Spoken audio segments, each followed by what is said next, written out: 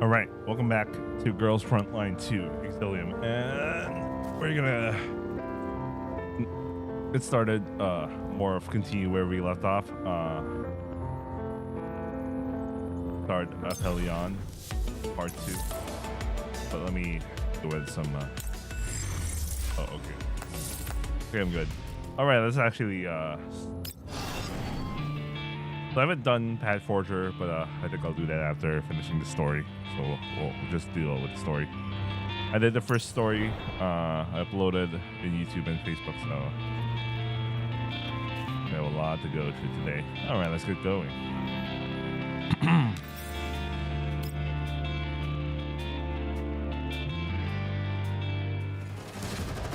With a loud rumble, the makeshift fortress temporarily converted from an old building shakes violently.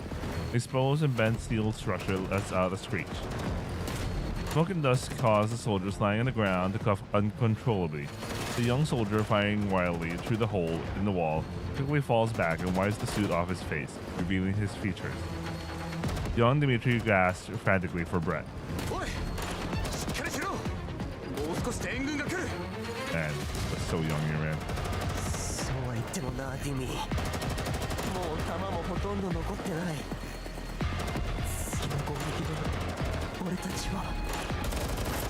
Before the soldier can finish, more gunshots and explosions resound beyond the fortress. He immediately dropped to the ground.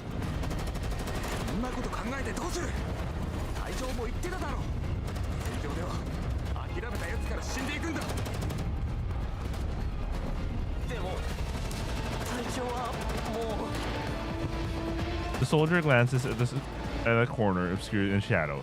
A burly man is slumped there, with dark crimson fluid dripping from his pierced forehead. Fluid has started to congeal, but half his body is already soaked. His eyes are half open, but utterly devoid of light. He died in the assault when dawn was near, probably trying to determine if there were reinforcements in the distance through his binoculars. And just as the sky was tinted white, the one who was searching for hope fell before the door, leading a brand new day.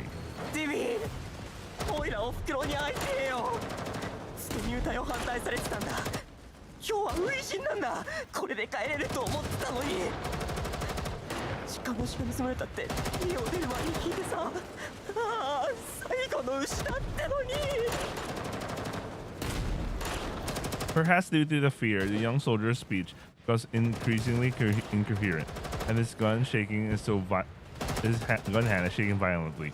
The weapon that is supposed to bring courage is now nothing more than a lifeless piece of scrap metal.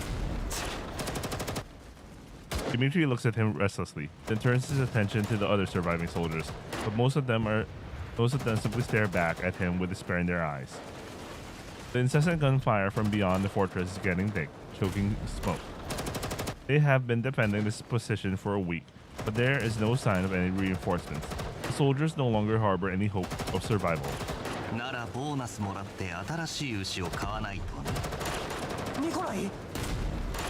Not faring much better than the others, the soldier named Nikolai sees an opening in the enemy's fire, dives behind a heavy machine gun mounted by the wall, promptly pulls out an ammo belt from a nearby box. After securing a few loose bullets in the belt, he feeds it to the machine gun and confirms that the weapon is in order. Nobody answers him. Explosions erupt continuously in the distance. Armored planes whiz past them overhead, and the air raid siren is deafeningly loud. The intensity of the tense gunfire pales in comparison to the cacophony all around.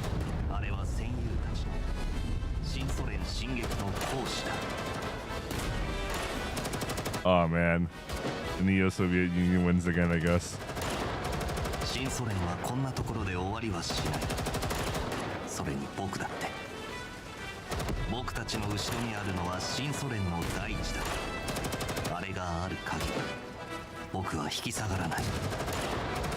Nikolai speaks softly, but the resoluteness in his voice pierces through the miasma of hopelessness in the fortress. During the reload break, Nikolai slings the rifle off his shoulder and tosses it over to Dimitri.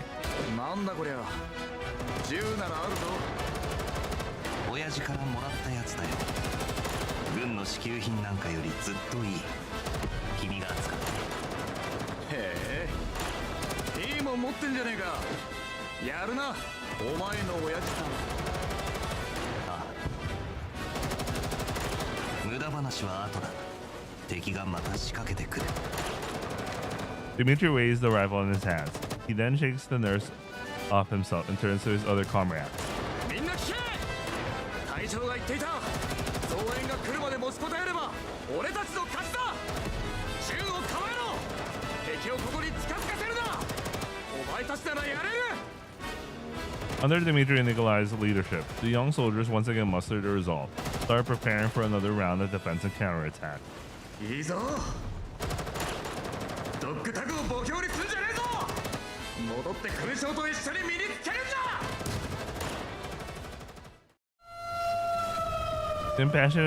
The impassioned cries of his memory blend into the alarm sounding in the present. Dimitri hurriedly stuffs the dog tag back in his pocket. 総長、生き袋の群れです。すでに404と交戦中。そが次から次へとキリがねえ。遠距離しねえ。池袋どもを本体に近づかせるな。はっ。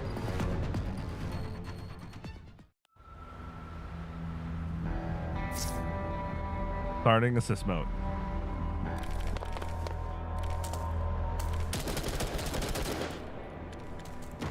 That delayed that. Hey, over there. Something feels off about them. Receive. Now establishing new combat zone.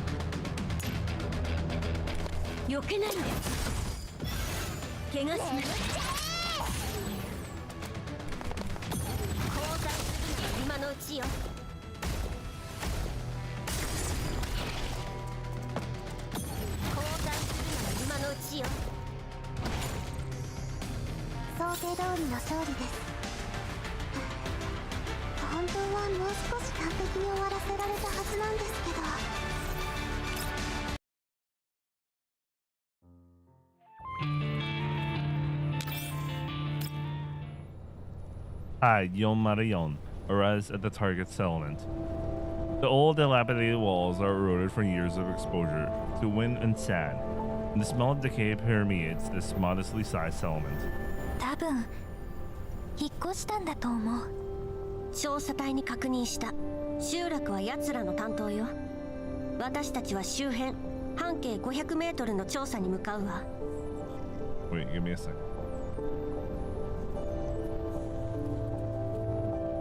Alright, good.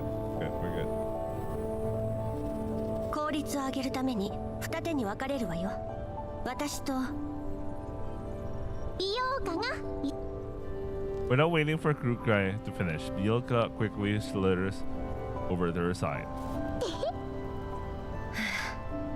今回はいいけど、次からはちゃんと命令を聞きなさい。はーい、クルカイお姉ちゃん。よかった。アンドリストなら。サボったら殺す。アンドリス、ちゃんと見張ってなさいよ。じゃなきゃ二人とも特訓追加だから。はーい。私と美容家は東、あんたたちは西。何かあればすぐに連絡して。出発するわ。 Krukai and Bielka began their search near the settlement. お姉ちゃん、大発見しちゃった。こっちこっち、早く早く。 Krukai frowns as she peers over at Bielka, who is bouncing up and down and waving at her, but she still circles around a boulder and heads toward her. 今は宝探しなんかしてる場合じゃないのよ。だって重要な手がかりかもしれないんだもん。お姉ちゃんに知らせたくて。そうだといいけど、もし池袋にかじられたバッグとかバーチャルアイドルの抱き枕とか賞金ハンターが埋めた地雷とかだったらどうなるか分かってるのよね。本当に違うから。ほら見て、あそこにほら怪しげななんていうかアートオブジェ的な。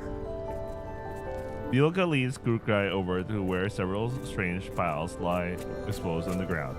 The dark rocks are scattered all over. Their unnatural edges and jutting corners give them an ominous air. 外部から破壊された痕跡がある。本来はこうじゃなかったんだわ。そうそう、それでね、気づいたことがあるんだ。ほらここ。 Bielka walks through the scattered rocks and stops by another pile.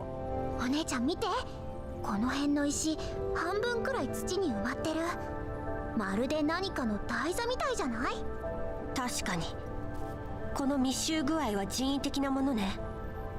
イエローエリアじゃ珍しくもない石だけど、高度が高い割に割れやすいから材料には不向きのはず。パラデウスの仕業かな。それともここの住民が何か特殊な使い方をしてたとか？わからない。写真を撮ってリバに送ってちょうだい。彼女に調べさせるわ。わかった。それと来るかいお姉ちゃん。 Seeing Bielka's please shower me with praise, Kukai sighs in defeat. まあ目の付けどころは悪くないわね。 Why is she being tsundere there, man? 調子に乗るな。写真を送ったら調査を続けなさい。はーい。1分、いや30秒もあれば OK。 Kukai and Bielka continue with the investigation along their planned route, but they find nothing else noteworthy. お姉ちゃん、この辺もう何もなさそうだし、そろそろ戻ろうよ。お、調査隊から連絡だ。集落に到着して調査を開始したって。そう、404は間もなく任務完了。集落にて合流後、次の行動について確認願う。そう返しておいて。ガッテン。あれ、お姉ちゃん、あの岩の上にいる白いのミシティじゃない？もうここまで調べたの？あいつほんとどこでも寝れるわね。 Bielka grins widely as she watches Kukai march angrily ahead. うぷぷぷぷ、お姉ちゃん本気で怒ってるよ。ミシティ、今回ばかりはアンドリスに泣きついたって無駄なんだから。 What is Bielka's problem, man? あとはこの卓越した能力でお姉ちゃんの心をわしづかみにしちゃえば。 As Kukai approaches the large rock, she realizes that Miki isn't actually dozing on it as she initially thought. In fact, Miki is perched on top of it to study a jeep covered in sand behind the rock. Andorus is also peering inside. Remove the window, I can't even see the words. Inside the vehicle through the window. アンドリス、上からもよく見えないよ。隊長に連絡するしかないね。降りてきていいよ。あんたたち何してるの？ Startled by Kukai's voice, Miki, who is climbing off the rock, loses her footing and slides right off, landing on her backside. いきなり話しかけないでよ。びっくりした。今時ホラーゲームでもジャンプスケアなんて流行らないよ。口答えは結構。遺棄された車両を見つけたから気になって調べてたの。砂の厚みからしてここに止めて半月以上は経ってるみたい。それと車にこんなものが。 Kukai circles over to Andorus' side and spots a familiar logo on the wiped down front door. The Jeep is covered in bullet holes and scratches. これは消火事業調査隊のマーク。うん、ドアを開けようとしたんだけど衝撃と爆発で変形しちゃってる。ディミトリーさんたちの任務に関係あるといけないから壊すのはやめたの。それで窓から中の様子が見えないかなと思って。窓にはフィルムが貼られてて結局覗けなかったけど。そう、分かったわ。ビオカ、ぼーっとしてないで調査隊に人をよこすよう連絡しなさい。Disappointed by the way things have turned out, Bielka contacts the Rosatai and informs them of the Yonmarion's discovery. 座標を送ったよ。すぐに来るって。了解。ミシティ、ドアをこじ開けて。アンドリスは動画で記録。後で揉めると面倒だから。また力仕事を。Despite her complaints, Mickey still walks up to the vehicle door and takes a light aim at the lock. バール、車に置いてきちゃった。直接撃ってもいい？ええ。二人は下がって、怪我するから。じゃあ撃つよ。With a burst of gunfire, the lock is penetrated by the bullets. 終わり。後のことは知らないと。出発するときに起こして。Kukai pulls the door open, and something dark immediately tumbles out. It's a corpse of a man. His hands are clutching a gun tightly. His army uniform is covered in a large patch of dark brown, especially around the abdominal. 調査隊の制服だ。中にもう二人いる。傷口のコーラプスクリスタルの凝縮具合からして死後半月以上は経ってるね。Andoris tries her best to feel her neural cloud as she takes the pockmarked vehicle and the stains in the interior. She's never seen such a grisly sight in the green zone. 血痕を見るに何者かに襲われてここに隠れている間に失血死したんだと思う。手に銃を握ったまま最後まで警戒を。それから車の使用形跡は。Andoris scrambles to gather all the information available, but she cannot stop her voice from wavering. アンドリス、ミシティを起こしてきて。ごめんね。ありがとう、隊長。Bielka watches Andoris with some concern. アンドリス、大丈夫かな。またフリーズしたりしないよね。大丈夫。元は民生用人形だもの。404の世界になれるのに時間がかかって当然よ。グリーンエリアとイエローエリアって全然違うから。たまに本当に同じ世界なのか疑うもん。昔の人間ってみんなグリーンエリアやホワイトエリアみたいな場所で暮らしてたんでしょ。Taking in Bielka's unease, Kurukai ponders for a moment, then simply gives out a piece of advice. アンドリスの感性に影響されちゃダメよ。過去のことも今の人間の境遇も私たちには関係ない。分かった。Not my problem. Okay, good to know. 残りの死体を引きずり出して何か見つかるかもしれない。待て。 The soldiers of the Trosadai have arrived at the scene. Dimitri walks out to the jeep and takes a look. Kukai backs up 2 paces to keep some distance between Dimitri and herself. あとは俺たちがやる。お前ら、車内の遺体を下ろせ。丁寧に。After giving the order, Dimitri circles around the jeep and studies it closely with another subordinate in tow. 車体は弾痕まみれ。片面は派手にへこんでいる。大方、環境との接触によるものだろう。ナンバーは MIA 部隊のものと一致。車内の遺体は腐敗が進み、ドッグタグも見つからない。身元は確認できず。Dimitri calmly voices all his observation, while the soldier next to him jots them down one by one. As at this moment, there is no sign of Dimitri's former temperate surliness.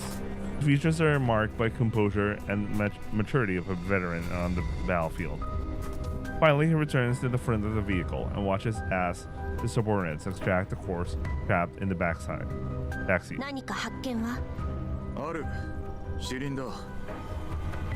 エリットに感染した上に息袋に食い荒らされてやがる。あんたたちの仲間？いや、地元の住民だ。知らねえ服を着てる。 Alright, it is. 映像記録はいい加減にしろ。お前に報告する義務はない。 Dmitri has not raised his voice, but his impatience is apparent. Paying no more attention to Kukai, he walks off and calls his superior and his communicator. こちらはロクサット主義合衆国連盟所属第7環境調査隊3762小隊のディミトリー総長です。これより定期報告を行います。ああ、状況はどうだ。獣医の指示に従い調査任務を遂行中です。 MIA とされていた第7環境調査隊1364小隊の車両及び兵士3名の遺体を発見しました。丁重に弔ってやれ。ロクサット主義の未来のために犠牲となった英雄たちだ。ええ、それとですが順位改めて進言します。やはり今は部隊を撤退させ増援の到着とともに任務を再開すべきです。理由は九段の兵士たちはいずれも銃撃による致命傷が死因です。彼らの車両には調査隊のマークがついており3名とも軍服でした。賞金ハンターやバリャーグが彼らに対峙するとは思えません。記録にはない敵性勢力がこのエリアに存在し意図的な襲撃を仕掛けたものだと推測します。 The silence on the other end of the line makes Dmitri restless. 順位、私は命が惜しくてデタラメを言ってるんじゃありません。今回の任務は予想よりはるかに複雑。ディミトリー総長、イエローエリアに銃規制はない。たかが3人襲われただけでは何の証拠にもならん。それにだ、君のいるエリアは物資に乏しい。孤立した調査隊にバリャーグが略奪を働いても何ら不思議ではない。順位、自分が何を言ってるか分かってるんですか。ディミトリー総長、任務を続行しろ。これは命令だ。闇雲な命令は任務の足を引っ張るだけです。1364小隊は全員が MIA。 こちらも戦死率は3割を超えている。増援なしでは任務遂行など不可能です。ここで立ち止まるわけにはいかないのだ。死ぬ覚悟ならとっくにできてる。だが部下をクソみたいな計画のために犬死にさせるのはごめんだ。今の発言は反逆罪とも取れるぞ。言葉を慎みたまえ。このエリアの調査は他と比べて随分と遅れをとっている。しかも我々の大半は元新ソ連軍の武闘派だ。調査隊、路線防衛軍、それが立場の危うい我々に残された。武闘派の失脚は何も戦争だけが原因ではない。そして戦争そのものが残した爪痕も深い。物資と人員配置の不自由さがその最たる例だ。 Dmitri falls silent. The URNC insignias and his teammates' uniforms around him are suddenly quite an eyesore. And here he thought he had already gotten used to the change. 今回はこの辺にしておこう。任務を全うしてくれ。一番近い増援を呼んである。予定よりも早く到着するはずだ。 After a brief pause, the warrant officer adds, 安全にはくれぐれも気をつけろ。無事帰還できることを祈る。 Bro, that's the only thing you can say. Damn, man. After the call ends, Dmitri stows his communicator away in silence. The bulky, stuffy protective suit is getting suffocating.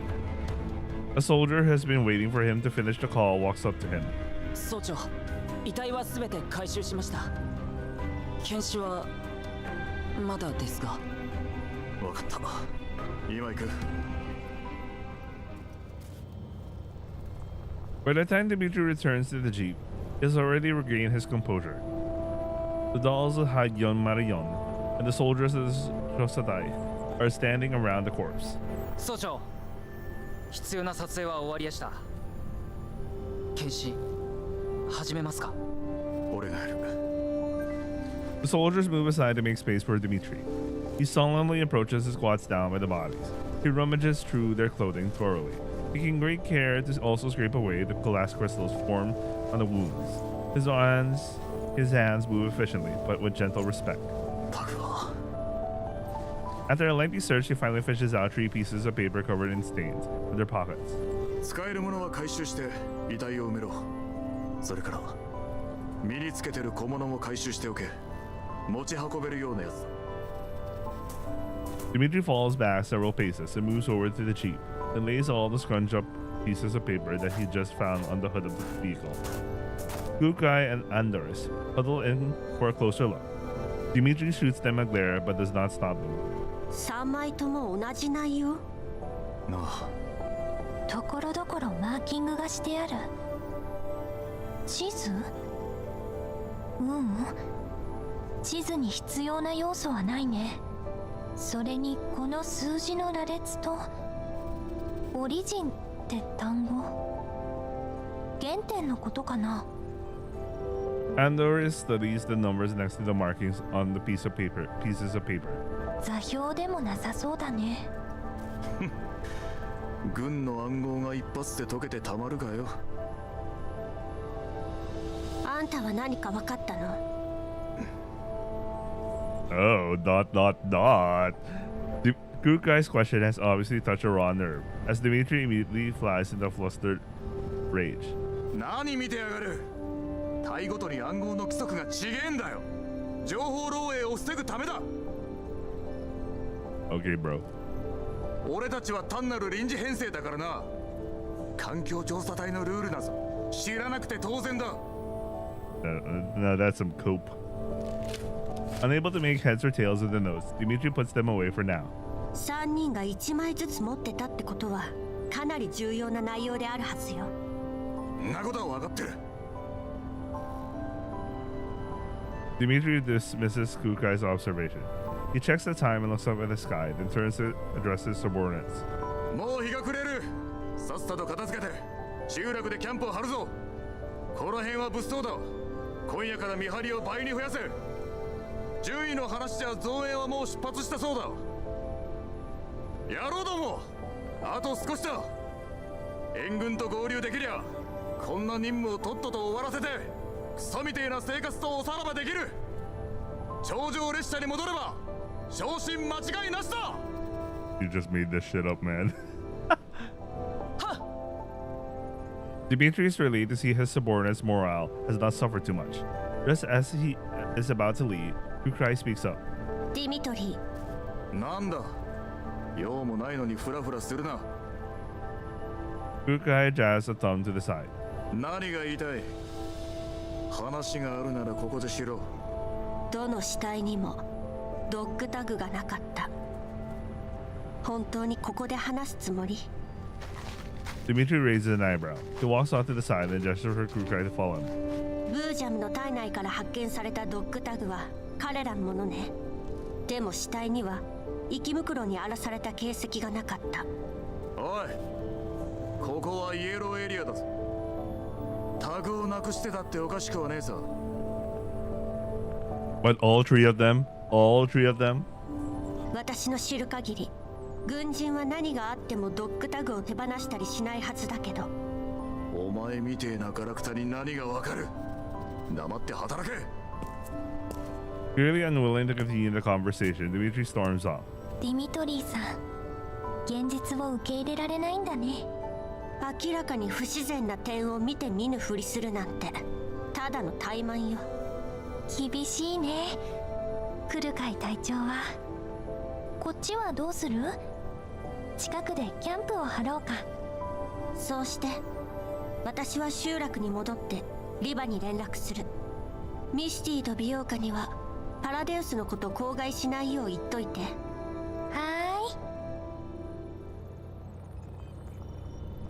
At night, most of the Chosatai soldiers have already turned in.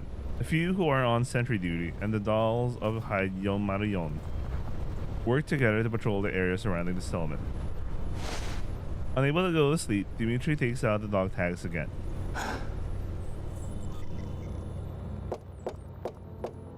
Nikolai! 俺だ! 開けろ! Dimitri knocks, on the door to a room in the dorms. His grin widens when he sees his friend. Nikolai freezes for a second before letting him in. 静かに規則を忘れたのか。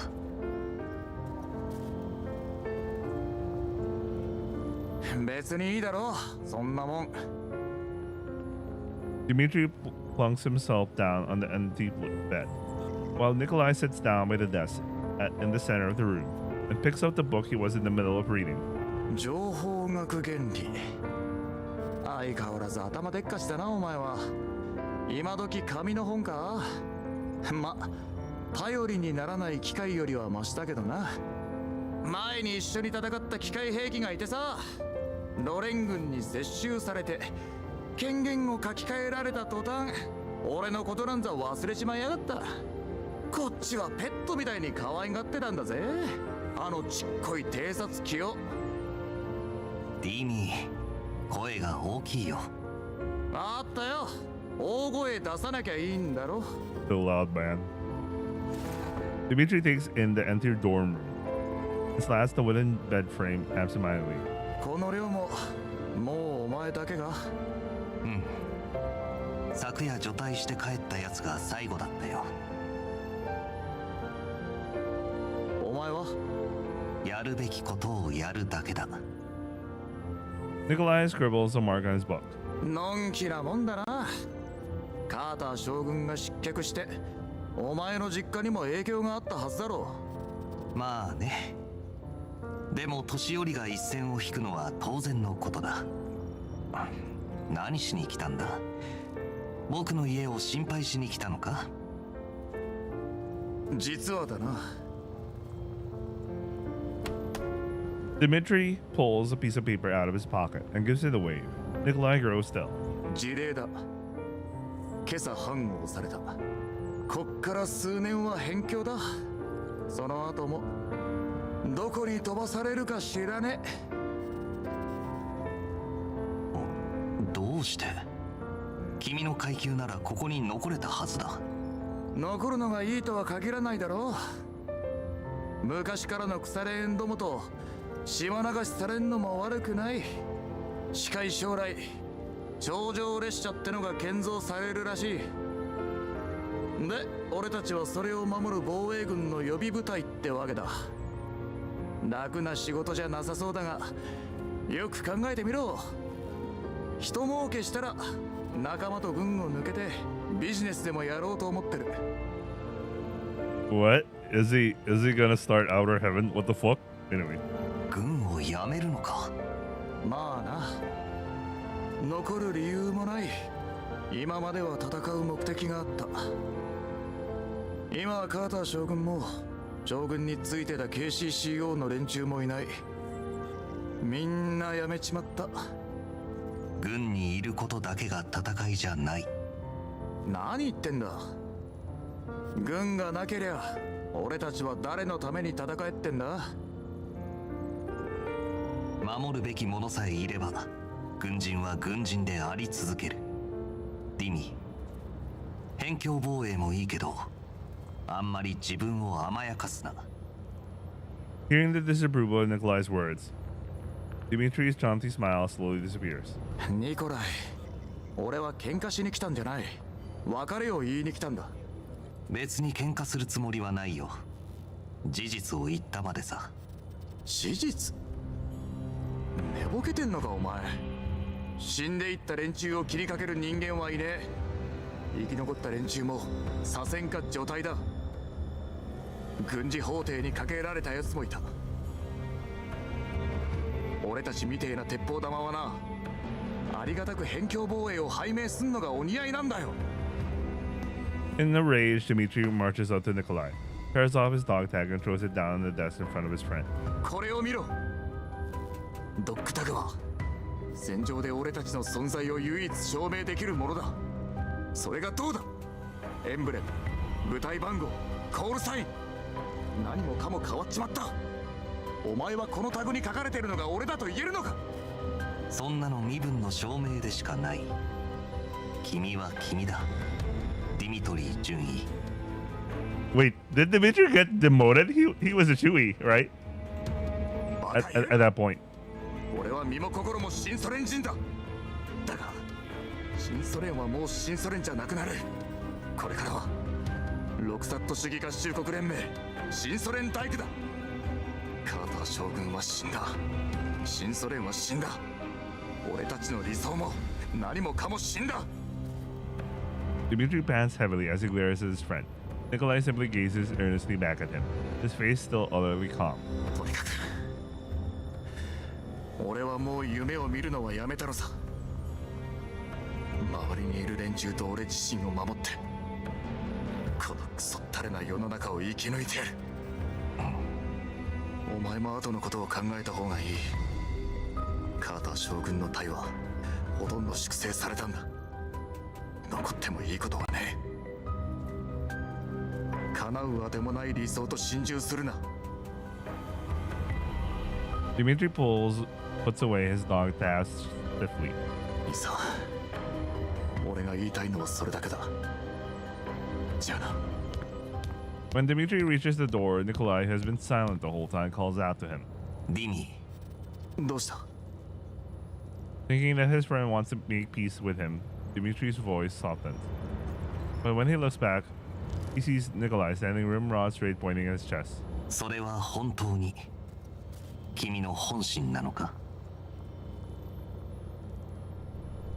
Dmitri finds himself back in the present, looks down at the dog tag that used to belong to Nikolai, then at the soldiers sleeping deeply not far from him. Oh shit, Nikolai's dead? Is he one of those guys? Or one of the dog tags he found in the view gym? Oh shit. Some of them are comrades in arms who served the Neo-Soviet Union alongside him in the battlefield, while others are rookies who are enlisted with lofty ideals. Yet here they are, all huddled together in the ruins of an abandoned settlement on this night. He lets out another sigh and stows the dog tag away. ああ、そうだ。少なくとも俺はまだ生きてる。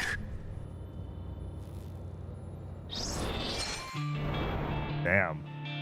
That's I don't know, because they brought up the topic of dog tags, and then they mentioned that he was looking at Nikolai's dog tag. So I'm guessing Nikolai's one of them. Either like, you know, I don't know. Maybe I don't know, man.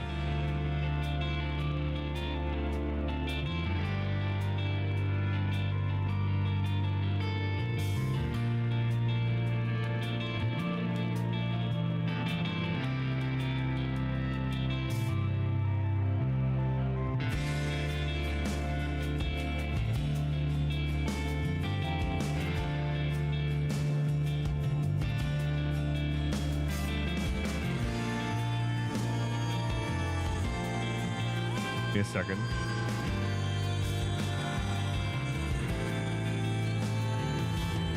All right, let's go.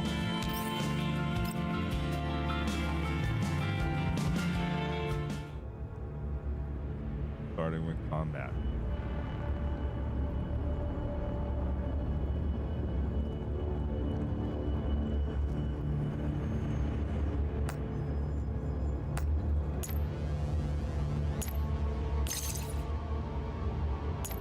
Not that I need them.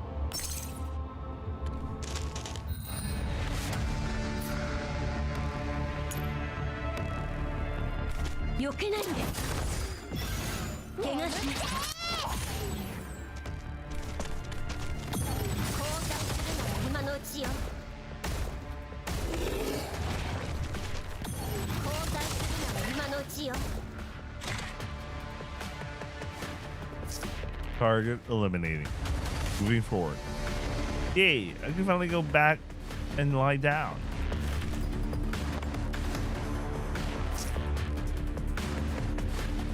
They were followed. After fending off the elites that attacked them along the way, Rukai walks aside while the team is resting up and answers a call from Leva with obvious pleasure. 予定した定時連絡時刻より10時間も遅れてる。管理局にいる割に時間の管理はできてないよね。まあまあ、そうしょっぱなから怒らないで。私にだってれっきとした仕事があるの。連絡が遅れたって変じゃないわ。ハイド404メンバー規則通信と会議について第24条。事情により会議の参加や通信が困難な場合、他の参加者や通信相手に理由を説明の上、会議もしくは通信の代替時間を明確に提示すること。 I have a feeling I know the person who wrote this. もう一度繰り返そうか。来る会はルールが多すぎるのよ。覚えられっこないわ。 It's so obvious that she wrote it. She has so many problems. あんたたち一人一人がエリート人形としての自覚を持っていれば、おのずとそんなルールも必要なくなる。半ページくらいしか規則がなかった時もうまくやってたじゃない。それは昔の話。今は私が隊長よ。へえ、その隊長様が私程度に連絡がつかないからって不安になってたんだ。誰が不安よ。もういいわ。本題に入って。 I think I finally understand. When you, I saw Leva's dorm animation, and she was doing something with the tablet, and you see Kukai in the tablet, half damage, and I was like, oh, all right. I saw it. Leva chuckles at Kukai's huffiness. Having succeeded in riling her up, she decides to call it a day. 映像記録は全部見させてもらったわ。レナが集めた情報によれば、その石はパラデウスが残したものに間違いないわね。集落の死者の服装も構成員のものと一致する。おめでとう。ようやく進展があったわね。これのどこがめでたいのよ。進展がなくてもしかめっ面、あってもしかめっ面。まったく世話が焼けるわね。来る会隊長様は。口の聞き方がなってないわよ、リバ隊員。それでパラデウスは一体何を？ネートが建築学でも始めたとか？まだ調査中だけど、パラデウスが人間の構成員を洗脳してるのは確かよ。洗脳された人間は自身のことをユナイタスと呼んでるわ。あの石の山だけど、壊される前はおそらくこんな感じね。Leva sent an image to Kukai. これは石の塔？彼らの何らかのシンボルよ。パラデウスはこれでユナイタスを従わせて自分たちの実験に利用しようとしてる。そしてその目的は達成された。何のために？従わせるだけならネートの武力制圧で十分じゃない。来る会って人間のことちっとも分かってないのね。私たちは理性に従って行動するけど、人間は精神や感情に影響されがちなの。それに無理やり協力させて突発的状況を警戒するよりも精神的に制御した方が簡単で確実でしょ。人形で例えるなら権限の書き換えかしらね。通常の世界からパラデウス名義に書き換えるの。人間の学者にでもなったつもり？ Kukai tried to find a way to be like. 来る会よりは詳しいかな。ほんの少しだけど。Kukai's always so buttered, man. つまりパラデウスは以前にも増して厄介になったってことね。そうね。組織としては極めてたちが悪くなってきてる。ネイトの戦闘力は上がる一方、さらに理性を失ったユナイタスときた。レナとカリンは別の調査で手が回らないの。私もヘルプに出てるからもう忙しくて。来る会がいてくれて助かったわ。そんなに危険なら前に言ってたもう一組の増援はどうなってるのよ。もうすぐ。多分来る会なら気に入ると思うよ。え？ With an ear-splitting burst of static, the Khan's line breaks down. よりによってこんな時に。 Kukai recalls what Leva just said. Well, please. What kind of reinforcement would make her well pleased? Yon Marion have always prepared to work on their own. The way Kukai sees it, seeking external help is a show of weakness. so she will never consider it an option unless absolutely necessary. Yon Marion are extremely unlikely to accept aid from an outsider to begin with, and the chances of Kukai appreciating the aid are even more minuscule. Unless a figure appears in Kukai's neural cloud, but she soon dismisses the idea. No, couldn't be her, or she would have responded with faint nonchalance. But even as Kukai refuses to entertain the possibility, she deliberately reduces her processing speed so that the figure can linger just a little longer in her neural cloud. Jesus Christ, Kukai. Jesus Christ. In any case, you better ask for more clarification from Leva, so that she won't be distracted from her mission because of unnecessary expectations. Just as Kukai is about to send another comms request, Andorus walks over to her. 隊長、サーバーに繋がらなくなっちゃったみたい。信号がすごく弱くなってる。しばらく遠隔通信とメンタルバックアップに影響が出そうだね。Oops. Andorus looks over at the Chosatai nearby. Dimitri is talking to his subordinates. よかったら聞いてこようか。今は調査隊の軍用回線を使ってるけど、向こうも同じ状況ならあまり本体から離れない方が良さそうだし。私が行くわ。ミシティと美容家に勝手に行動しないよう伝えて。はーい。Kukai approaches the Chosatai and notices that the few soldiers that Dimitri was talking to have split into two groups, start loading their equipment onto their assigned vehicles. Meanwhile, Dimitri is giving more orders to another subordinate. 隊の人数が減ると危険性が増す。警戒を怠らせるな。受信増幅装置は最大出力。それと兵たちと404に伝えろ。臨時基地局を建設し終わるまで通信指示範囲から出るなとな。はっ、総長。よし行け。 After Larian is gone, Kukai walks over to Dimitri. 受信増幅装置は限界みたいね。じゃなきゃこんな時に部隊を分散させるか。ここはもともと電波が悪い上にコーラップスストームが頻発するエリアだ。上との連絡もつきやしねえ。臨時基地局を建てなけりゃ MIA の仲間入りだ。ツーマンセルは危険よ。この状況だと4人チームが妥当だと思うけど。当たり前だ。だがこの人数でどうしろってんだ。 Why did it have some random Russian speech there just now? But then it goes to English. But then I'm listening in Japanese and I'm like, I understand what he said. 部隊にある良さそうな装備は全部持たせた。それにな、あいつらは俺が鍛えたんだぜ。 Okay, bro. ここはレッドエリアにかなり近い。今までとは比べ物にならないほど複雑な環境なのよ。慎重になるべきだわ。ガラクタに何がわかる。戦場に出るってのに士気がなけりゃどんないい装備を持ってようがいい的だ。無駄口叩いてる暇があったら生き袋でもぶちのめしてきたらどうだ。機械がいちいちうるせえんだよ。 Once the preparations are complete, the soldiers tasked with constructing the temporary base station split off from the main force and set out to carry out their missions. Meanwhile, a small surveillance drone is hidden behind a piece of cover not far away.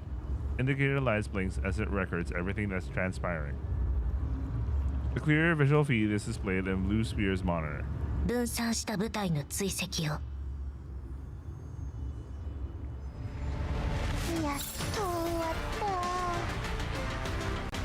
帰ったら一日寝てもいい？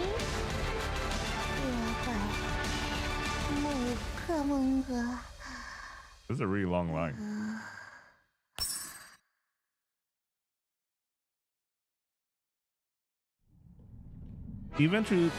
Even though their GPS is severely hindered by the terrible signal reception, the Chosatai and Hayon Marion are still painstakingly conducting the environmental survey. 総長、両チームからの信号をキャッチしました。無事臨時基地局を建設できたようです。信号の強度も回復しました。外界と通信可能です。建設地にたどり着いてないチームもいますが、彼らとも連絡が取れています。よし、上出来だ。完了したチームにはその場で待機させろ。ありゃあくまで臨時だ。池袋に破壊されないよう気をつけろ。ブージャム系の対応不可能な事態に遭遇したら自身の安全を最優先し本体に連絡させろ。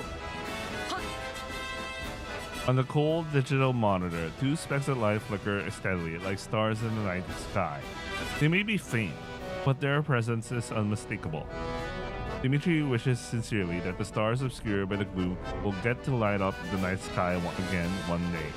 また順位に連絡しねえと。クソ誰が。Boom. The Jeep is hit by a strong impact. Even the communicator is knocked out of Dimitri's hand, falling underneath the seat. Through the window, he sees the vehicle that collided with his, also part of a pile-up collision. The actual vehicle that came under attack has skidded to a halt, blown out tires and heavy snow. なんだ、何があった。 It is death. A group of vehicles have appeared in the distance, followed by a vicious fire assault. The dolls of Hai Yon Marion have already leaped into action, diving behind cover, exchanging fire with their attackers. レーダーが回復しないうちに接近していた模様。敵の所属は不明。全員に捨てろ。遮蔽物を探して相手の隙を伺え。反撃に備え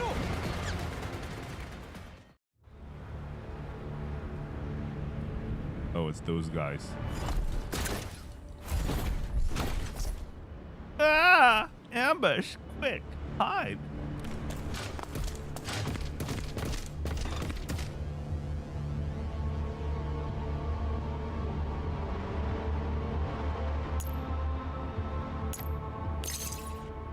Not that I need about this. Right, is all you need. 避けないんで。怪我する。降参するなら今のうちよ。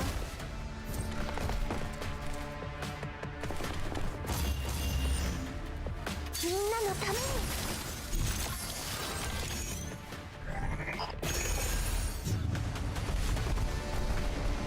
どこを見てるんですか。避けないんですか。怪我します。上げていくよ。ハンデを上げる。 Having repelled us all for the time being, Dimitrius directs his subordinates and the dolls of Yon Marion to clean up the battlefield. After some thought, he walks over to Grukai. おいお前。ああ、来るかい。くそ。呼びづらい名前つけやがって。 What's his problem?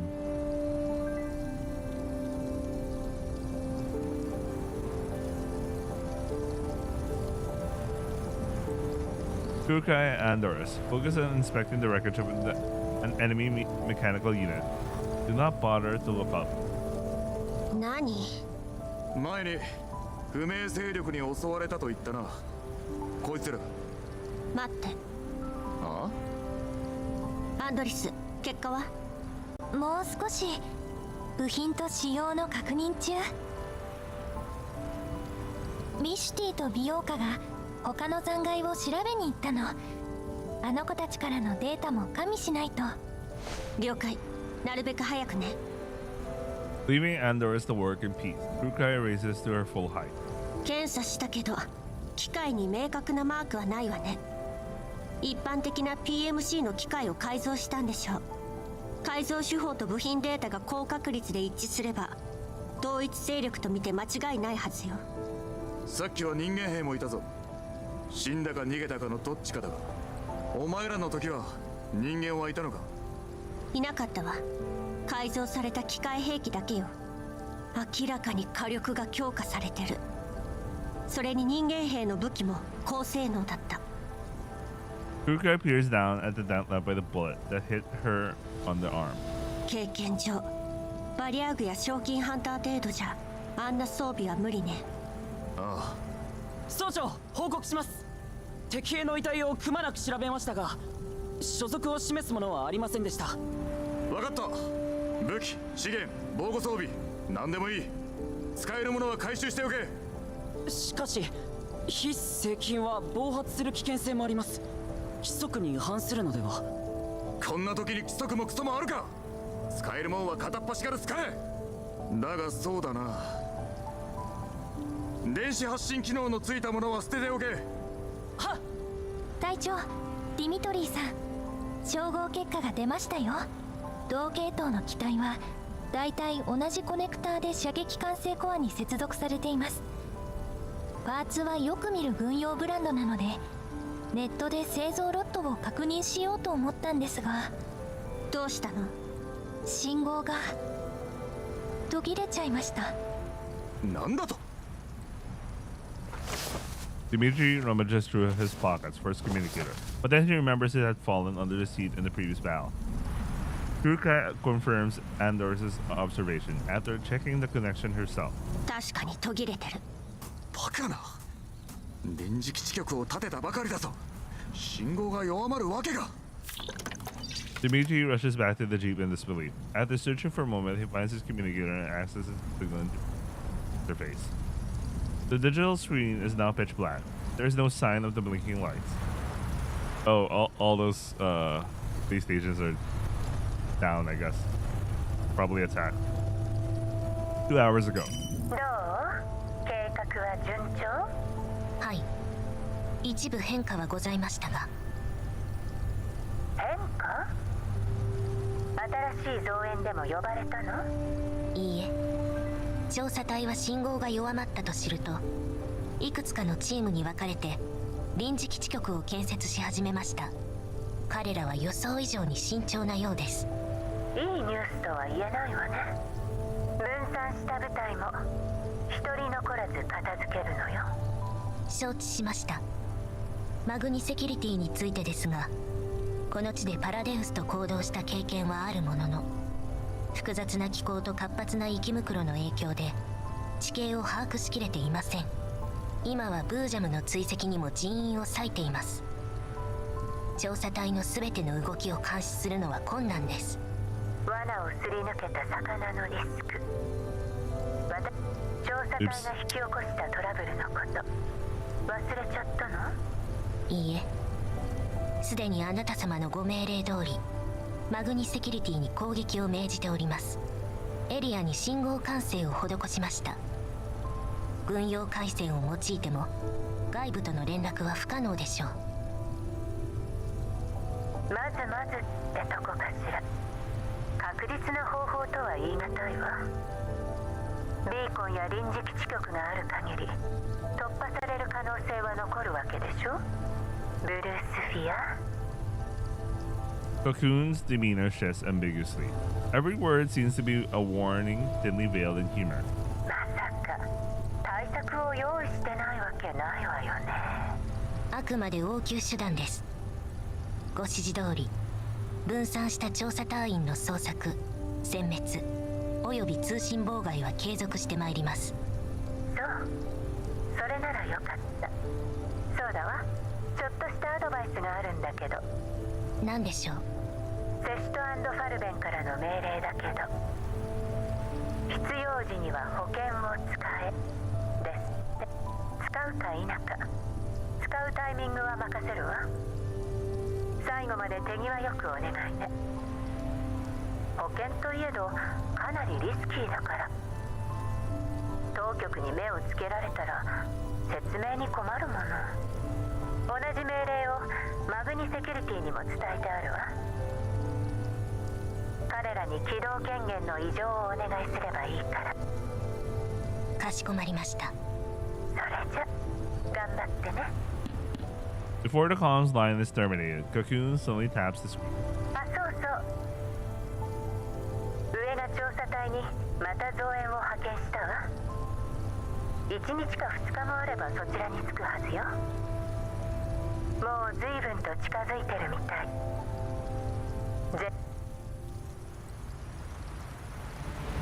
想定通りの勝利です。本当はもう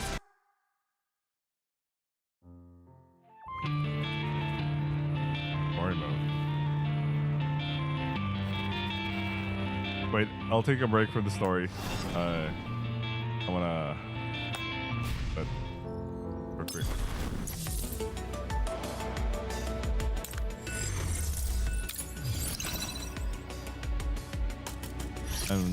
Well, let's try the new game mode, then we'll go back to this.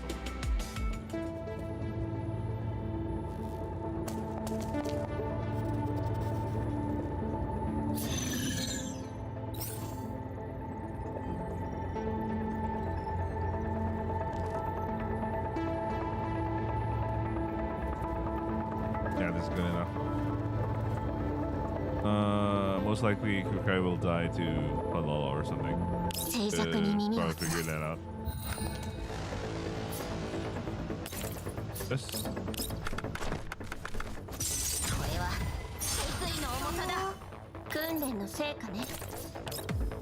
Or not.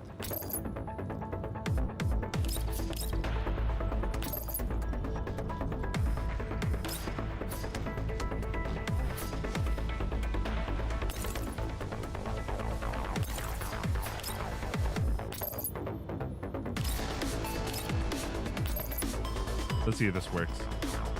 Kind of doubt, but like, I want to experiment a little bit.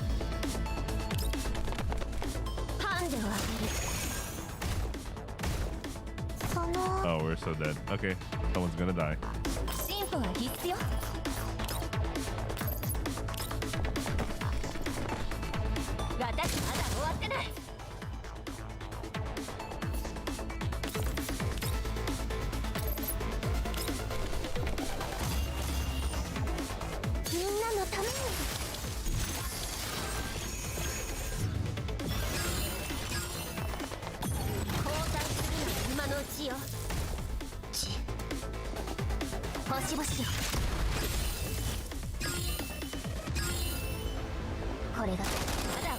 Ooh, top DPS are all dead.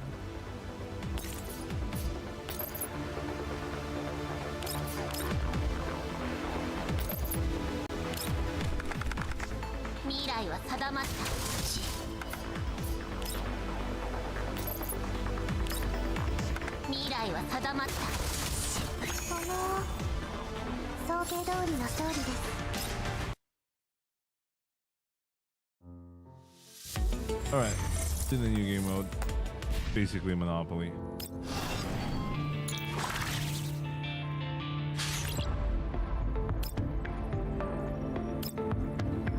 Oh, she's there. I like how she's already here. Probably too early, but okay.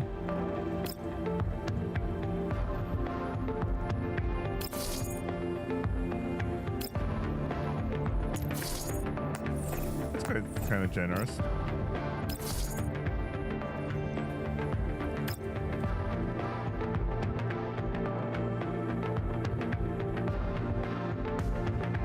But I'm excited for Frontline Survivors. Path Forger, entrepreneurs can compete with each other, earning credits to gain a higher position in leaderboards. Okay. Each stage features different competitors and stage mechanics. Before the game starts, you select a form of path forging support, which cannot be changed after the game starts. During the path forge, you can move by throwing dice. Popping special tiles will trigger the various incidents that will allow you to gain credits. Credits can be spent during the game to build or buy structures. Each structure has different abilities, making wise use of stage mechanics. Path forging support and building effects will increase your efficiency in acquiring credits. During the path forge, you will be ranked by the credits you earn and the value of the credits structures you own. The path forge will automatically end when all your dice are used or if someone is completely bankrupt. In free mode, you may path forge without being limited by your command dice. Reaching the appropriate place during the path forge grants a corresponding reward. Yeah, it's literally just Monopoly.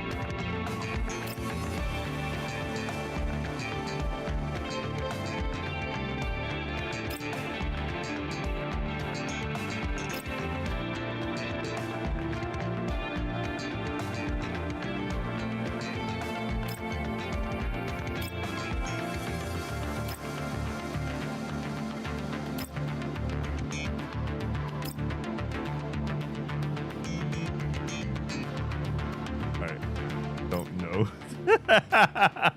I'm like, I don't understand that.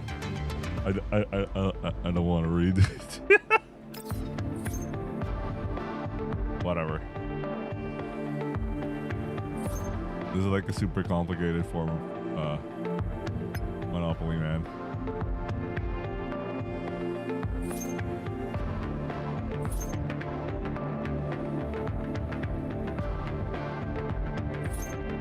I'm surprised we're playing with Perry right now.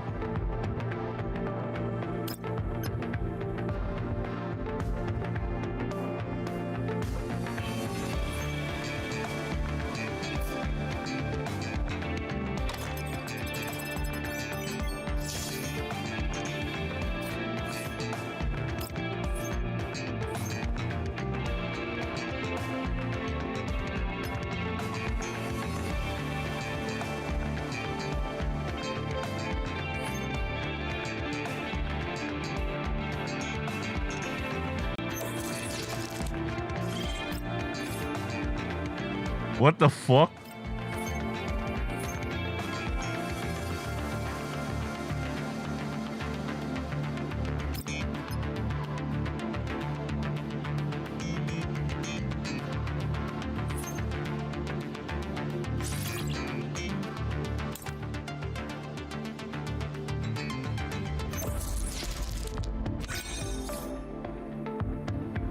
We got that back.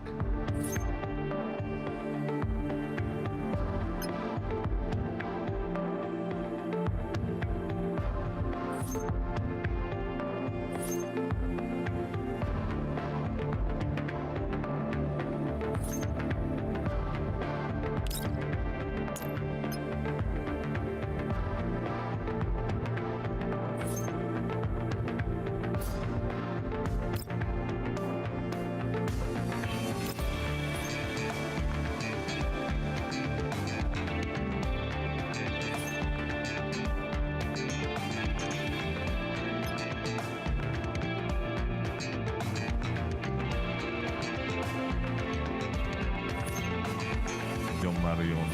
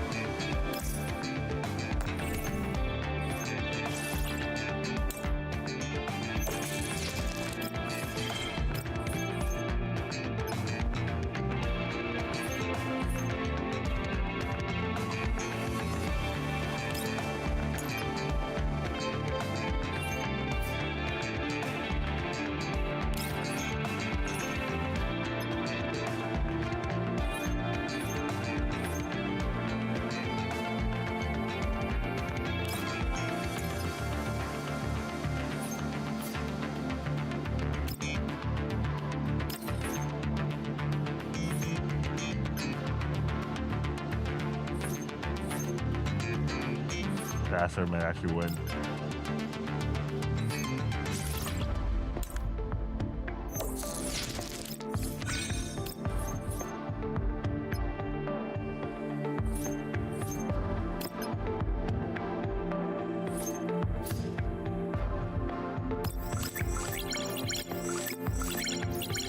Damn it.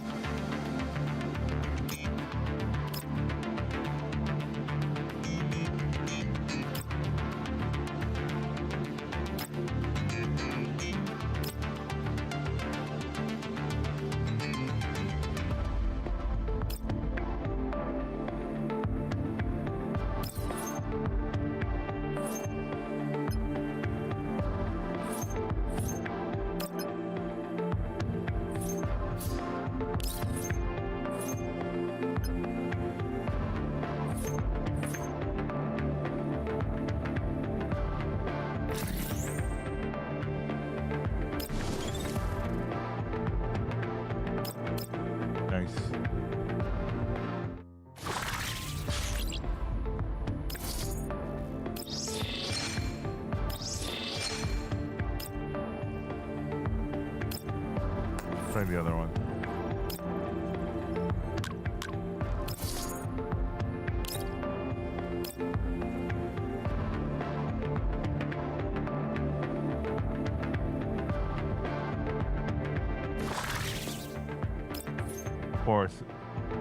Four people. Oh, Springfield is here. That's nice.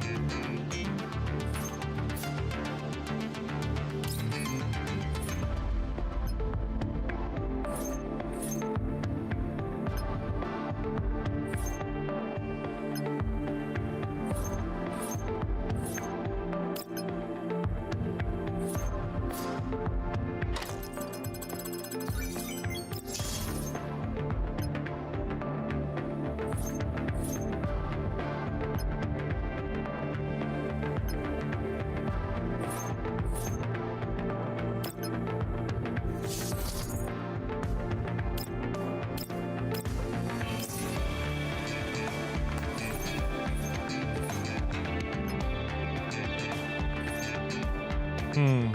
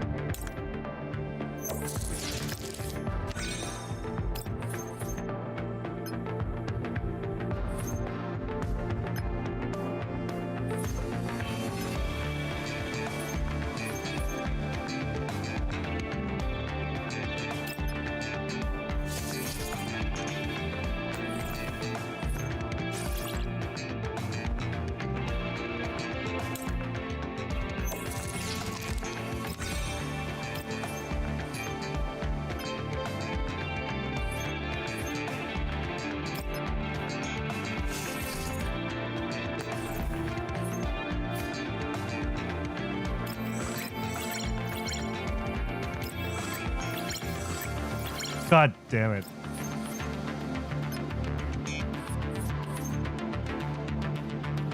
God damn it. Groza won. What a... Damn it.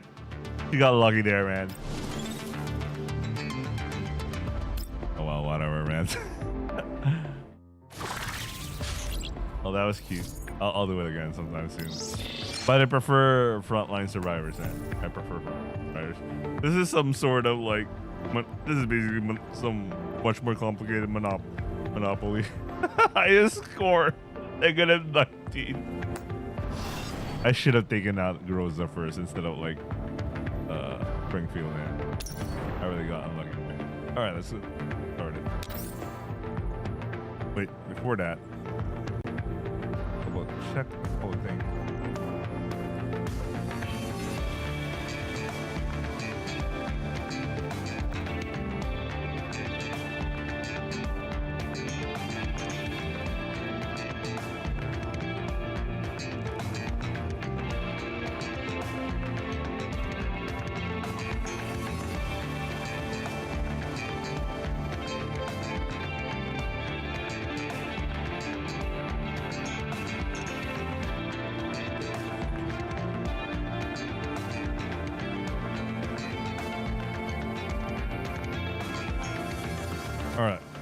Let's go.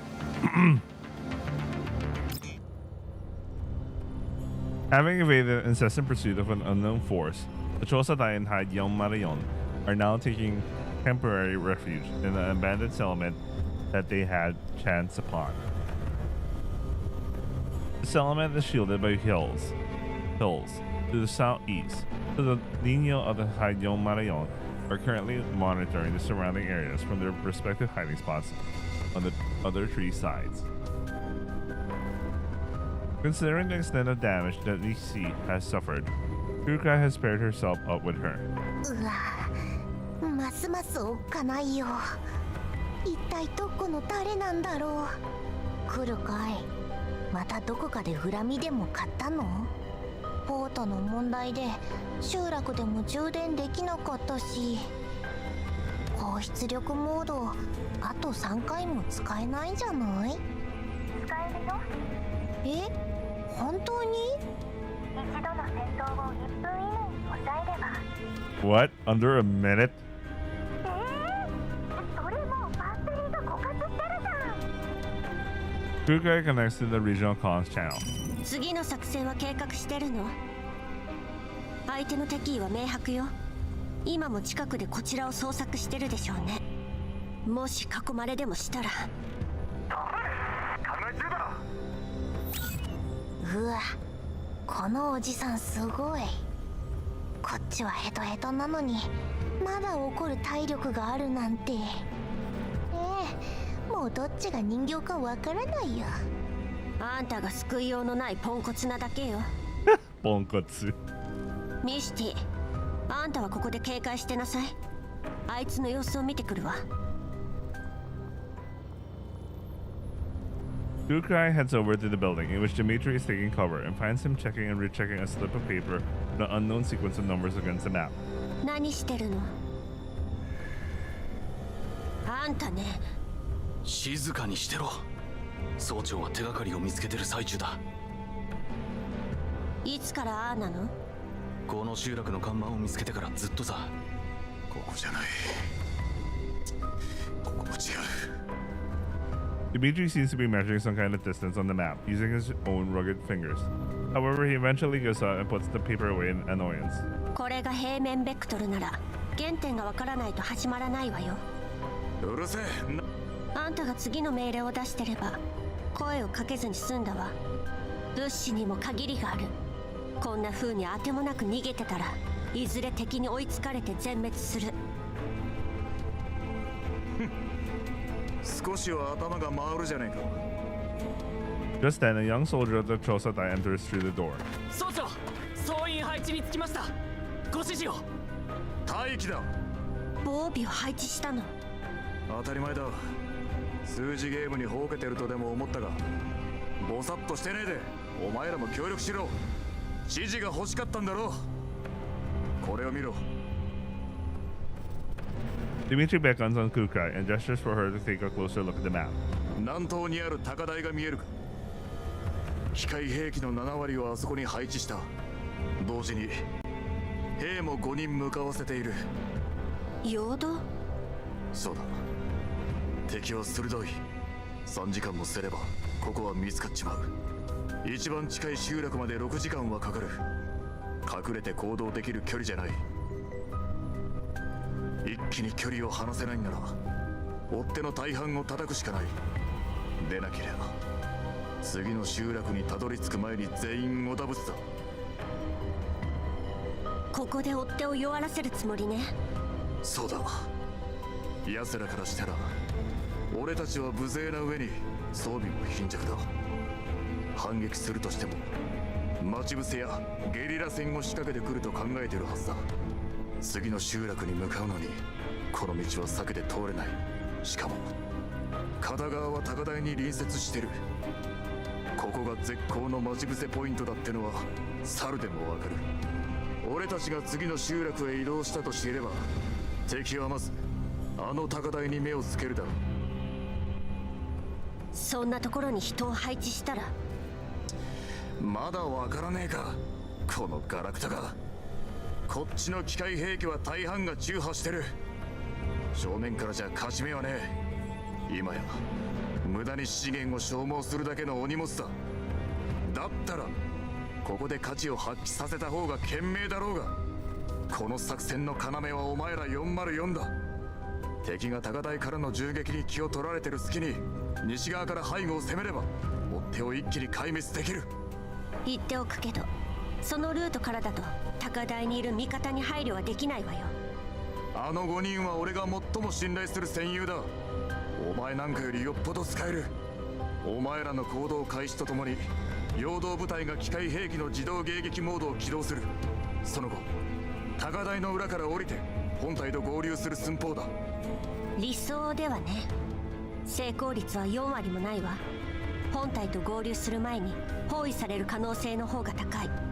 それに敵兵力の概算は前回の戦いに基づいたものよ。もし前回の 130% 以上、つまり敵の数が20人と25機多かった場合、本作戦の成功率は 25% を下回る。軍人を何だと思ってやがる。成功が保証できなきゃ動けない腰抜けか。あらゆるチャンスを掴んで勝利を現実のものにする。それだけだ。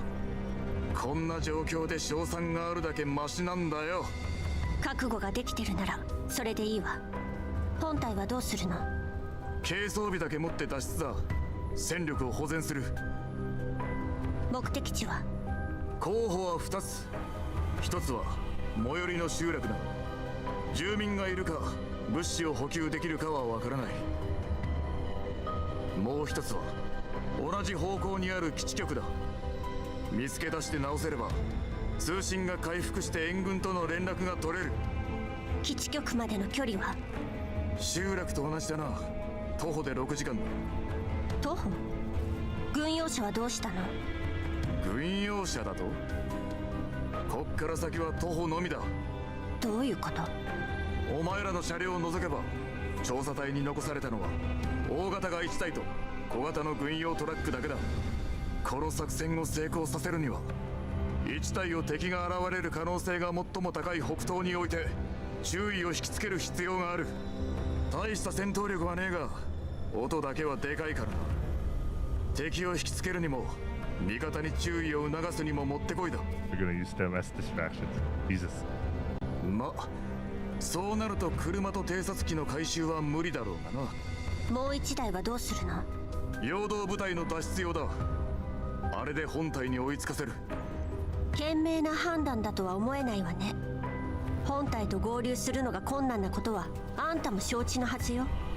なぜ資源を無駄にするの？ガラクタに何がわかる。困難と知りながら前へ進むのが英雄だ。英雄の退路を断とうとする奴は人間のクズだ。あいつらは陽動部隊だ。特攻部隊じゃない。作戦の成功が最優先よ。 Dimitri takes a deep breath. 俺が指揮を取る。お前らは黙って指示に従え。いいな。機械ごときに世話を焼かれてたまるか。Rukai decides not to argue with the stubborn Dimitri. 作戦内容は把握した。各自行動を始めるわ。それじゃ。30分後、集落の南西で集合だ。了解。 Rukai fills in the other Yon members of the operation plan. After confirming the basic terrain around the settlement, they join the Chosatai in hiding within an abandoned building at the southern west part of the settlement. この時間、普段ならもう寝てるはずなのに。ディミトリーが言うようにうまくいくのかな。どうだろう。敵戦力が変わらないことが前提になってるけど、そうじゃなかったら大変かもね。ああ、なるほど。お姉ちゃん、あいつら大丈夫かな。人間たちに期待するより私たちで何ができるかを考えた方が賢明よ。それにここで敵との距離を引き離すことは大事よ。分かった。美容家頑張る。アンドリス、作戦中は車から離れないで。物資の安全が最優先よ。撤退が早まったら連絡するから。はい、来るかい隊長。 The four dolls lapse in silence as they remain at their station. Soon after that, an ear-splitting alarm goes off in the northwest, followed by a vicious burst of gunfire. At the same time, the vehicle deployed beforehand explodes. Dimitri's voice can be heard through the regional comms channel. 共に注意。敵が接近してきてる。気をかけて。敵が射程内に入り次第、高台の陽動部隊が攻撃を仕掛ける。タイミングを見計らって、爆薬を起爆しろ。404は敵の背後に回り込め。お二人は俺の指示で動け。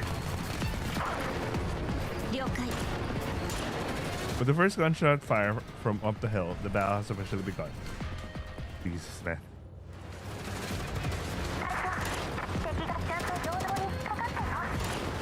兵士はおよそ15名。機体兵器は重装ユニット2機に空気ユニットが5機。地上ユニットの数は分からんだけど10機はあると思う。ビオカ、ミスティ。敵が南東に50メートル前進したら仕掛けるわよ。敵を後ろから包囲したら、ビオカは空中ユニットを優先的に処理。ミスティは私と重装および地上ユニットを。南西にいる本体に気づかれないよう注意しなさい。アンドリスはここで待機。もし敵が来たら付近に設置した爆薬とスモークを起爆して、本体の場所がバレないよう引きつけるのよ。了解。来るかい隊長。 Even though the enemy force is thrown in disarray at first, they soon regain their footing, launch an attack on the hills using cover and their anti-air units. Kuka keeps gauging the distance between them and the enemy force. Finally, she gives the order. 404行動開始。 As the dolls enter the fray, the enemy's attack becomes noticeably humstrung. Meanwhile, Dimitri starts directing the main force in retreating toward the target settlement. お姉ちゃん、空中ユニットは全部撃破したよ。上出来ね。うわぁ、そっか。だったらこっち手伝ってよ。このデカボスめちゃくちゃいっぱいなんだけど。ビオカ、ミスティでサポート。重装ユニットを近づけさせないで。他は私がやるわ。分かった。お姉さんも気をつけてね。 Timing her move carefully, Kuka detonates another set of explosives, successfully impeding the enemy's attempt to regroup. 本体、こちら班の404。追撃部隊の制圧態勢に入ったわ。よし、分かった。今そっちはあと何人残ってる？残り3人だ。だが1人は重傷で動け。敵がこっちに気づいた様子は？まだだ。今はこっちを集中的に狙ってるが、404のおかげで何とか持ちこたえてる。ところが奴ら10分前に404の方へ兵士入ってる。ドローンを優先的に撃墜した。地形に当然火人の影響で奴らの視界は最悪のはずだ。さすがだな、ジミー。こんな作戦を思いつくとは。褒め言葉は後でじっくり聞くさ。任務終了だ。高台の裏を回ってそこから撤退しろ。了解。404はあと15分持ちこたえろ。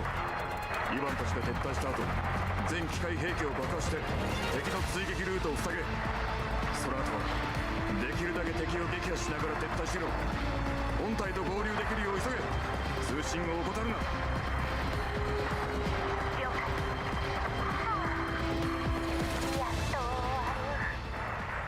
ごい。こんなにうまくいくなんて。 Everyone in the regional comms channel breathes a sigh of relief and starts to relax a little.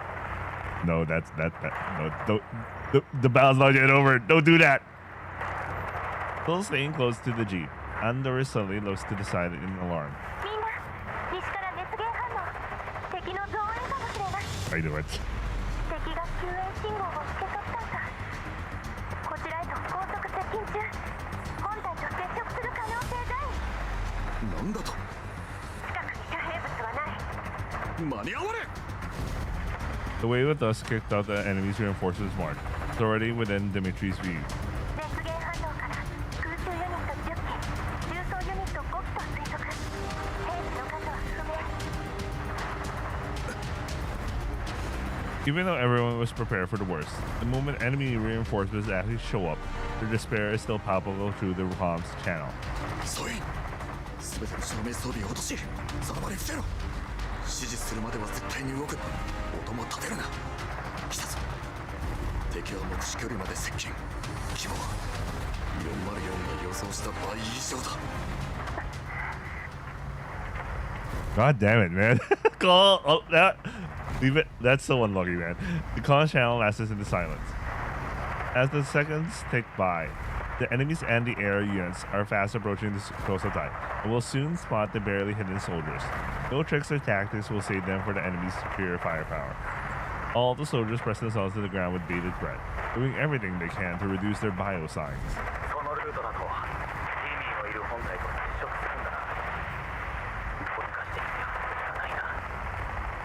Hearing Ivan's voice through the communicator, Dimitri is compelled to respond even though he just gave the order to forbid anyone from making a sound.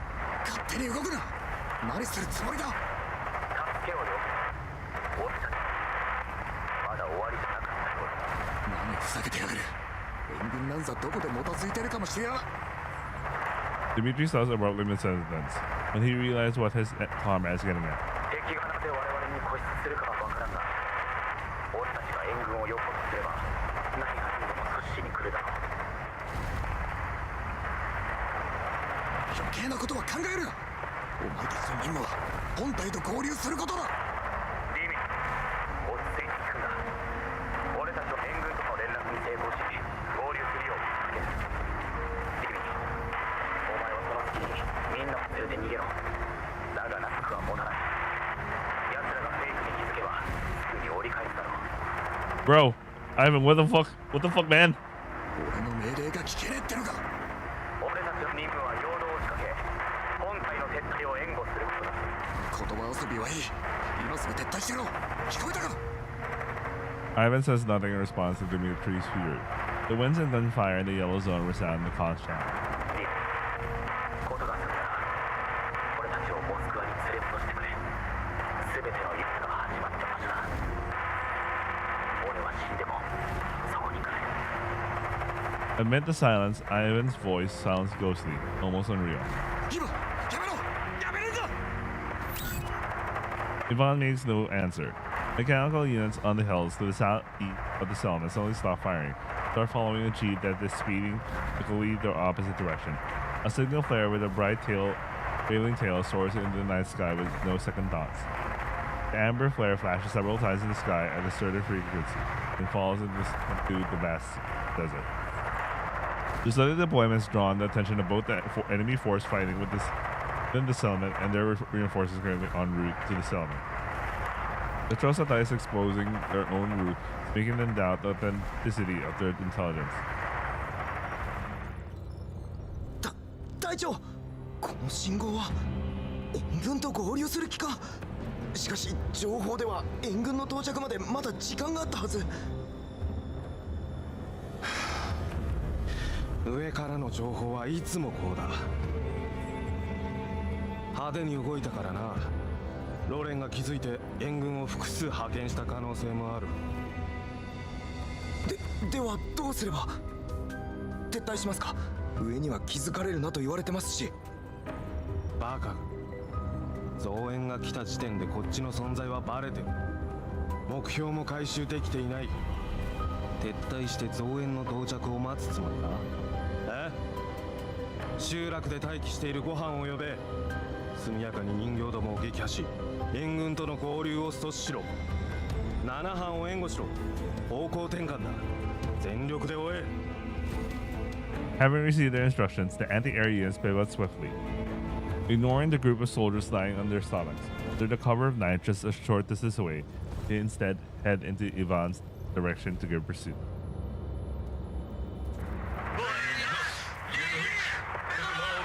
A familiar military song accompanied by the sounds of artillery fire can be heard through the Trosatori's regional comms channel. It is a chorus of only 3 voices, but it sounds more sonorously than ever. Wait, there were 4, so one of them died already?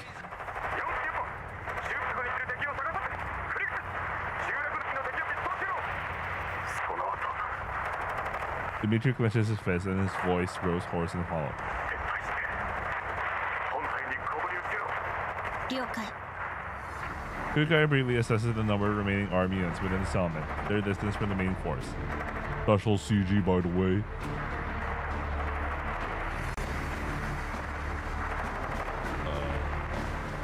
Yeah, I could use this as a thumbnail. アンドリス、ミシティ、イオカ。軽装備とアンドリスの外付け装備だけ持って撤退しなさい。まさか来るかい。あの人数と一人で戦う気なの。 Well, she's all you need, right? じゃだよ。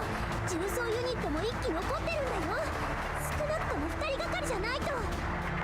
私が残ってお姉ちゃんをサポートする。ミシティとアンドリスは先に行って。命令を聞きなさい。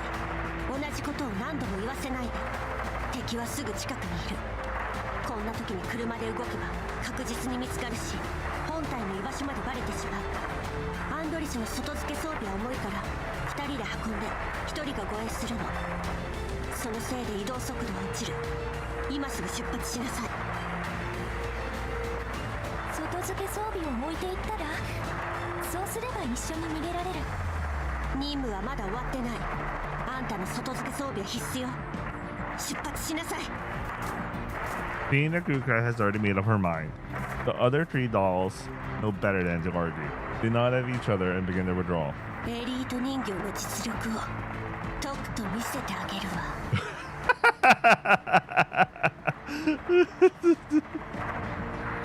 Well, I'm the little Nino, man.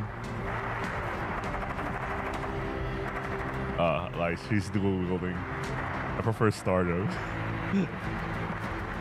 Having detected Yon Marion's hideout, the enemy units start gathering towards the area. After confirming that her three teammates have successfully departed, Kukai double checks her physical condition and gear. The colony steps into the night filled with smoke and flames. I will make it back. I will not fall. Kukai pulls her thoughts away from the figure that has surfaced in her neuroca for now, and pulls her trigger resolutely. The battle begins anew. On Dimitri's end, enemy reinforcements have gone off after Ivan. At Dimitri's command, the soldiers cautiously scan their surrounding area. このエリアに敵はいませんね。総長。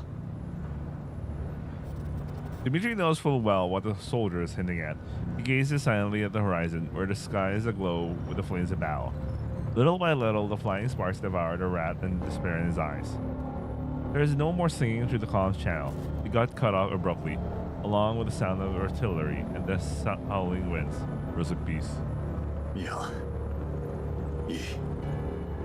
Dimitri closes his eyes. His gaunt features betray the vicissitudes of life.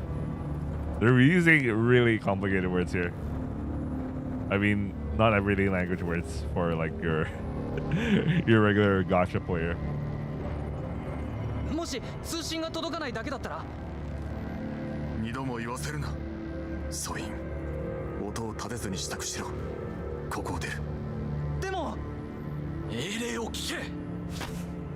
The young soldier still wants to say something, but Larian smacks him upside the head. 総長はここにいる誰よりもイヴァンを助けたいんだ。 And that's Cope. 一人だったら真っ先に飛び出してるだろうさ。だが俺たちの命を預かってる以上、イヴァンたちの犠牲を無駄にするわけにはいかない。すいません、伍長。俺何も知らないで。 Dimitri waves it off. Then he opens up the map and checks it against the paper slip again. A brief moment later, he slaps himself hard on the face. そうか。そういうことか。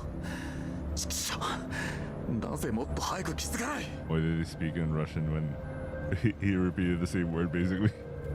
Anyway, he picks up his communicator and tunes in the regional call channel. ソイン、目的地を北西 1.5 キロのヤホドナ山に変更。直ちに出発するぞ。404、状況報告しろ。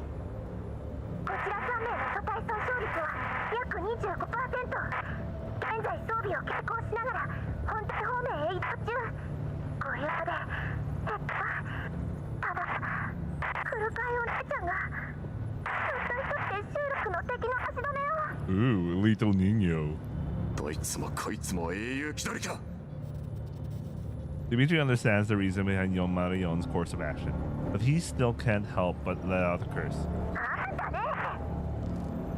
Just as Belka is about to talk back, Kurukai's impassive voice speaks through the conch shell.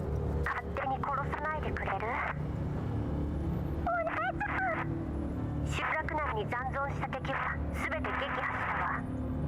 Ooh, Elito Niño. 弾薬の消耗率は予想以上。素体の一部が消耗。更新速度は 78% まで低下。大丈夫？よかった。デミトリーのおじさんがおっかないのは知ってたけど、こんな作戦はもうこりごりだよ。運が良かったな。お前の損耗なんざ知ったこっちゃねえ。さっさとついてこい。目的地はヤホドラ山だ。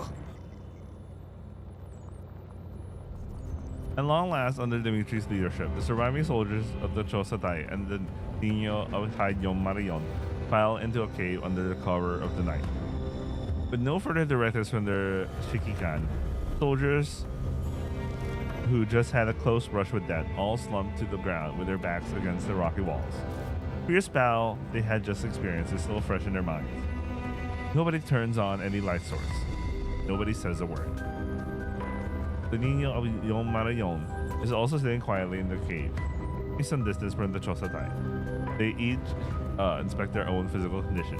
隊長、私たちの平均素体損傷率 35% になってる。さっきの戦いで車両と中の修理用部品は全て紛失。たかが 35% でしょ。大したことないわ。 The scratch, by the way. アンドリスが言ったのは平均値。お姉ちゃんの損傷率が一番高いんだよ。私は平気よ。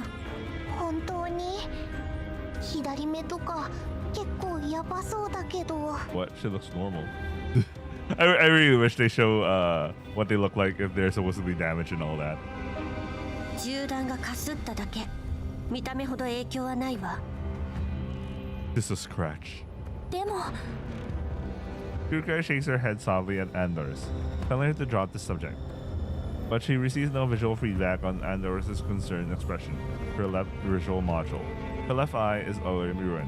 アンドリス、現在地の詳しい情報はつかめる？なんとか静的マップとさっきの集落の位置情報を照らし合わせた結果だけど、今ヤホドナ山の岩塩湖にいるみたいね。この岩塩湖放棄されて結構経つよ。なるほど。リオカ、ミスティ、あんたたちは体力の温存を優先。低電力モードで待機。アンドリスは暗視機能で周囲を警戒。レーダーもドローンも使えない。今はあんたが私たちの目になるの。任せて、クルカイ隊長。了解。Despite her injuries and exhaustion, Mishti does not zoke out immediately like she usually would. Instead, she hugs her weapon close, gazes uneasily at the pitch-dark sky outside the cave. After giving the Yon Marion members their orders, Kurukai stands up and walks over to Dimitri quietly. He's sitting in the corner deeper in the cave, having whispered a conversation with Larry. デミ、ざっくりだけど点検し終えた。物資は残り 20%、仲間も半分以下まで減ってる。 Less than half. Holy 今取れ shit. はもう俺のせいだ。いや、あんな状況から生き延びたんだ。大したもんだよ。それはそうとディミ、あのメモの解読はできたのか？いきなりこんなところに連れてきてどういうつもりだ？ Dimitri leans back tiredly against the cave wall, clutching his gun tightly in his hand. ニコライよ、覚えてるか？ Larian racks his brain for a moment. ニコライってあの軍人家庭出身のボンボンか？よくは知らないな。タイも違うし。お前と仲が良かったのは覚えてるよ。まあな、上が公表した MIA リストにあいつの名前があった。奴はあの部隊を指揮してた。 I like how he said, kind of, but considering their past, I think they were good. I mean, they were good friends, I guess. Yeah, I think he got one of the dog tags and he saw Dimitri. Yeah, he mentions he has Dimitri's dog tag. 拾ったドッグタグはあいつのもんだ。結局はロレンの犬か。見ろ、何の意味もないだろ。どうせ長生きしない、ろくな死に方すらできない。Marion mutters some explicitness, true grit deep. Whether out of contempt for Nikolai or general mental content, Dimitri cannot tell. そんなことはどうでもいい。重要なのはあいつとイヴァンのおかげでメモの謎が解けたってことだ。 With that, Dimitri pulls the pieces of paper that were found under the seat out of his pocket. He smooths out the creases, then turns his small flashlight and angles himself further away from the cave entrance and blocks the light with his own body. こいつは実際の地図データを元に変換された座標系だ。ここ、それとここ。この数字は全部実際の座標を示してる。それにしちゃ変だ。数字がでかすぎる。ああ、二次変換してるからな。その二次変換の方法がどうしてもわからなかった。ここを見てみろ。オリジン。初めは原点を探せという意味だと思ってた。だが違った。 Dimitri pulls up the map and his communicator.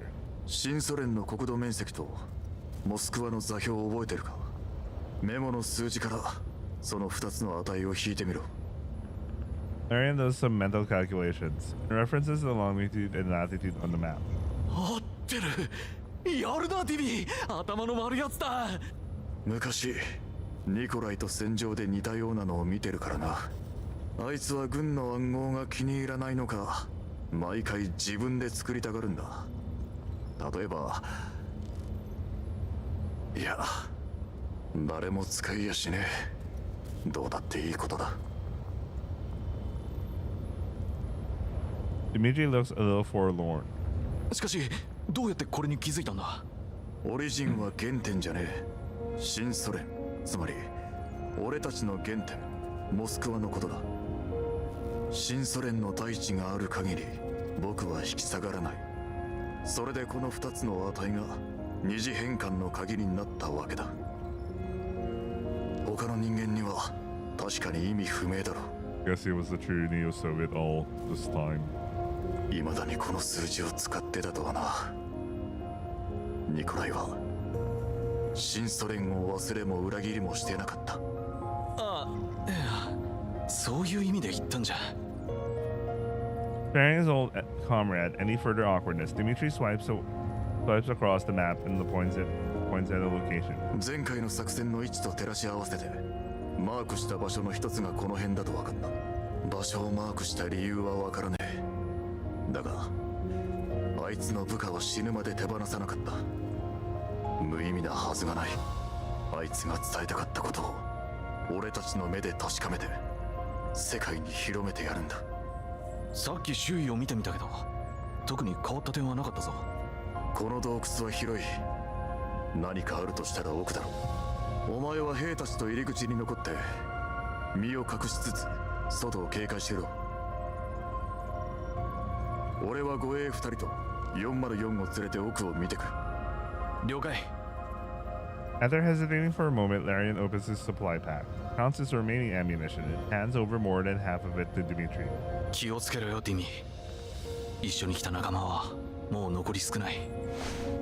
Dimitri does not accept the ammunition. He gives Larian a pat on the shoulder, and helps him turn out his collar, which is rumpled under the strap of his weapon. 心配すんな。俺がそう簡単にくたばる玉かよ。それと総長だ。何度も言わせるな。新兵どもに悪影響を与えたらどうする。 Larian chuckles. は、総長。そうだ。お前に任務をやろう。さっき若いのが2人泣いてるのを見た。俺の代わりに慰めてこい。 After sending his subordinate away, Dimitri drops all pretense of brilliance and turns sullenly toward Kukai, who has been standing not far away. ガラクタ人形ってのは盗み聞きが趣味なのか。話が終わるのを待ってただけよ。たとえ機密情報だったとしても場所を選ばないあんたが悪い。もういい。さっきの貢献に免じて不問にしてやる。お前ら暗視機能は生きてるか？軽い損傷はあるけどまだなんとか。なら用意しとけ。5分後に出発する。この奥に隠された秘密が何なのか確かめに行くぞ。了解。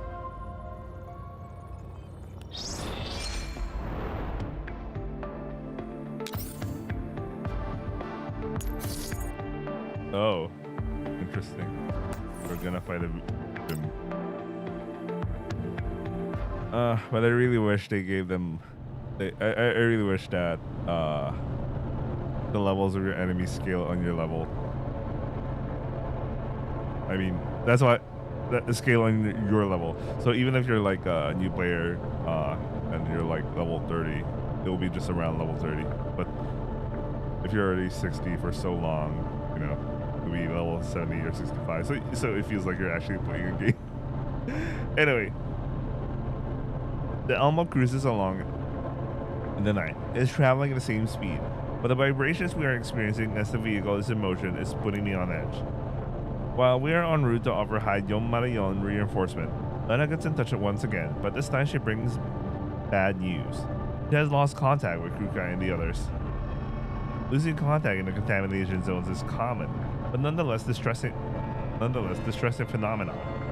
Bounty hunters whom I met briefly, convict underground brokers whom I occasionally do business, adventurers who happen to have hitched a ride on the Elmo.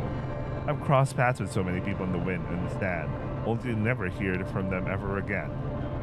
But I never thought the same would happen to them with them this time. Fortunately, with Lena's help, Deer and I managed to make contact.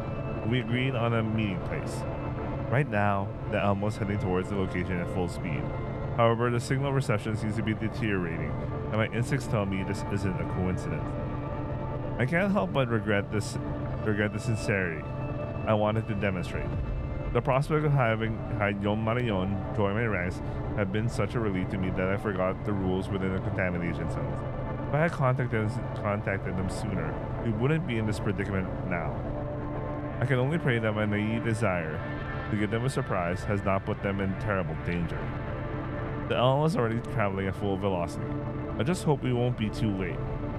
No, I have faith in her Haiyon Marion. This time, I'll be the one who comes to you, Kukai. Andorus and Kukai are exploring the salt mine in the cave with the Tosatai, while Michi and Vilka are investigating another tunnel. 隊長、ミシティと美容家を別の行動に行かせてよかったの？この内部の構造図、もう古くて頼りにならないよ。ここ、思った以上に広いし、地形もかなり入り組んでる。普段はああでも404のメンバーには変わりないわ。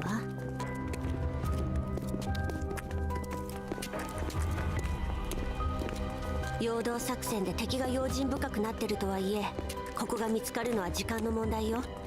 できるだけ早く済ませないと。そうだね。2人とも無事だといいな。Once they turn the corner, the path widens up. Out of the thoughtful consideration for Kukai's damaged left eye, Andorus positions herself on her left side. She brushes her fingertips slightly on the small, white crystalline substance on the surface of the wall. 岩塩湖なんて初めて。なんて不思議な場所。岸壁には人工的に開削された跡があるけど、波みたいな溝や色とりどりの模様は自然によるものだね。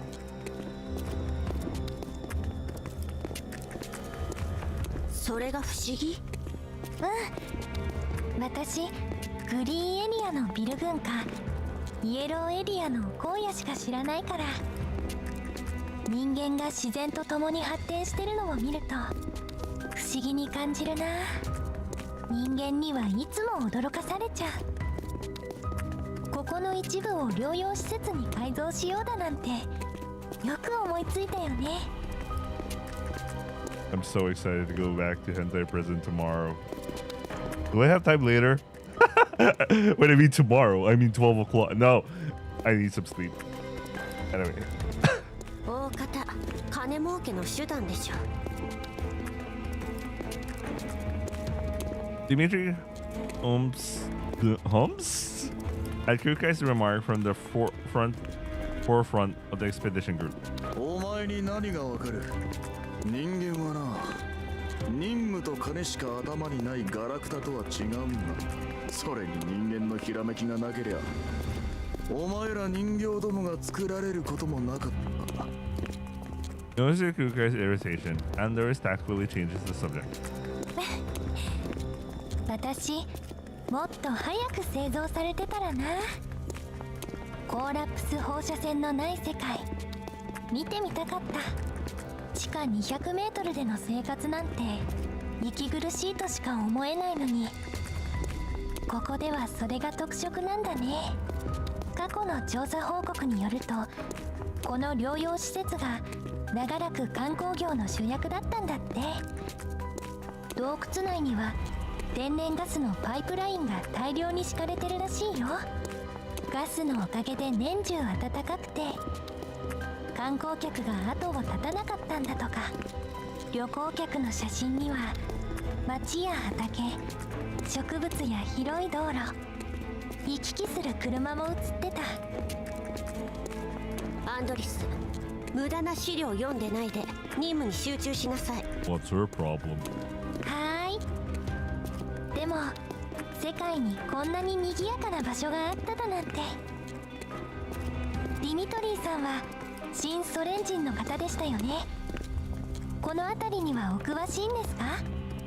いや、その時代に俺は生まれてねえ。学校でもそんな無意味な知識は教えなかった。そうだったんですね。私は無意味だとは思いませんけれど。昔がどうだったかは知らねえが、 Dimitri gives the thick pipe mounted on the wall a smack. 今や町も療養施設も消え失せ、残るはボロいパイプとゴミの山だけだ。無駄話は終わりだ。始めるぞ。マークによればこの辺りのはずだ。 Seeing that Dimitri has no desire to continue the discussion, Andorus keeps quiet. The party walks deeper in the cave to the cave in silence, with only their footsteps echoing through the space. あら、ここの放射線量。ディミトリーさん、それと部下の方々も防護服の機密性をご確認なさった方がよろしいかと。どうした？エリア内の放射線量が急上昇しています。坑道内は空気が流動しないので、数値に変動があってもおかしくありませんが、何かの影響を受けてるってこと？多分。ディミトリー、私たちの探してるものと何か関係があるのかも。ああ、原因を探るぞ。ここは一本道だ。答えは目の前だ。 They're supposedly wearing protective suits, and in my mind, I'm like, that doesn't look like protective to me. お前たち二人はここで待機。通信範囲から出そうなら奥へ来るよう伝える。 Dimitri glances at the number shown on the detector screen. Past the two soldiers on the shoulder. Jesus, my brain's dying. 気をつけろよ。 The party proceeds further into the cave. Fortunately, this tunnel does not lead very deep, and they see the end in less than 10 minutes. これはコーラプスクリスタル。 Dimitri peers at the cluster of green crystals in the corner, about a dozen meters away. いくらレッドエリアに近いからって、なんだこのデカさは。本当にイエローエリアで自然発生するコーラプスクリスタルの体積は通常7立方センチメートルを超えないはずです。でもこの結晶、少なくとも倍以上はありますね。 Andorus checks the radiation levels, the wind speed again. ここにかなりの間存在していたようです。坑道内の線量以上はこれが原因でしょう。空気の流動が少ないためにコーラプス粒子が拡散せず異常な線量差につながったんですね。アンドリス、もう少し近づいてみましょう。 Kurukai shoots a glance at Dimitri, who wants to inspect the crystal from up close. その古い防護服じゃこれ以上近づかない方が身のためよ。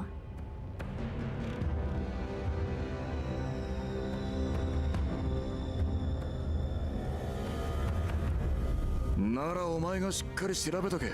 What's up with that delayed? Why was that delayed? What the hell? 言われなくても。 Kurukai and Andorus walk on. Meanwhile, Andorus' voice comes through their level 2 connection. ディミトリーさんも私たちのこと信頼するようになったね。他に選択肢がないからよ。 What's her problem? アンドリス、クリスタルをくまなく検査して。結晶格子は安定してるからそう簡単に爆発しないと思うけど、用心するに越したことはないわ。はーい。 After handing out Andorus' task, Kurukai redirects her attention to the comm channel. ミシティ、リオカ、何か発見は？まだ何も。もっと奥に進んでみる。この行動すっごく深いね。あいた。ミスティ、ちゃんと歩いてるね。暗視機能が不安定なんだよ。我慢して。こんな広い場所でぶつかるなんてどう考えても変でしょ。どんなに広い道でも交通事故は起こる。夜道で連続稼働してるんだもん。その辺にしなさい。捜索を続けて異常があればすぐに報告を。 Kurukai has enough of their bickering and temporarily disconnects from their comm channel. He converses with Andorus through their level 2 connection. アンドリス、何か分かった？結晶内部の放射能濃度から見てこのクリスタル存在して半年くらいになるね。半年？半年でここまで大きくなるの？ありえないわ。私もそう思って結晶の成長面を調べたんだ。隊長、これを見て。 Looking at where Andorus is pointing, Kurukai taps the side of the crystal lightly. A very thin crack appears between the crystal and the layer of the rock in the cave. まさか自然発生したものじゃないの？おそらくは自然発生したクリスタルはもっと付着力が強いはず。特に岩に形成されたものならクリスタルの形も岩の形に影響される。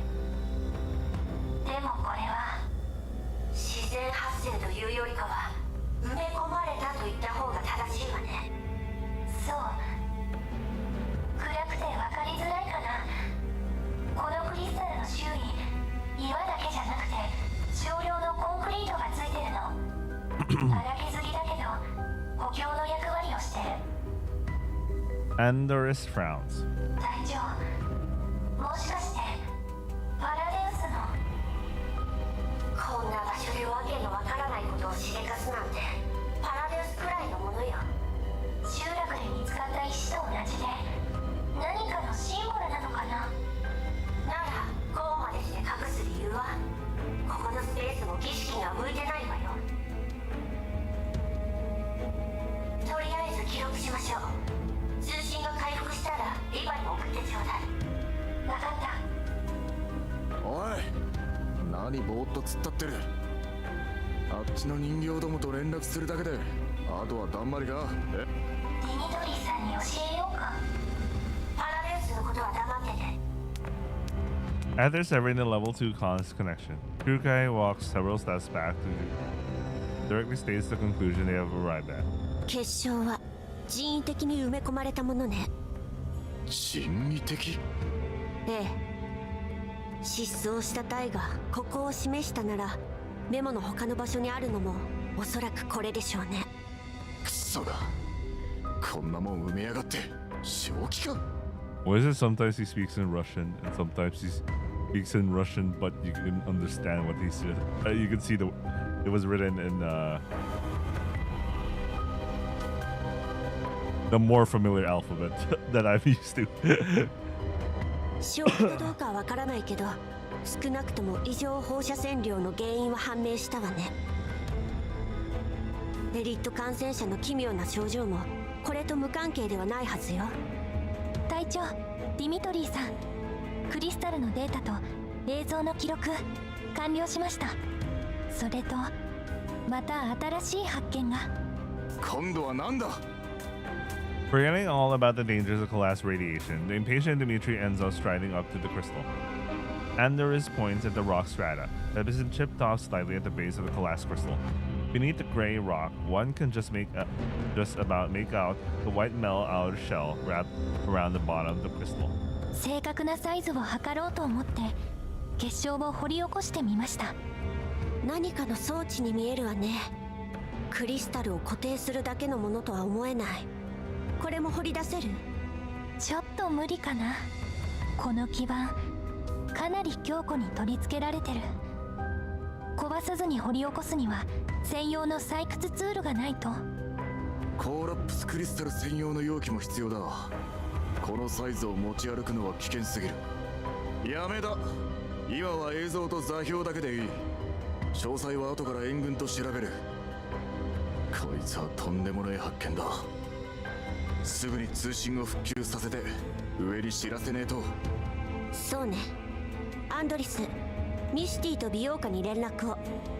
何も見つからなければ入り口に戻れと伝えて。 Right on cue, her communicator starts beeping. The moment the line connects, a deafening howl can be heard through the town.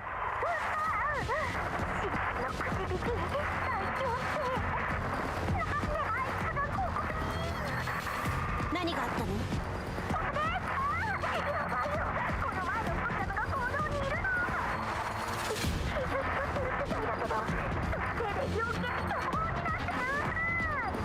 なんですって？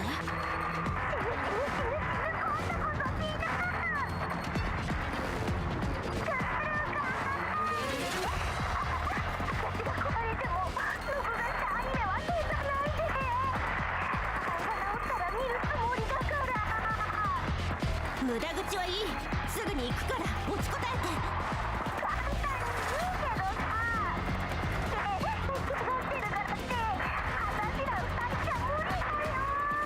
逃げるのは得意でしょ。とにかく私たちが着くまで戦力温存、足止めに専念するのよ。あれを入り口に近づけさせないで。戦うのはその後。これは命令よ。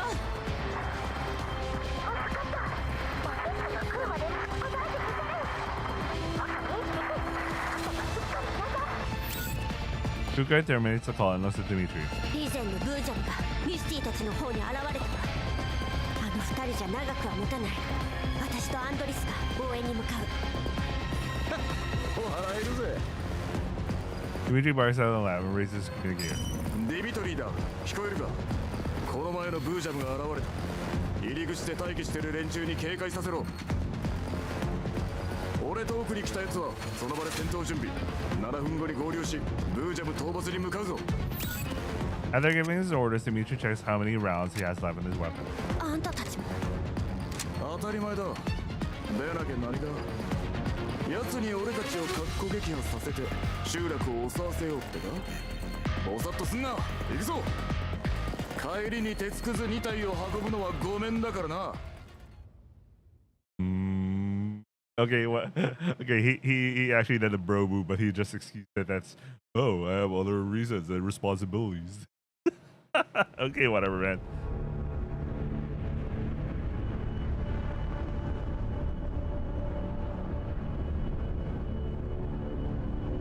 I'm gonna play this manually. It's still gonna be easy, but like, I want to play. I want to play.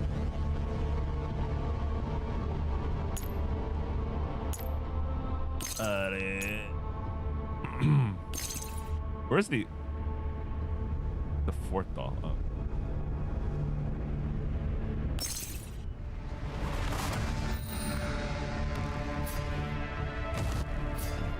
Alright, start off first.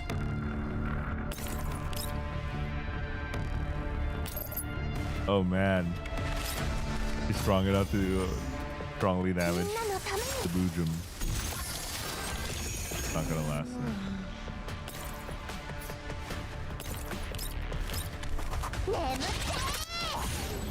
そうですか。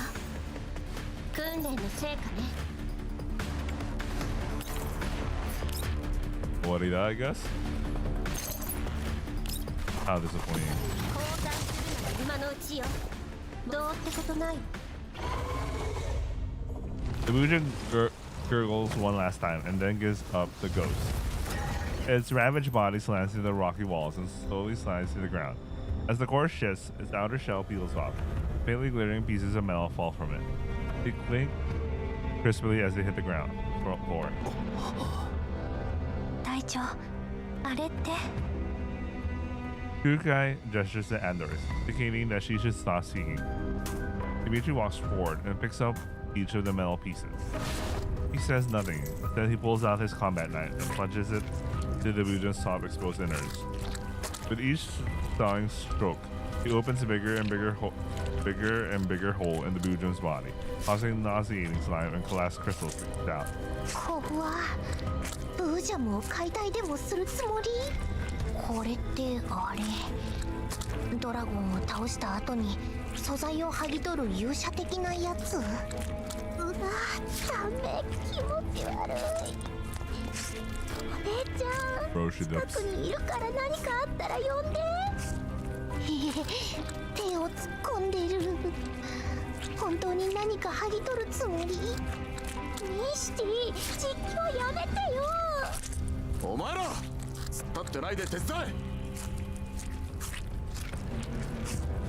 Dimitri breaks his silence to call his men over. He speaks quickly to them. They help him enlarge the hole in the Bujum's side, and Dimitri falls into it.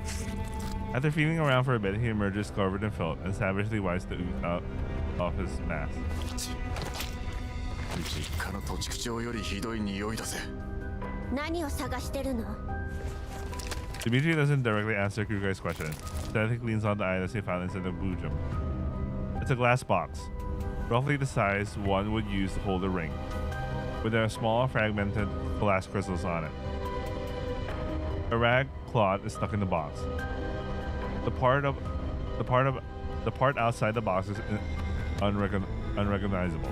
The only part of the fabric which retains its original color is the part near the seams. ロレンの軍旗に見えるな。ドッグタグとこの箱を包んでたやつか。だいぶ腐食してるが。ブージャムの体液が箱の中に滲んでる。中身が無事だといいけど。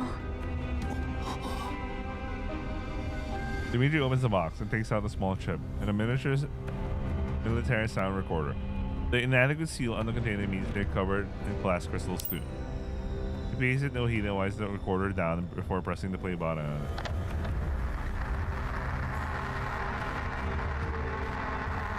こちらはロクサット主義合衆国連盟所属第7環境調査隊1364小隊総指揮官ニコライ准尉。 Damn, man.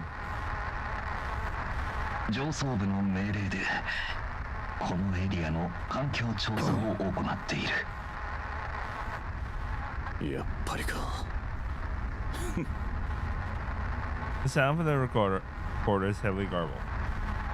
A complex mix of emotion fills Dimitri's heart as he listens to the voice of his old friend in the recording. 時間が限られ計画的な襲撃に遭い通信設備と防護装備を破壊された。敵はマグニセキュリティという PMC とそれからネイト。ネイトだと。まさかパラデウスの。 Bro, Russia's enemy, NATO.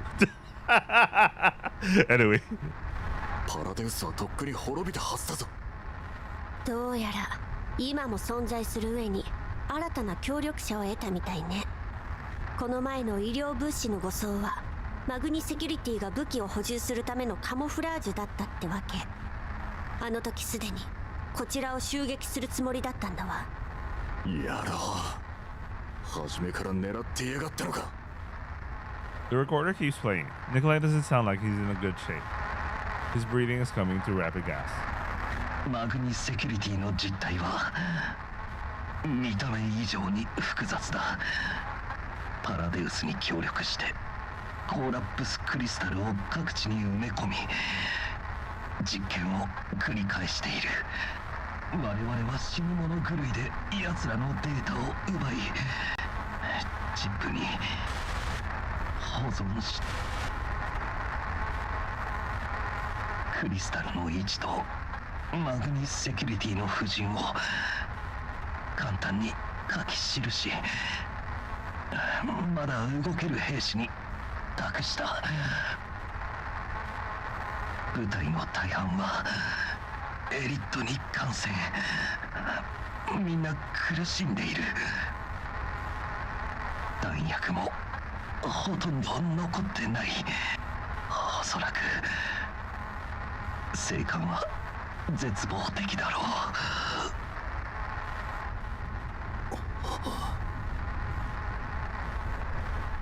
Dimitri's body tenses up from anger. He is silent, but anyone near him would be able to hear his feet grinding. 隊長、ディミトリーさんの様子が。静かに黙って聞いて。 The recorder keeps playing, but the sound quality keeps getting worse. It seems Nikolai's body is reaching its limits too, because he's coughing non-stop.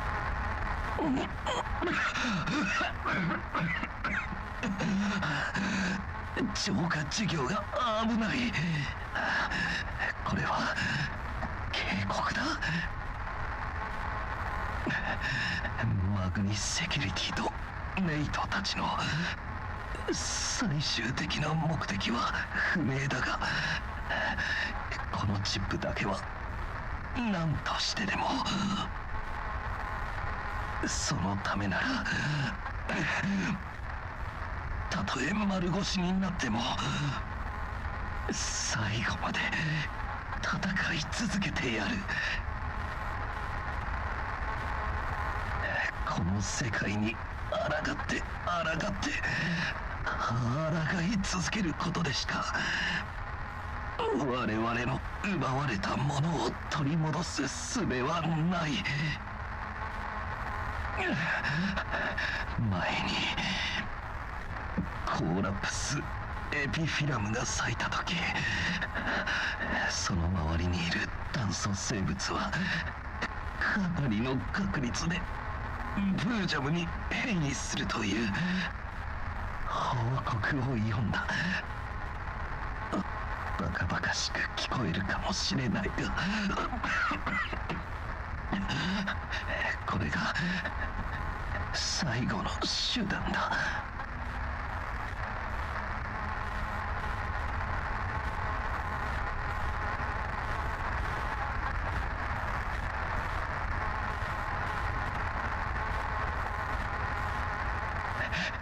このチップを見つけたのが増援部隊なら、チップの情報を持ち帰って広めてほしい。いや、誰でもいい。我々を見つけたら殺してくれ。そして聞き届けてくれ。人間としての我々はロレン浄化事業所属環境調査隊の軍人だ。今までもそしてこれからも我々は決して屈しない。The recording ends. For a while, the darkened mine is silent. The men with the Chosatai are well beyond anger at this point. Their eyes are wide and bloodshot. The Niño from Yong Marion look at the corpse of the Bujo that they just killed, recall the words spoken by the deceased. Nobody can confirm the true origins of the Bujo. Perhaps it was just a monster that cruelly devoured the remains of the previous unit. But there is no doubt that in life, it was the toughest thing in this region, a veritable walking fortress. アンドリス、チップの中身を調べられる？試してみるね。軍用のチップとはいえだいぶ傷んでるから中身が無事かはわからないけど。ディミトリー総長、チップを見せていただけますか？ Dimitri glances at Andorus, then takes the chip out of the box and hands it over to her without a word. 一部は解析できたけど残りはプロに任せないとだね。中のデータは保護されてる。私じゃバックアップも転送も無理みたい。解析できた部分だけ見せて。了解。Andorus shares the portion of the data which he can decrypt with Kurukai via level 2 connection. これはメールの記録。同じ穴の無地中。何が分かった？ While the embers of rage are still smoldering in Dimitri's eyes, he seems to have calmed down. マグニセキュリティとセスト&ファルベン間のメール記録よ。摂取なんだ？ What? Thanks for the spelling of that specific word. 今回あんたたちに医薬品を提供したメーカーよ。これを見る限りかなり訳ありみたいだけど。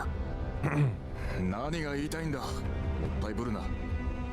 ロレンは浄化事業推進のためここ数年イエローエリアに多くの調査隊を派遣してきた。だけど得られたデータが犠牲に見合っているとは言い難い。 Wait, something weird happened to my audio. Give me a second.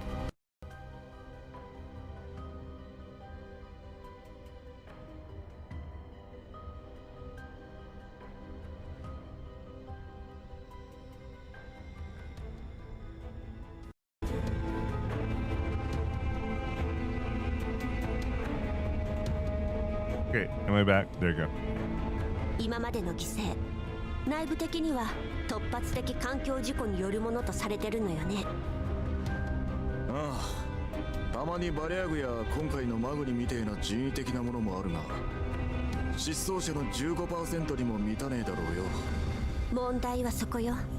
自分の目で確かめなさい。Kukai asks Andorus to project the email logs. After quickly scanning through them, Dimitri's expression suddenly changes. こいつら狂ってやがる。野郎、このクソったれが。 After seeing Dimitri's cursing out loud, the other Kosatai troopers move in to take a look. パラデウスとマグニがこのエリア以外でも活動してるのか？メールに書かれた場所聞いたことがあるぞ。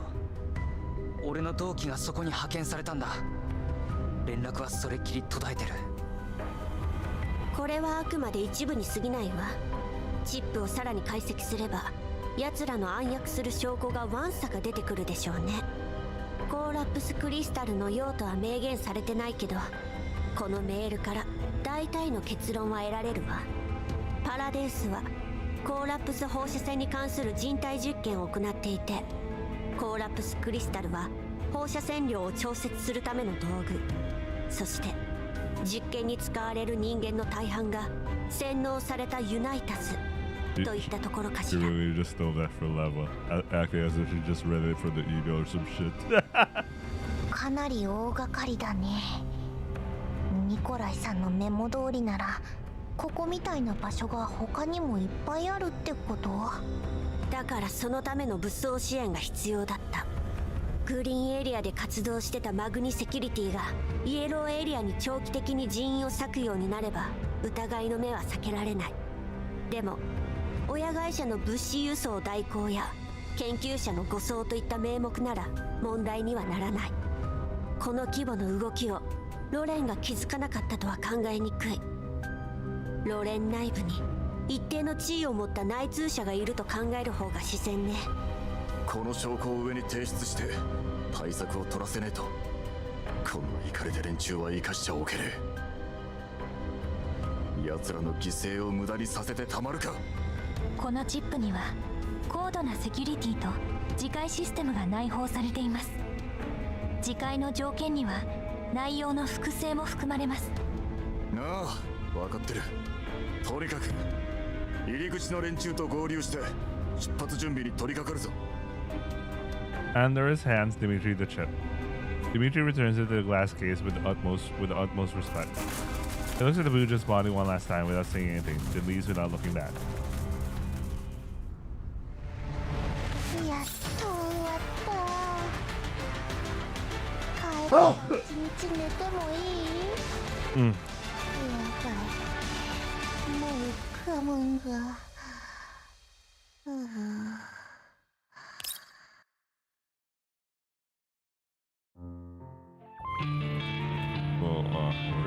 Man, this is so long. What the fuck? We might actually go for two more additional hours. I guess I'll use this chance to take a little break. I'll be right back. Wait, what's this?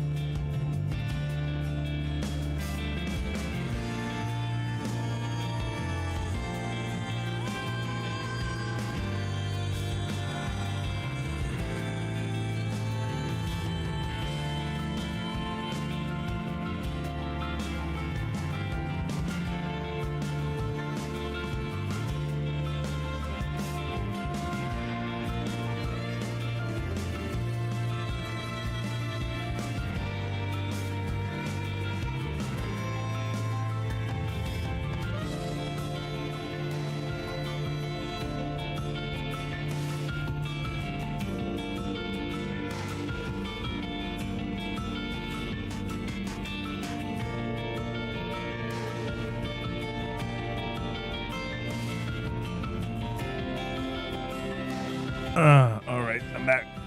Let me do something else for a quick second. Shame. I had to wait several days for the Frontline Survivors. I really like Frontline Survivors. It's such a fun game mode.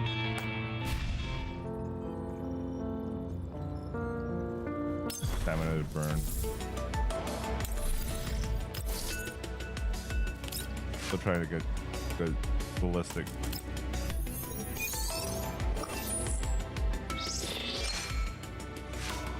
It's gonna be a long wait then.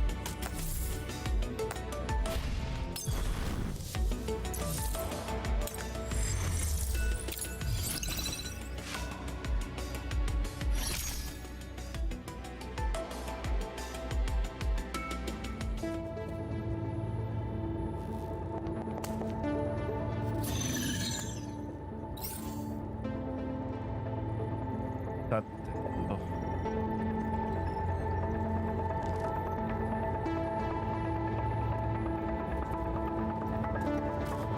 たわいないわね。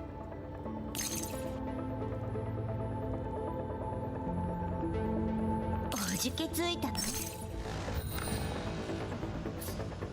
Start with the usual. Give them additional movement. これは得意の重さだ。 Maybe I should use Diane for this. I mean, add her as part of my defense. ハンデを当てる。失敗しまだ終わってない。進歩は必須よ。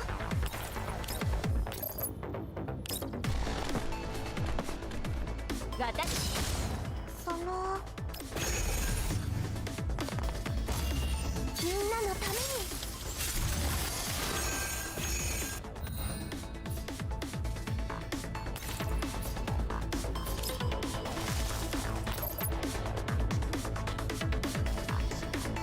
This bastard.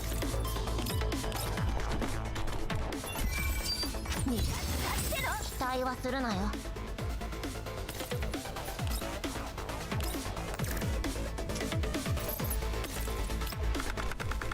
どうってことないわ。そのみ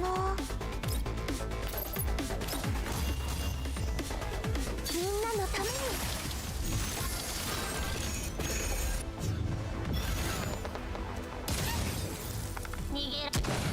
Man. なんてことない勝利だが、休む理由にはちょっと。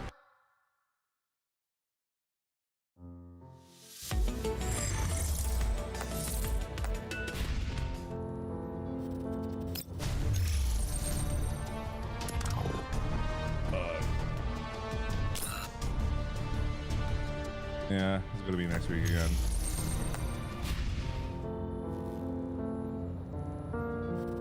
Alright. Might as well continue. We're only 31% of the story. Man. This is a very long story. I'm actually tempted to just do a two-parter.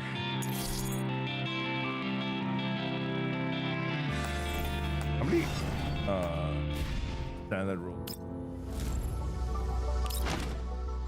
Oh, two.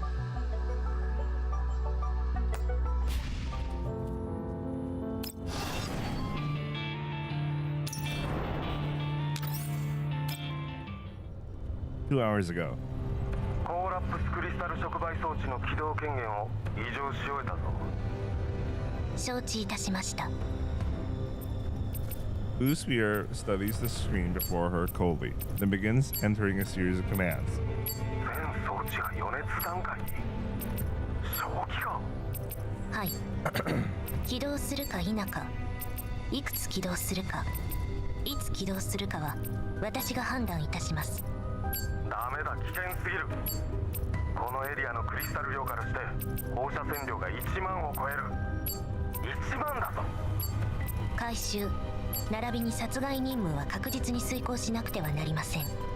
臨界点を迎えるまでにチップの奪還や調査隊と404の殲滅ができなかった場合、保険を使用します。 Blue Sphere responds to the Mangi security officer's code in the loop, as though this simple, savage, and insane plan is one that is reserved for when there is absolutely no other choice. However, this is not the case. Stanley studies the files in her neural cloud. It was written a long time ago, even before the first crystallizer was installed.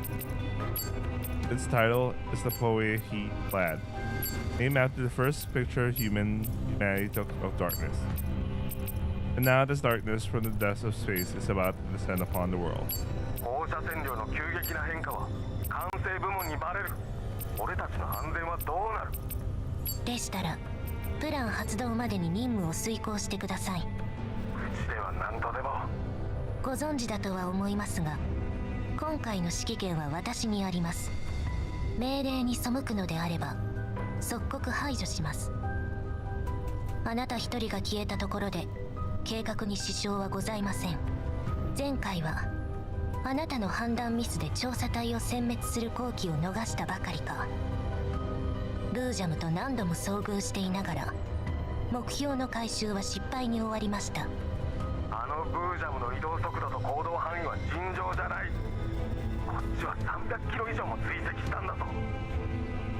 The Mangi security officer feels the twinge of pain in his head. He thinks about the 2+ weeks he and his men have spent chasing the Bujum. It was as though the thing was intelligent, intentionally avoiding his forces, circling around them. But then it also destroyed everything it saw like a mindless beast. 兵を分散させて基地局を破壊、賞金ハンターやバレアグの排除、挙句調査隊の増援にまで出くわして、奴らの指揮官は明らかに手だれだ。敵に回せば厄介この上ない。言い訳は結構。役目を果たせない人間はグループに必要ありません。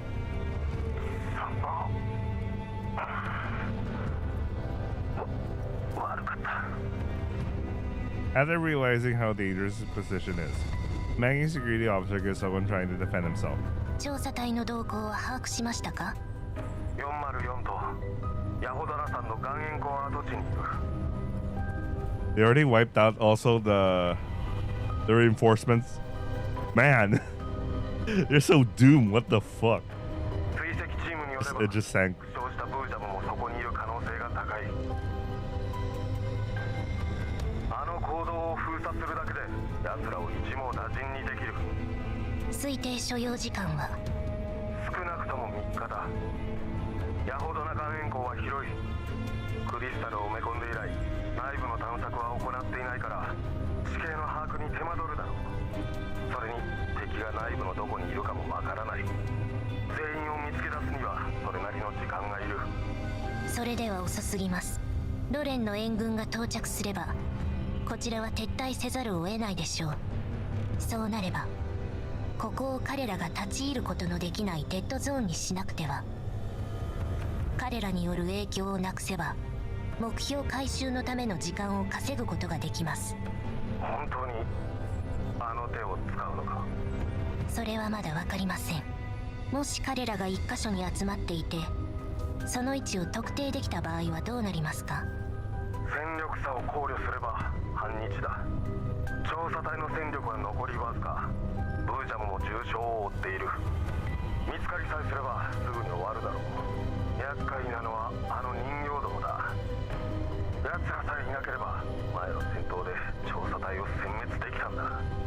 4体の人形は私が対処します。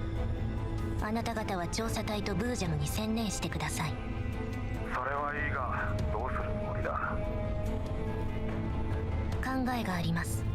私が到着するまでに岩塩湖周辺の地形を把握し彼らがその場を離れようとした場合を除き私の命令があるまで動いてはなりません。分かった。ところで分散した調査隊員は見つかりましたか？ほとんどはな。ほとんど。一人残らず殲滅しろと申し上げたはずですが。 Boo's spirit isn't angry, but her coldness in her voice is more terrifying than mere anger. いや全員見つけたさ。まだ一組だけ残ってはいるがすでに人をやった。速やかに対処願います。 Boo's spirit hangs up, then she picks up the call from Cocoon. もう着いた？およそ1時間30分後に到着する予定です。何ならよかった。ロレンの援軍があと1日で到着するそうだけど、間に合うかしら。問題ありません。今回ヤホドナ岩塩港の触媒装置を起動する必要がございます。他の装置を起動するか否かは作戦の結果次第です。決定権はあなたにあるんだもの。どう使うかは任せるわ。でもね、 Raccoon pauses for a moment and her voice grows cold. 剣闘士が負けたら賭けに興じるおじさま方は大層お怒りになるでしょうね。初めに伝えたわよね。証拠を確実に回収できなければ任務を達成したとは言えないわ。彼らを駆除するだけじゃダメ。承知しております。そう、それじゃあなたの成功を祈ってるわ。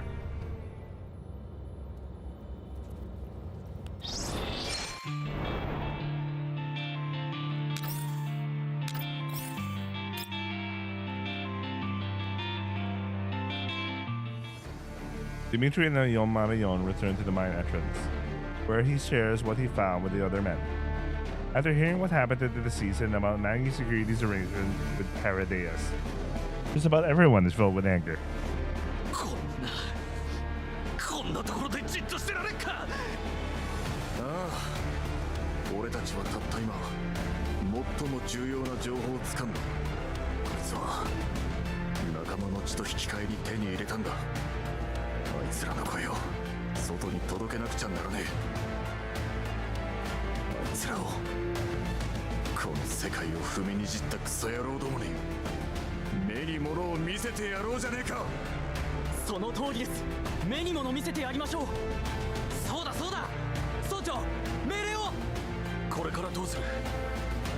これよりコードネームのろし作戦について説明する。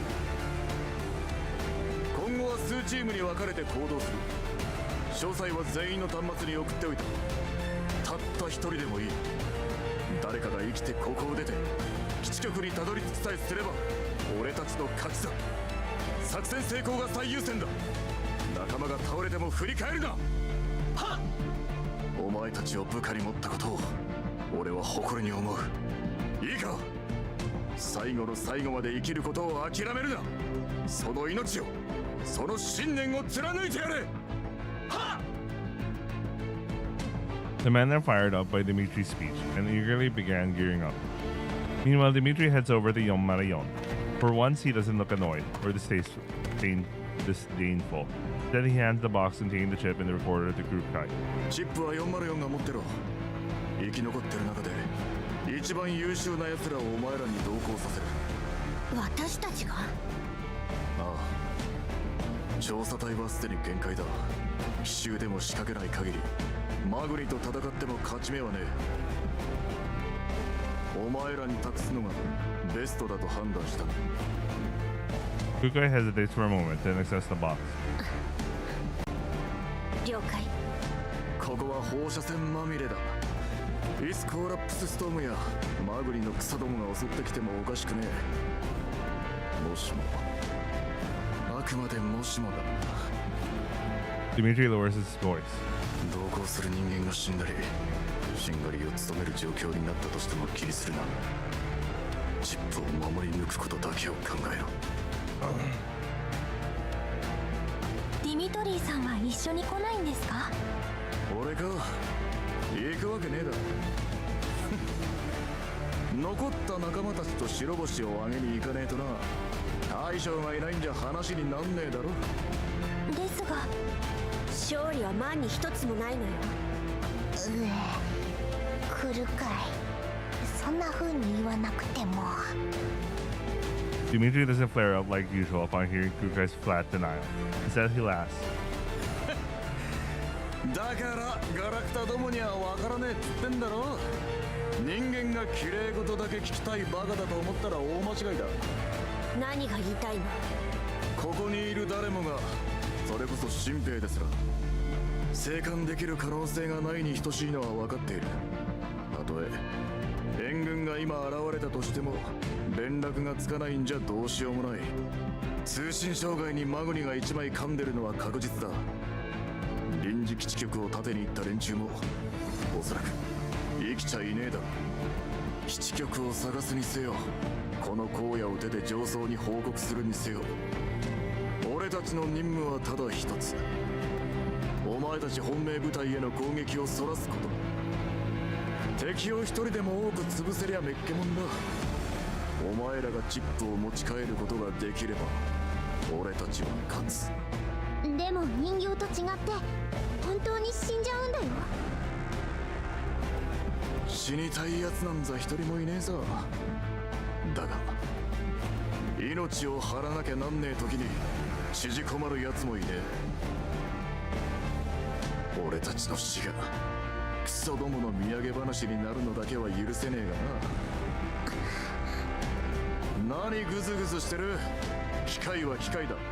人間を理解して何が楽しい。クソの役にも立たねえってのによ。命令通りチップを持ち帰ればそれでいい。俺たちがどうなろうとお前らには関係ねえさ。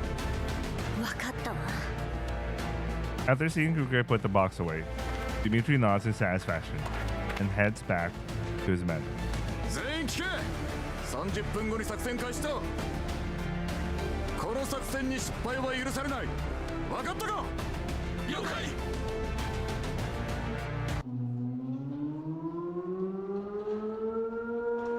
Oh shit. As the soldiers shout their assent, a deafening alarm fills the air. Every man's collapsed radiation detector glows with an ominous red light. 放射線量が急上昇しています。今度は何だ。ソイン、防護服を確認しろ。コーラップス粒子の流れから 90% 以上が坑道内から流出したものと推測。ディミトリー、今すぐ脱出して。 Yeah, they're being fleshed out. そうだな。総員に次ぐ。これよりのろし作戦を開始する。各隊はそれぞれのルートから出発しろ。エリア通信回線を維持。通信可能範囲を超え次第各隊長の指示に従え。はっ。404をはじめとする本命部隊は待機時間を10分まで短縮。404、チップを絶対に守り抜け。言われるまでもない。 However, just as everyone finishes their gear checks and prepares to leave, shadows in the night pour in and surround them. Twisted bodies and savage maws are made even more fearsome with the encirclement. なんでこんなに生き袋が。多分大量の放射線に引き寄せられたんだと思う。ディミトリー、後ろに下がって援護を願い。404、戦闘準備。生き袋を迎撃するわ。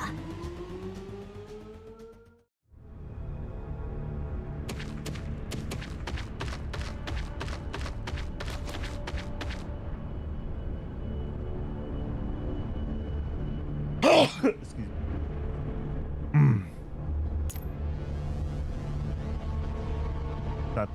Oh. I'll play manually.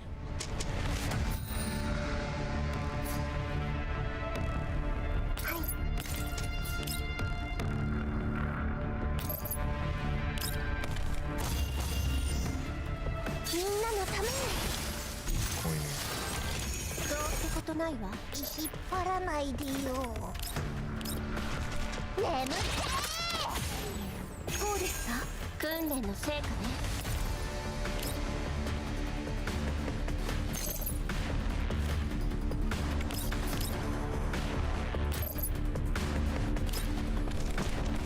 ハンデを当てる。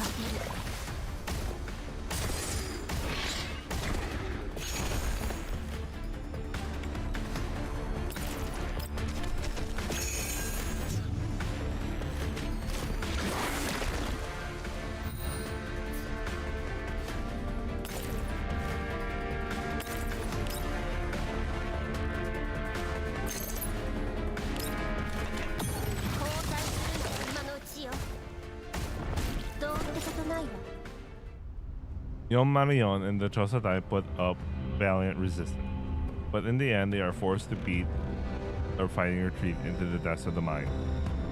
Thanks to Yomarion supporting fire, the ailets in the mine tunnels are temporarily cleared away. But they can still hear the howlings of the ailets' hordes some distance away. They take advantage of this brief respite to rest and reload. ここって生き袋の養殖場なの？この生産量ほんと半端ないよ。ピンからキリまで次から次へと。この辺りにいる生き袋全部が引き寄せられてるのかも。近くの生き袋は殲滅できたけど、声からして入り口付近にまだ大勢いるね。でも近づけないよ。このままじゃ放射線にやられちゃう。コーラプス粒子の拡散状況は？風の影響で元の速度を維持したまま拡散してる。おかしいよ。粒子は拡散してるのに放射線量が下がらない。これって粒子の総量が増えてるんだわ。増えてる？何それ？コーラプス粒子って自分で増殖できるの？来るかい隊長。Adonis doesn't use her vocalizer module for this. Instead, she requests communication with Kurukai on level 2. He looks worriedly at the nearby soldiers from the Chosatai. They lost even more men during the fighting just now. After realizing what Andoris has in mind, Kurukai switches to level 2 comms as well. 調査隊たちの防護服、さっきの戦いでかなり損傷してる。補修に使える材料もない。このまま放射線量が増え続ければ彼らも長くは持たない。 Damn, some of them are really gonna go down. 分かった。臨界値まであとどれくらい？拡散速度が変わらなければ持って2時間。ミシティと美容家を連れて周辺の偵察と生き袋の殲滅に向かわせて。分かった。 After ending their transmission, Kurukai heads over to the Chosatai troopers. Most of them are hurt. Their blood and the mud from their journey have mixed, diluted to a dark brown which stains their ragged, protective suit. Dimitri, who stands at their head, had just finished encouraging his men. He is sitting against a rock wall, and the soldiers he spoke to earlier are gone. Dimitri, そっちは？生きてるやつは無事だ。死んじまったやつは心配いらねえ。放射線量が増えてる。ここにはもういられないわ。分かってる。だが少し兵を休ませたい。Pauses and his gaze settles on the radiation sensor Kurukai is holding. 時間はどれくらい残ってる？2時間。よし、2時間だな。Dimitri falls silent. He looks at his men sitting in a group, and he seems to be thinking about something. Perhaps he's running low on stamina, but his clenched fist is trembling slightly. However, he's doing his best to keep his face calm and steady. 俺たちは Suddenly, there is a violent shaking. Salt particles from the rock wall scatter like powdery snow. Dimitri stops talking and springs to his feet from where he's leaning against the tunnel wall. 地震か Not far away, Andoris, who had been assigned to sentry duty, runs back while trying to keep her balance. 来るかい隊長。爆発が起きた。爆発だ。どうなってるの？原因はわからないけど、療養施設に使われていたガスパイプが一部破損してる。 They really have to get out of the fucking mines there. 多分パイプに残っていたガスが生き袋に破壊されたせいで爆発したんだと思う。ガス爆発？この揺れ、明らかに1箇所だけじゃないわ。そうだね。数箇所で一斉に爆発したのかも。一難去ってまた一難ってか。Andoris approaches the two of them and glances at her sensor. 災難だとは限りませんよ、ディミトリーさん。こんな時に何の冗談だ。冗談なんかじゃありません。 Andoris projects the data from the sensor. 爆発で崩落が起こったのか、坑道内の風速が減少しています。これなら生き袋を処理してから脱出しても間に合います。ただどうにかして防護服を修理しないといけませんが、実はさっきから考えていたんです。ここの療養施設は昔随分と賑わっていましたし、ユナイタスもここで活動していました。もしかしたら物資が残っているかもしれません。 Dimitri realizes he was wrong about Andoris, licks his lower lip. awkwardly before clearing his throat. ああ確かに。まああれだ。こんな時に冗談みたいに正確に分析しやがってって意味だ。 Being stunned right now, what the fuck? No, there. アルゴリズムに従うだけのガラクタですから。 Well, Adoris has the personality to be someone who smooths things out.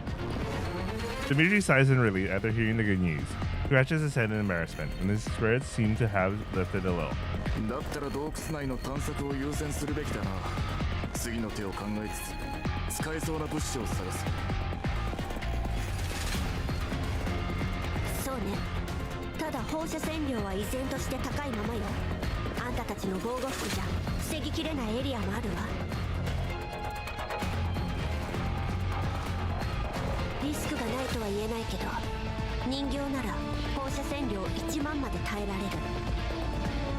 Kuka doesn't directly state her desired conclusion, but Dimitri looks away and lowers his voice. 俺たちはここに残る。捜索は任せた。力袋の襲撃に備えて人形をここに一人置いていくわ。いやいい。防護服が破れただけだ。自分の身くらい守れる。了解。アンドリス、ミスティと美容家を呼んで行動内をくまなく探すわよ。了解です。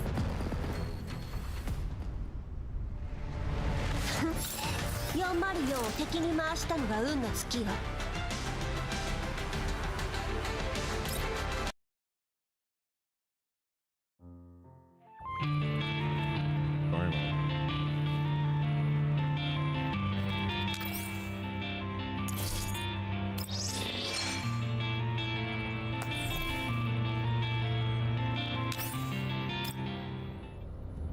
Yon Marion leaves.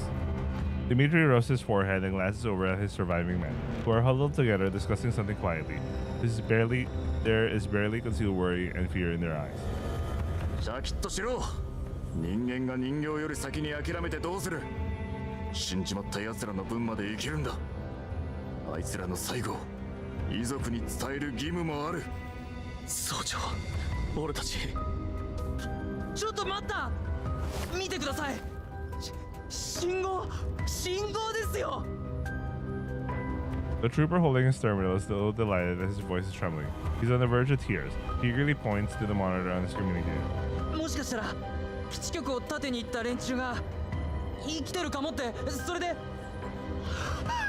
助かった。俺たち助かったんですよね、総長。 The troopers seem to have been driven nearly mad at the possibility of survival. They all crowd around, seemingly forgetting they have terminals of their own. 変だぞ、この信号俺たちの回線じゃない。構うもんか。信号さえあれば外と連絡できる。総長が言ってたじゃないですか、増援が来るって。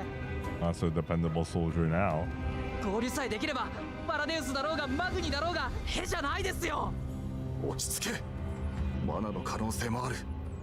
通信をつなげた瞬間、こちらの位置がバレるぞ。だからって諦めるんですか、総長。もう半年も息子に会ってないんです。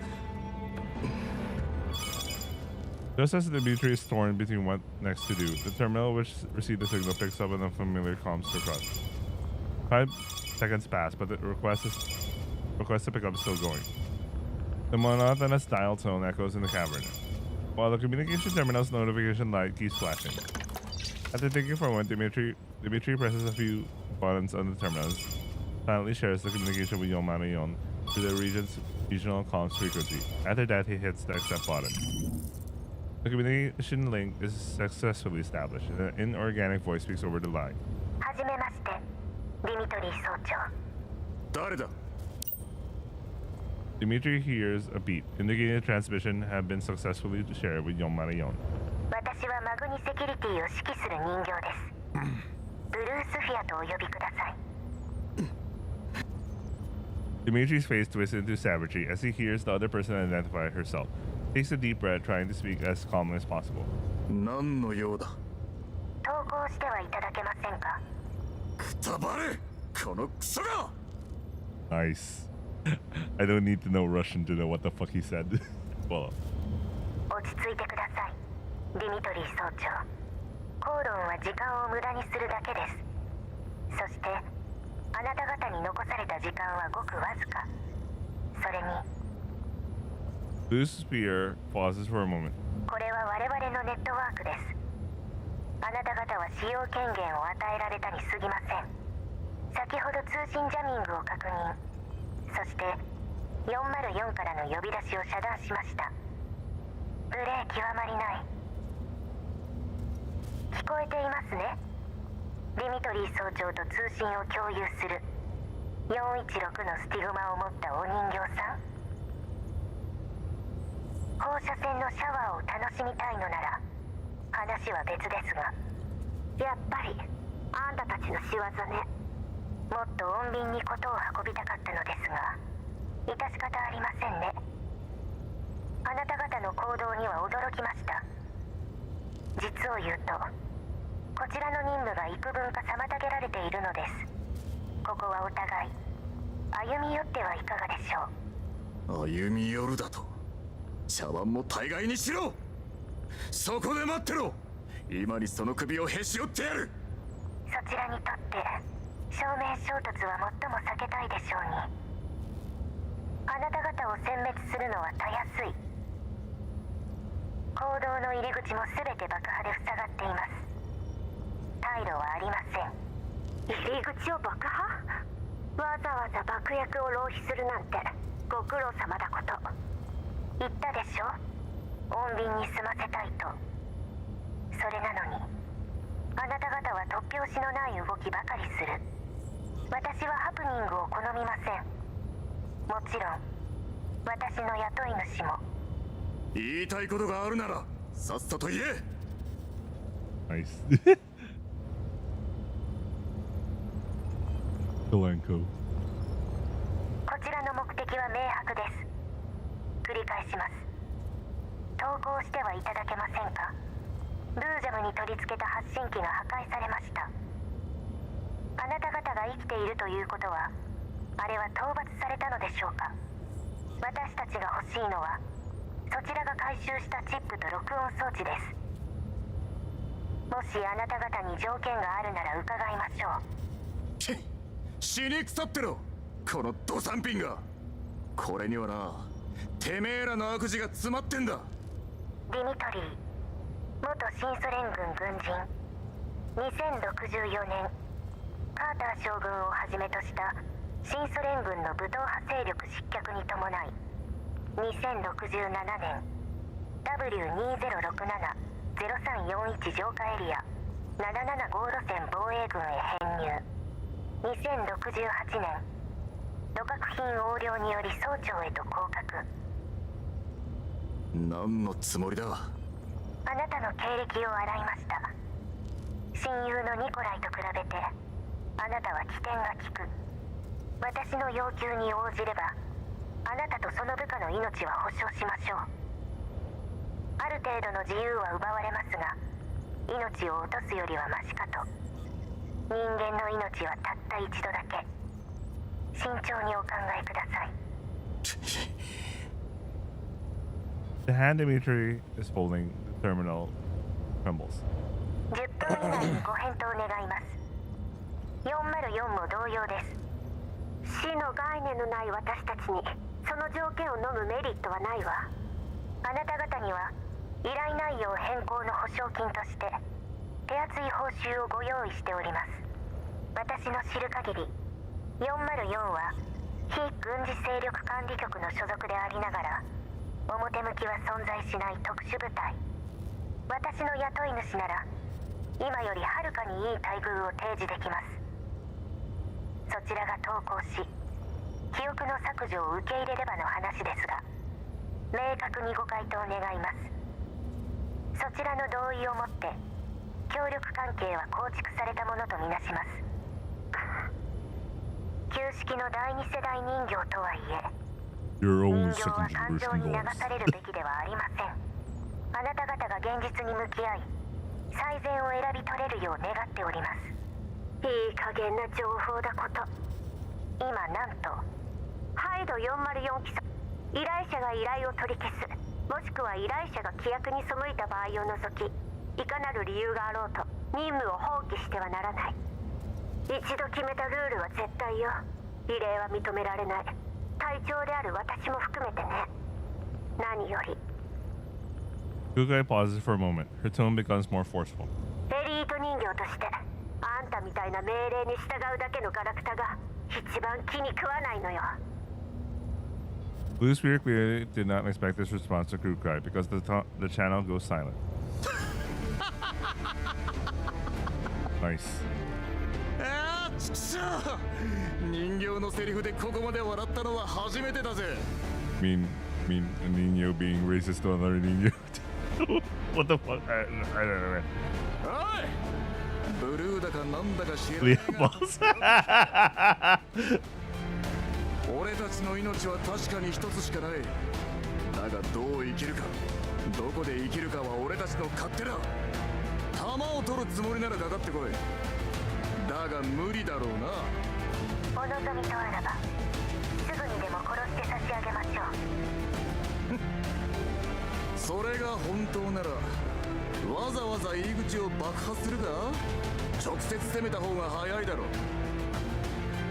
う。なぜか可能性としては2つある。一つ、お前らの戦力は口ほどにもなくコーラップス粒子も制御できねえ。したがってさっきのは全部ブラフだ。二つ、時間稼ぎだ。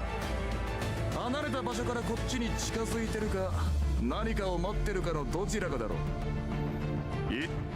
Oops. その程度でハったりのつもりか。てめえがネジ一本しかなかった頃からこちとら戦術論を叩き込まれてんだよ。 So we were still a super racist man. Jesus. 残念です、ディミトリー総長。もう少し話のわかる方だと思っていましたが、それでもお会いできるのを楽しみにしております。 The transmission ends and the signal cuts off shortly after. In her vehicle, Blue Sphere checks the call duration. 調査隊の位置は大体は特定できた。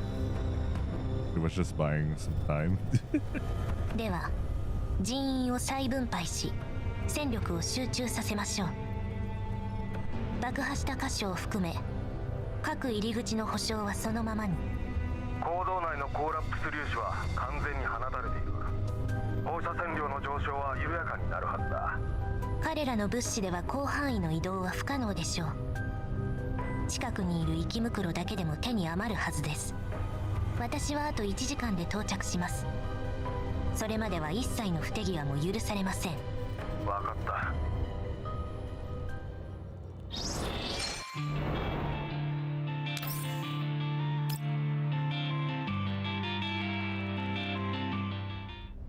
Yon Marion heads over to the entrance they used to enter the mine. As expected, it's been blast shut. お姉ちゃん、試してみたけどやっぱり瓦礫が多すぎてとてもじゃないけど無理。アンドリス、外付け装備で瓦礫を貫ける。 Andoris doesn't respond eagerly to Kukai like she usually does. However, she doesn't seem to have blue screen either. Clearly, she's distracted by something. アンドリス。クルカイ隊長、どうしたの？何か気づいたの？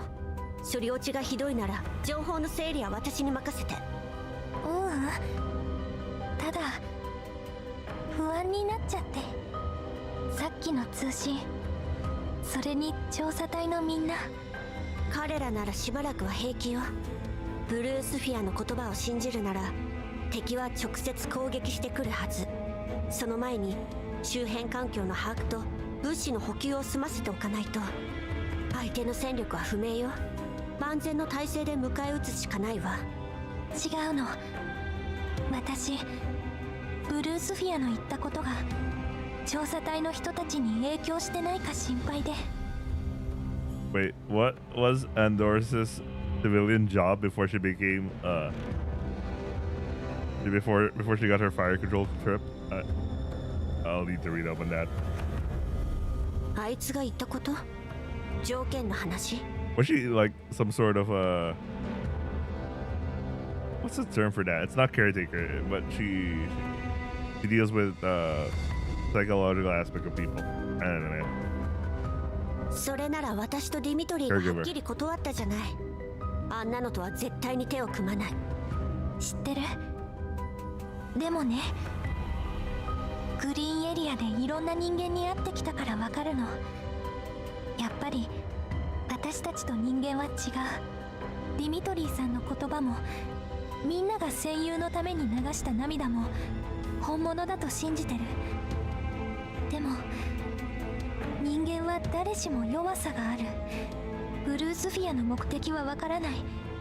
でも彼女が出した条件は調査隊の人たちにとって渡りに船だと思うの。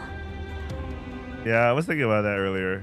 If everyone else was listening to the whole conversation, some of them might actually attempt to, you know, they might not be as unified as they think they are. So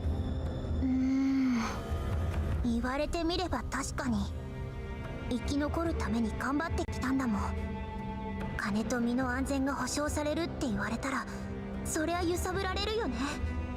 お姉ちゃん、やっぱり気をつけた方がいいよ。もし調査隊が裏でブルースフィアと手を組んだりしたらそれこそおしまいだよ。はあ。 Mishti picks up this moment to yawn, the point of tears beating up at the corner of her eyes. Then she reaches out to rub them clean. こんな時に眠くなるなんてどういう神経してんのよ。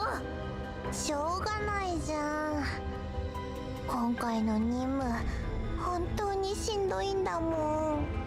余計なことは考えなくていい。チップも録音も私たちが持ってる。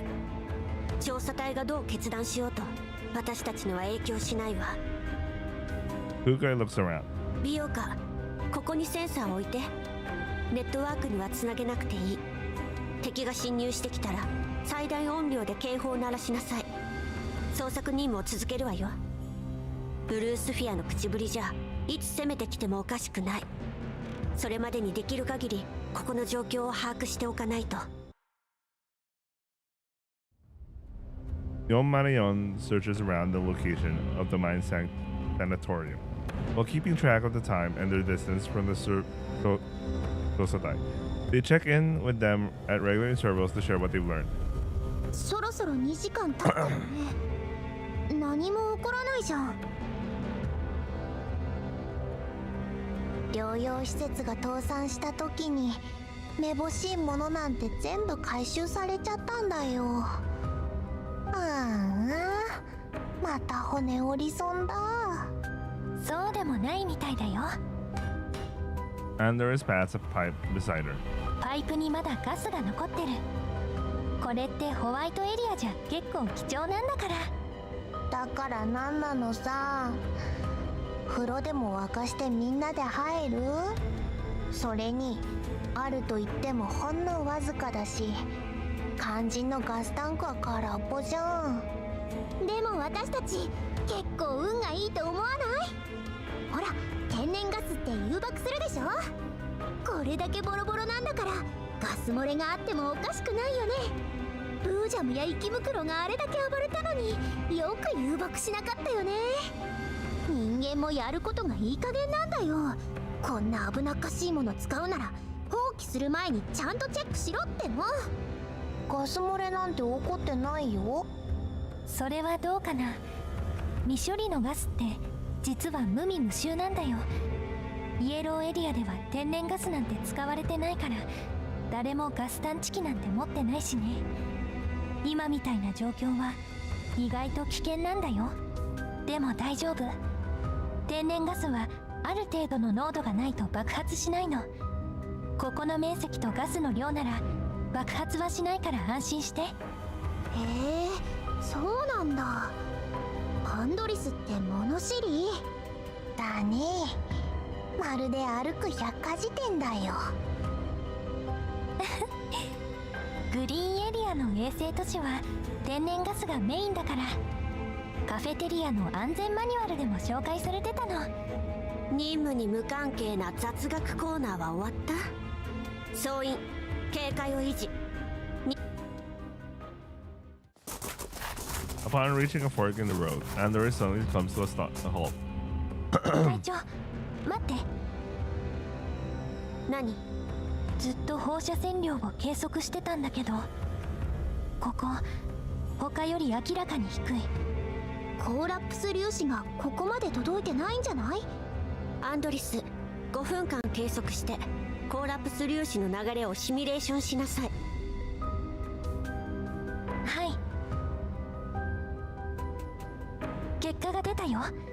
ここの粒子、密度が低い上にほぼ一定のベクトルを高速移動してるね。やっと見つけたわ。何を？出口だよ。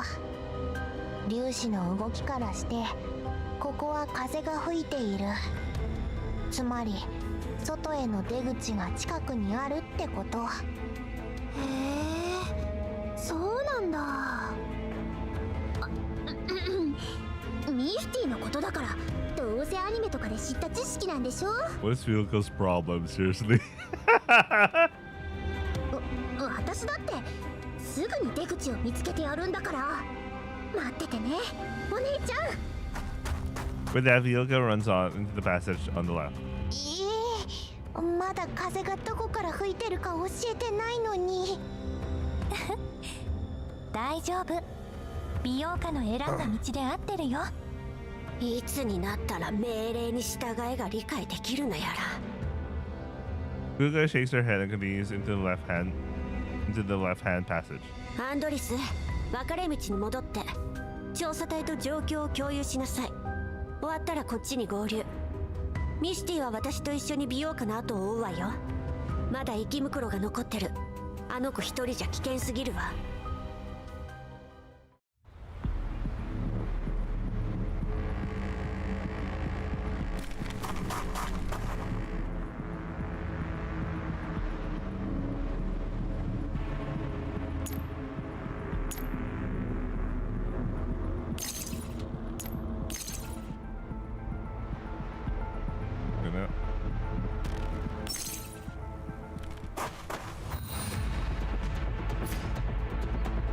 引っ張らないで。み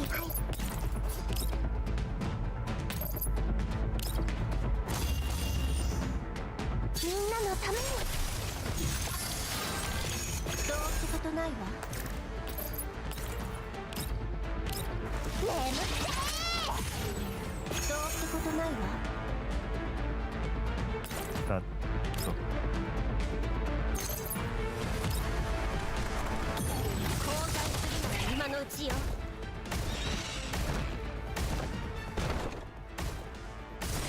どうってことないわ。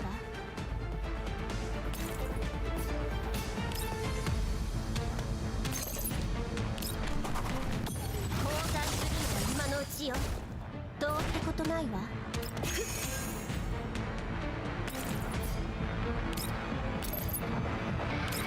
浅はかな行動を悔い改めなさい。 Vilka runs so fast, she's gone in the blink of an eye. So dark inside, she's got some guts. Not talking nonsense to keep up.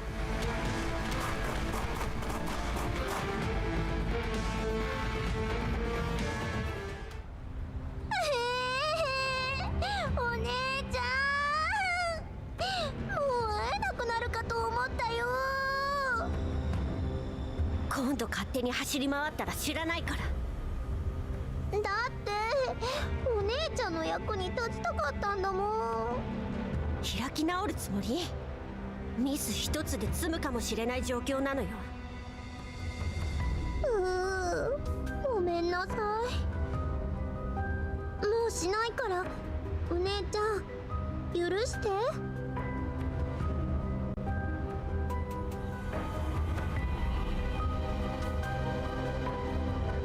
After seeing that Vilka seems sufficiently contrite, Kukai decides to drop the subject.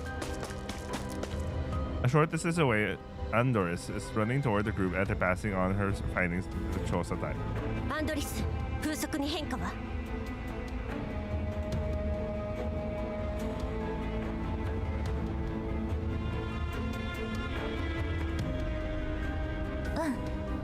うん。奥に行けば行くほど風が強くなってる。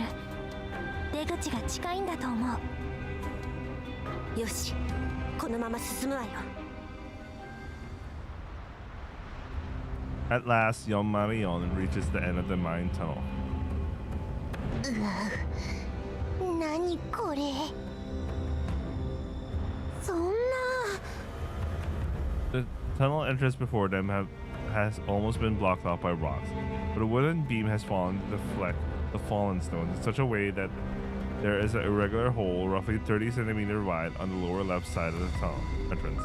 There's no light coming in through the hole, probably because it's quite a distance to the outside.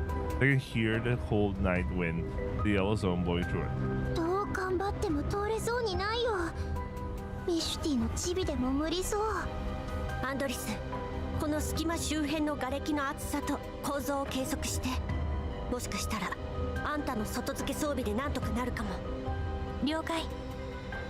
Andoris performs some quick measurements. 隙間の直径を50センチから1メートルまで広げられると思う。十分よ。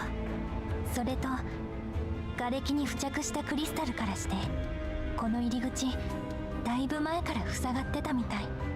なるほどね。Urukai looks down and thinks. マグニセキュリティの仕業じゃないとすれば、ここが盲点である可能性が高い。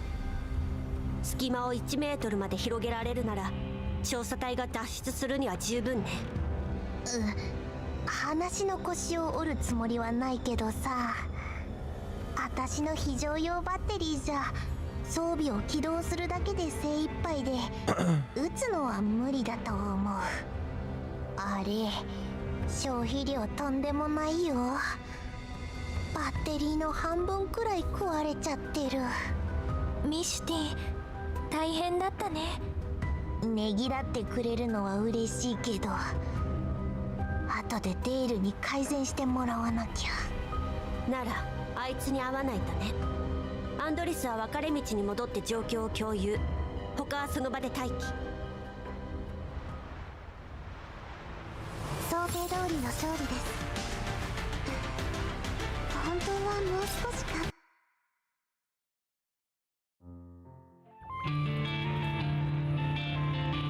Alright. After contacting the Chosatai, Andoris tells Dimitri about the hole they found and Yon Marion's lack of power. Following Dimitri's orders, Yon Marion returns to the mine tunnel where the Chosatai are. 本当に諦めちゃうの？この辺はほとんど見てきたじゃん。でも穴を開けるためのバッテリーがないもの。外付け装備がないなら手で掘ればいいじゃん。死ぬのを待つよりはマシでしょ。敵がいつ攻め込んでくるかはわからないけど、残された時間は少ないわ。手で掘ってる余裕なんてないの。あそこに誰か配置しといたらマグニが攻めてくるかもしれないし。見つけた入り口には全てセンサーを置いてる。見張りなんて必要ないわ。この隙間に時間と労力をかけるよりも早く調査隊と合流して他の案を検討した方が現実的よ。隊長、さっき話したことだけど、私たちがチップと録音を持って脱出して自分たちはそれを援護する。ディミトリーさんは確かにそう言ったし、隊長とも同じ判断だった。でもまだ何か隠してると思えて仕方ないの。チップと録音は私が厳重に保管するわ。心配しないで。調査隊が裏切ったら放射線量の高いエリアに移動すればいい。相手は防護服が破れてる。弾薬も残り少ない。私たちが負けるわけがない。 The other three dolls nod. 静かに。もうすぐ着くわ。Yon Marion returns to the tunnel where the Chosatai is waiting, and they discover the troopers sitting around a patch of empty ground, quietly discussing something. ローリング、この位置はわかるな。兵を一人連れてそこに突っ込め。他は何も気にするな。効果はあるのか。運だな。こういう時は賭けだ。戦況がここまで悪化しないことを祈るぜ。了解。終わったら支援に戻る。そうだな。After handing out assignments, Dimitri looks up to see Aphelion and signals them to come over. 何をしてるの？ Kukai studies the patch on the empty ground, discovered from solved from tunnels. This is a simple map and various symbols drawn on it. The upper left part of the map has been circled for emphasis. ガラクタにはこの見取り図が理解できないようだな。送ってもらった情報をもとにこの辺の地図を作成したんだ。こうやって放射線量が少ないところで防御を固めればマグニの不意をつけるかもしれない。お前らが戻るのを座って待ってるだけだと思ったか。 Dimitri taps the circle part of the map and writes an F there. Kukai looks at the map. まさかマグニと正面から戦う気なの？そうだ。今までの礼をしてやらねえとな。ブーシはそこを突きかけてる。相手はマグニセキュリティだけじゃないのよ。ブルースフィアの戦闘力だって計り知れない。こんな無謀な正面衝突賛同しかねるわ。賛同しなくて結構だ。404に戦わせるつもりはねえさ。お前らはその隙に証拠を持って見つけた隙間から離脱しろ。人形にはローカルメンタルとやらがあったはずだ。そいつも証拠になるだろう。手足がもげようが知ったこっちゃねえが、メンタルだけは守り抜けよ。あの隙間に穴を開けるのは不可能よ。あんたたちが時間稼ぎしたところでこの計画は根本的に成り立ってない。 After hearing Kukai's answers, the Kosa Taira trooper laughed. 総長の言う通りだ。反応もそっくりそのままだ。言ったろ、石頭どもにこの作戦が思いつくわけねえってな。これで分かったろ。機械なんぞに人間様の頭脳は超えられねえんだよ。いやー、かけなくてよかった。これで負けたらベッドの下に隠したウォッカを差し出すところでしたよ。こいつら何言ってんの？もしかしてお姉ちゃんのことバカにしてる？バカにしてるね。まあ石頭なのは本当だけどさ。アンドリス、離れて立った方がいいよ。あと1分、いや30秒もしたら来る会が切れ出すと思うから。喧嘩は良くないよ。 As they see Kukai's face turn more and more grim, the Chosa Taira troopers manage to settle themselves down in time. 笑いは済んだ。そろそろ続きを説明してもらっても。穴を開けられねえのはバッテリーが足りねえからだろ。足りねえなら探せばいい。療養施設に生きてる電源はないわ。天然ガスは幾分か残ってるけど電力に変える手段がないもの。その必要はねえよ。電源なら腐るほどあるぜ。 Saying so, Dimitri points to the military backpacks off to the side. これはバッテリー？ああ、どれも共通規格で全ポートに対応してる。使えるもんは全部持っていけ。どこからこんな。デミトリーさん、あなた方まさか。 As she thinks of what the answer might be, Andorus quickly glances at the protective suits that the soldiers are wearing. Oh my god, they're really sacrificing themselves. Damn. Just as expected, most of the indicator lights on their suits have gone gray. Only a few people, including Dimitri, have lights that are still on. ディミトリーさん、私。 Unable to compute what the troopers might be thinking, Andorus' neural cloud crashes. なんだ、またくだらねえ演算してやがるな。今回はなんだ、俺たちがあのブルーなんちゃらに投稿する確率か。I like the localization name. どいつもこいつもセーフティー外しやがって。今さら裏切るとでも思ったか。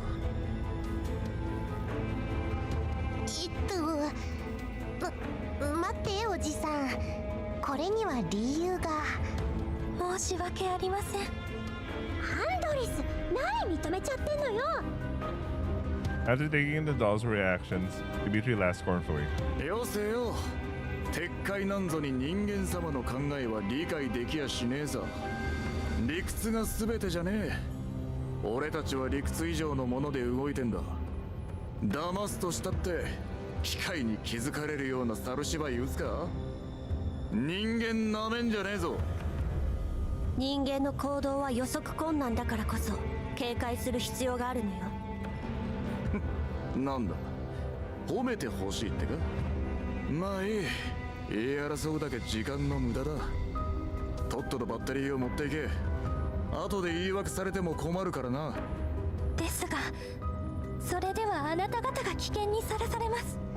電源を失った状態では防護効果はほとんど期待できません。俺たちが何年頂上列車でやってきたと思ってる。んなことは言われなくても分かってんだよ。お互いの弾薬も残り少ないのに防護服まで。あなた方は行かれちまってんのさ。このクソったれな世界にやられてな。This time, Dimitri doesn't bother arguing with Kukai. Instead, he decides to roll with what she's saying. ここはもともと新ソ連で畑も街を走る車もあったとお前らは言ったな。空は青く大地も緑に覆われていたと。だが俺たちはそんな時代に生まれてねえし、見渡す限りの荒野しか知らねえ。Kukai seems confused. He's not sure what he's trying to say. 集落の人間を見ただろう。声だめみてえな家に暮らして病と生き袋に怯える日々を過ごしてる。それがイエローエリアだってんなら、ホワイトエリアとグリーンエリアはどうだ。この世界はな、とっくに行かれちまってんだよ。かつて人類はこの大地の至るところにいた。だがコーラプス粒子が広がった人間はまるで家畜みてえに小屋に縮こまるしかなくなった。ろくでもねえ話だろ。 Dimitri's voice suddenly fills with anger. ところがな、頭の腐ったゲス野郎ども、今ものうのうと庭付きの別荘を守ろうとしてやがるのさ。マグニセキュリティ、パラデウス、それにあのなんちゃらグループ。あいつらに一発かましてやらねえと死んでも死にきれねえぜ。そうだ、あんな奴らの好きにさせてたまるか。カーター将軍が死んで新ソ連が死んで軍人である意味はなくなった。初めはそう思ってな。うさんくさく見えるかもしれねえが、浄化事業は人類が過去の世界を取り戻すために取った唯一の行動だ。少しずつだが確実に進んでいたのを俺は防衛軍時代からずっと見てきた。ロ連も新ソ連も関係ねえ。浄化事業を守ることは軍人として、そして一人の人間として果たすべき使命なんだ。ここが新ソ連の大地だったらなおさらだ。武道派の男として新ソ連を守るためならいつでも身を捧げるつもりでいた。 Oops. I really need to wait. Dimitri's words fired up the soldiers around him. This crude and brutal sergeant is used to having his actions speak for him. He berated every man here before, and he's also stood at their head to lead them. Everyone here knows that there is a fire burning in his heart, but they never once knew where his anger came from. Perhaps what drove Dimitri to depression wasn't the destruction of his ideals, being rejected by the people around him, or the things left unsaid, but his friend that he would never get to resolve. He was deeply unhappy with this world, and yet he loved it clearly. There was no way someone as passionate as him could sit back and watch the world march to destruction without feeling a thing. Naturally, he hated himself, or being too insignificant to do anything about it. But ever since he joined the armed forces and pledged to protect the Neo-Soviet Union, he has never once put down the gun in his hand or in his heart. His words remind the men of the Trosatai of the oath they took. Once they swore to join the Neo-Soviet Union army to help push forward the purification project, but every time things have not turned out like they had wanted. But even as if things do not turn out as planned, as long as they can do what they can for the sake of their oath, it will serve as the kindling for the flames of hope, the bedrock of which civilization will be rebuilt. This vast land will bear the proof that they have existed. Nobody knows who was the first, but one by one the troopers straightened up, solemn looks on their faces, for looking toward Dimitri and saluting him. この判断が合理性に欠けるわ。ブルースフィアはおろか、マグニセキュリティ単体が相手でも今の調査隊には勝ち目がない。404が戦闘を引き受けた方がまだ勝算はある。あんたたちが残ったところで無駄死にするだけよ。だから言っただろう、理屈が全てじゃねえ。勝利とは何だ。俺たちにとっちゃチップを持ち帰れば勝ちだ。ついでに奴らの汚いケツを叩けるならなおいい。もう一度言うわ。その作戦だと404が証拠品を持って離脱できる可能性は 24% にも満たない。そして調査隊が全滅する確率は 100% よ。数字は嘘をつかない。今から作戦を修正しても間に合うわ。ほう、今度は数字ときた。さては俺がアホだと思ってるな。何の話？ Kukai stones a little step, but the look in her eyes says she isn't going to back down. 白を切るつもりか。なら言ってみろ。404がしんがりを務めて俺たちがチップを持ち出せる確率はいくつだ。せいぜい 5% あるかないかだろ。ああ、そうだ。残ったら全滅だ。だがそれがどうした。命の使い方は俺たちが決める。機械ごときが口出しすんじゃねえ。正面をお前らに任せたところでバカ正直に突っ込むのがオチだろ。こういう時は戦術ってものが必要だ。わかるか。最も適した策略を取るわ。その点はご心配なく。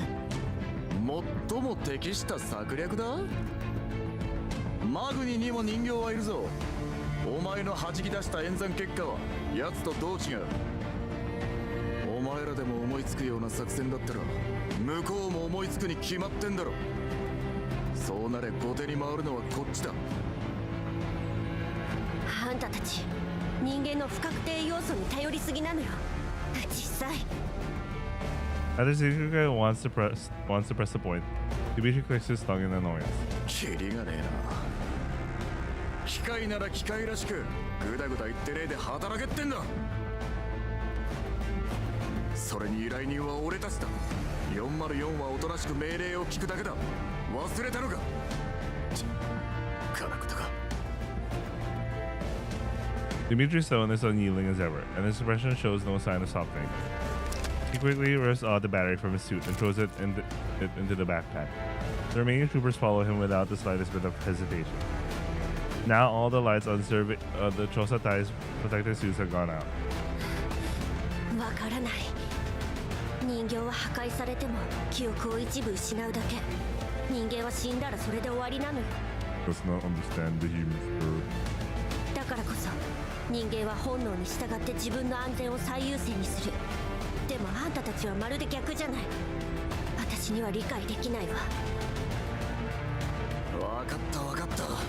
もういい、黙れ。時間の無駄だ。ならこいつは命令だ命令。これでわかるな。さっさとバッテリー持って失せろ。わからないって言ったでしょ。だけどあんたたちの意志は尊重するわ。なんだ、いきなりかしこまりやがって。君が悪いぜ。 As he looks at the solemn expression of Kurukai's face, Dimitri realizes what she means. Perhaps humans and dolls will never be able to think the same way and reach the same conclusions, but at the very least, they can have the same goals. 柄にもねえこと。 Although he still looks like he can't be bothered with any of this, Dimitri holds his hand out to Kukai. もう一度だけ繰り返す。耳の穴かっぽちってよーく聞け。我々はロクサット主義合衆国連盟汚染区域整備と再建推進省新ソ連大区環境浄化事業所属第7環境調査隊3762小隊。回収した証拠品を持ってこの行動から汚染エリアから離脱しろ。いいな。承知しました。証拠品は我々が責任を持ってロクサット主義合衆国連盟の信用に値する人物へと引き渡します。They only shake hands, and Dimitri's face cracks to a smile. 機械なら機械らしく最初からこうしろってんだ。畜生めが機械と手を組むのはこれっきりだ。I mean, 気が変わらねえうちにさっさと行け。ご分を。 they argued every step of the way here, but before bidding each other farewell, they finally shake hands and make peace with each other. Their proximity alarms hide Yon Marayon left in the main entrances begin to go off 20 minutes after they leave. The final battle is at hand.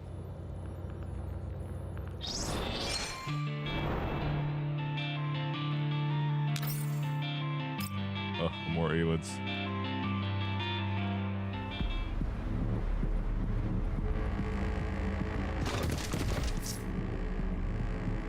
Reconnaissance complete. Regional information has been consolidated. Transmitting. Receiving data. Echelon deployment complete. You can probably hold on for a while longer. Let's go, Mishi. Don't die, okay?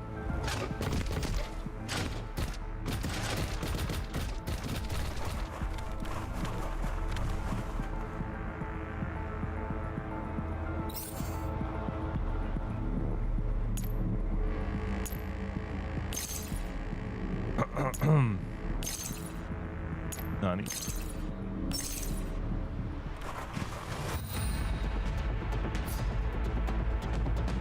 引っ張らないでよ。眠ってふっ、訓練の成果ね。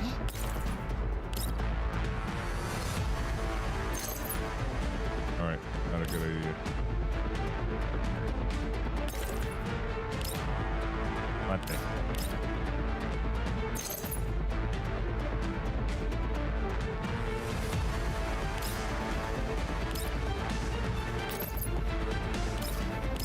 Give us a rely on this. Okay, this should be good enough. ハンデは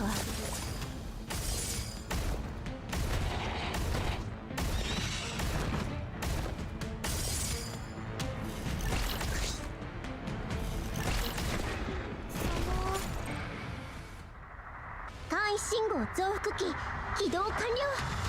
お姉ちゃん、これで調査隊と話せるよ。ディミトリー、聞こえる？ There's a short burst of static, followed by Dimitri's annoyed voice. うるせえぞ。黙って仕事しろ。そうね。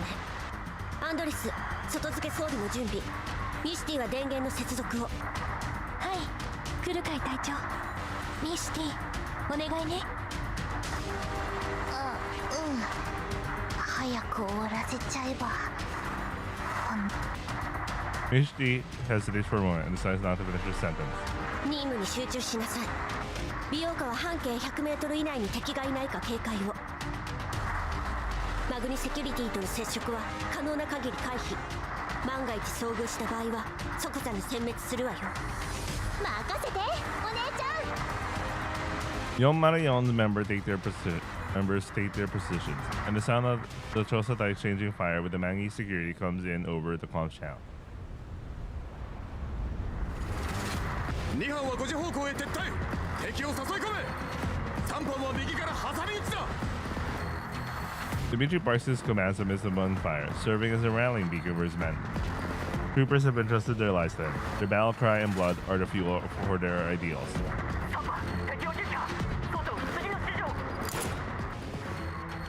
The trooper's voice is drowned out by the torrent of gunfire and says no more.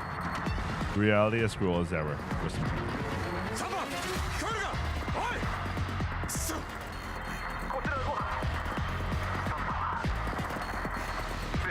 5班は3番の任務を引き継げ。総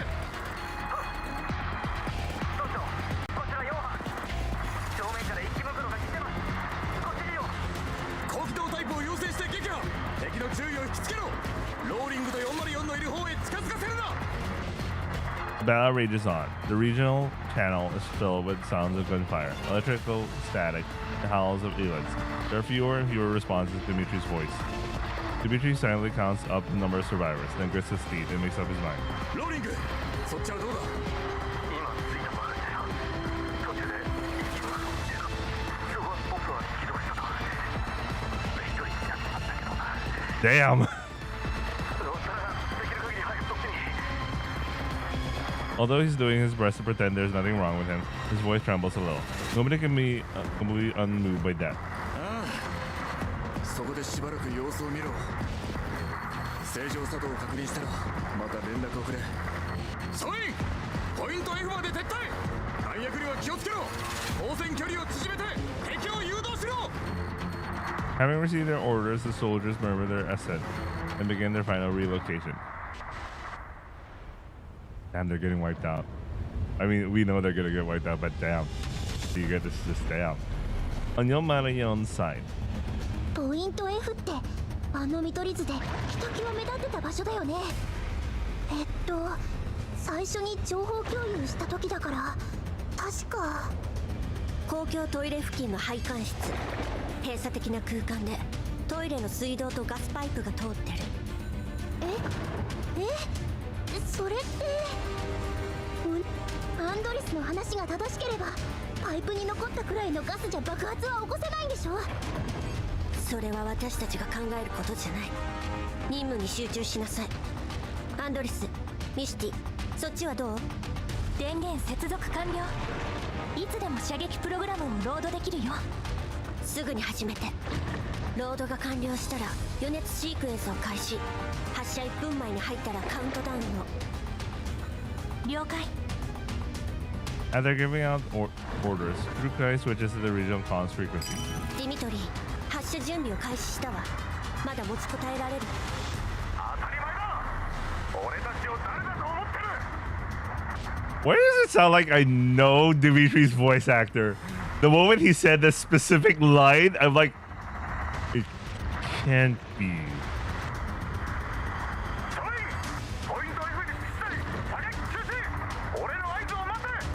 Wait, I think it is. When he said that particular, I was like, wait, no. Unless they find a voice actor with the same sounding voice as him. Because I was like, wait, I know that voice. The channel immediately goes quiet. ブルースフィアは？まだ来てない。だが目撃情報はある。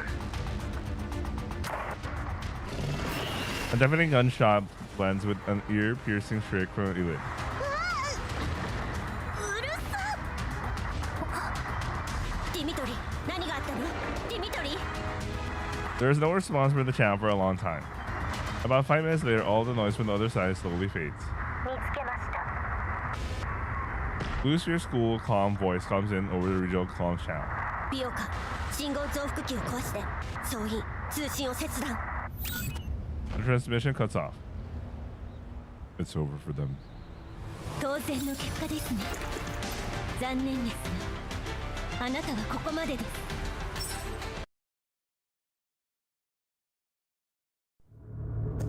Oh. FMB. 404との通信が切れた以上、これは用済みですね。連絡員1名をここに残し、他は404の捜索を。調査隊の生存者は見つけ次第処達。報告は必要ありません。 No, this guy's still alive. ディミトリー総長、ほとんどの場合、絶対的な戦力差の前ではどんな戦術も無意味です。だからこそ極めて稀有な事例が伝説となる。くたばり損ないが。404はどこです？知らねえな。人形がどこへ行こうが関係ねあなた方がおとりで彼女たちにチップを託したことは存じております。時間を稼ごうとしても無駄ですよ。え。てめえらには見つからねえさ。居場所を聞くくらいだ。どうせ地形も把握しちゃいねえんだろ。笑えるぜ。ここで散々パラデウスと乳くり合ってたくせによ。その銃がなけりゃてめえらみてえなおまぬけなんざ What the fuck? Where'd that shit come from? 俺にぶっ殺されてるぜ。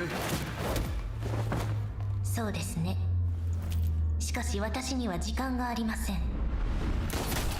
残念です。あなたが状況を理解し正しい選択をしていれば彼も死なずに済んだものを。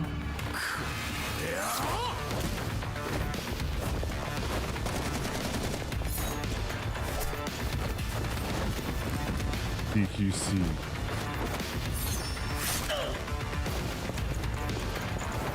I like how Booster is just watching the shit out of it.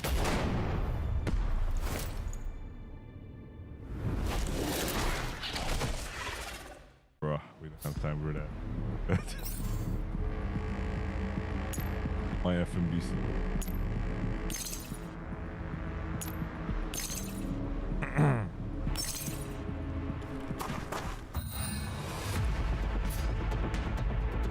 引っ張らないでよ。眠ってそうってことないわ。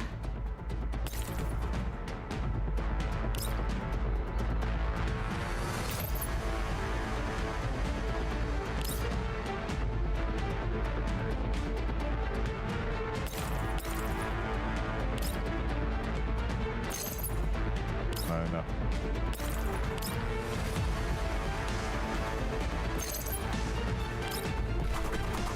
交代するのが今のうちよ。どうってことないわ。交代するのが今のうちよ。どうってことないわ。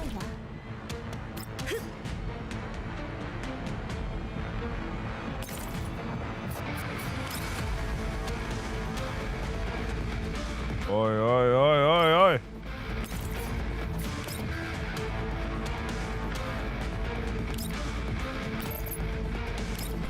浅はかな行動を食いそうな。はい、射撃中。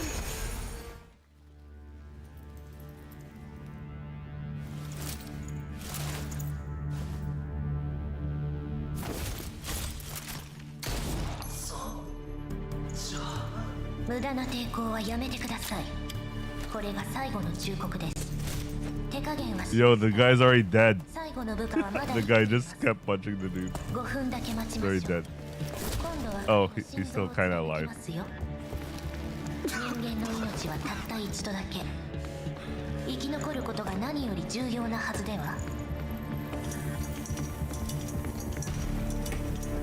生きて家に帰りたくないのですか？もう一度伺います。404はどこです？お前にそれを教えて何のメリットがある？あなたとそこにいる最後の部下が助かります。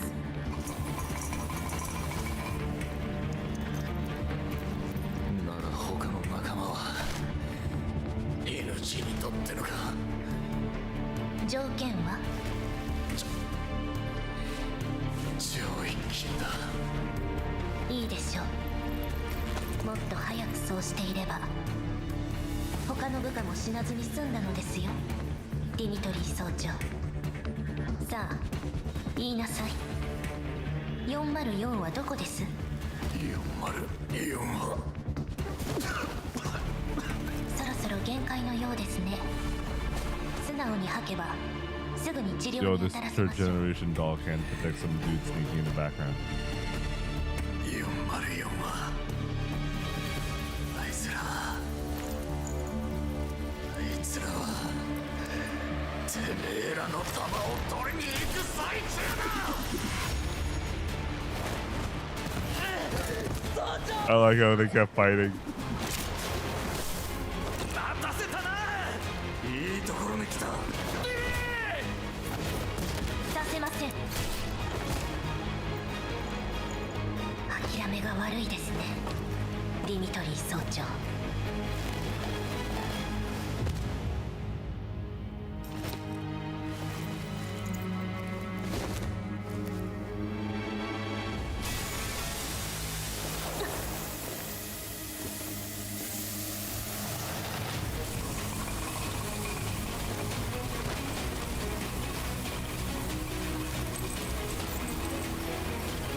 Nikolai!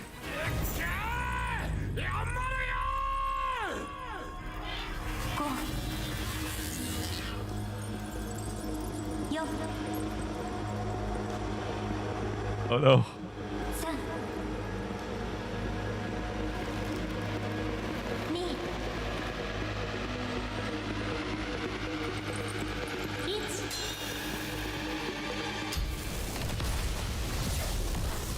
I'm not gonna think too hard of this scene, man. It's just like we died for our sins, man. They never stood a chance.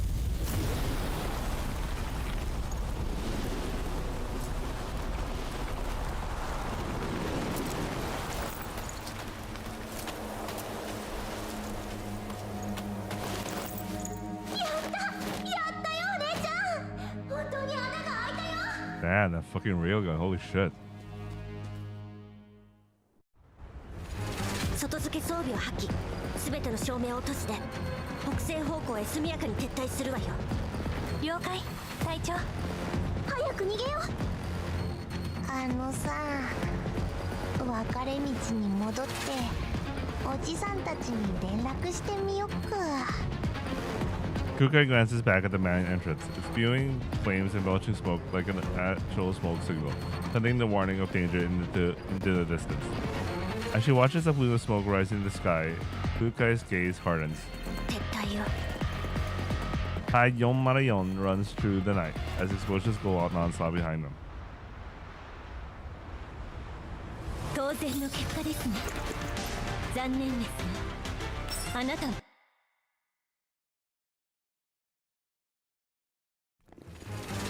They move quickly, avoiding alien attacks as best as they can.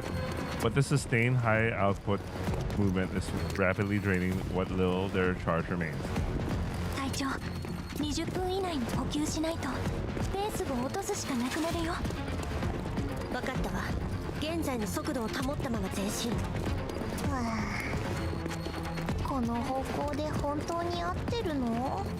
位置情報がないとどこに向かってるのか分かりゃしない。星座を見れば大まかな方角はわかるよ。嵐がよく吹くからホワイトエリアやグリーンエリアよりもはっきり星空が見えるしね。 Nice. 今のところ Could 臨 actually 時 read 拠 the 点の stars. 方角と大体合ってるかな。補給できる場所があるかはわからないけど。けどってそれ一番最悪じゃん。本当にちゃんと証拠品を持ち帰れるかな。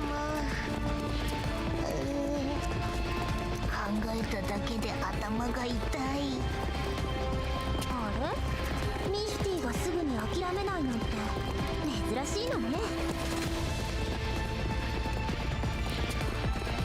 あんなこと言われちゃね。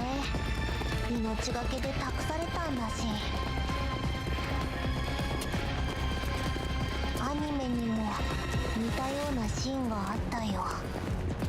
よくわかんないけど人間の基準で言えばあの人たち立派な軍人ってやつだったんだよね。だから試してみたいんだ。自分もアニメのキャラみたいに託された使命を果たしてみたい。それって超かっこいいじゃん。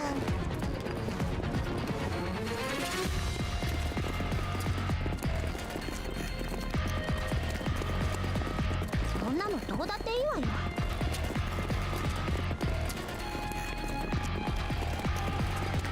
だけど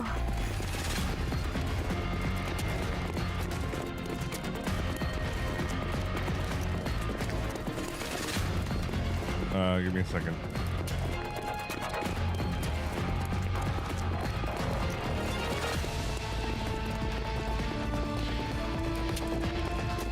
Yeah, his voice is so familiar. Sorry, I'm investigating who Dimitri's VA is right now. Because the moment he said that line, my brain was like, wait, no way. It's exactly that guy. たとえここでスクラップになったとしても最後までお姉ちゃんの役に立ってみせるから。Like, I recognize that one line. That one line was enough to tell me who he is. みんなやる気だね。やる気があってもバッテリーがないよ。今残ってる電力じゃ4人で帰れるかどうかも怪しいし。はあ、魔法が本当にあったらいいのにな。呪文一つで補給所が現れたりとかさ。あるかもしれないわね、そんな魔法。え？補給所見つけたわよ。Kukai gesture, signaling for the three of them to stop. あれはマグニセキュリティ。あいつら岩塩港にいるはずじゃ。大方見張りと連絡のために配置された部隊ね。私たちが脱出したことはまだ知らないみたい。岩塩港から一定範囲内に検問を設置したんだわ。ちょっと待って、まさか補給所って。ダメダメ、そんなのダメだよ。待ってるだけじゃチャンスは来ない。人数も多くないし詳細も十分ある。404戦闘準備。敵戦闘員を殲滅し作戦物資を略奪。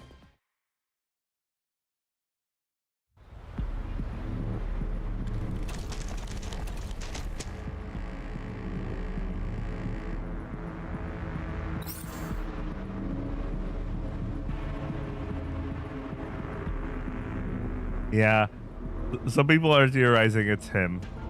Because I'm like, the moment he said that one line, I was like, that is Kamina's VA, isn't it? It has to be. Straight up, it has to be. I was like, wait a second.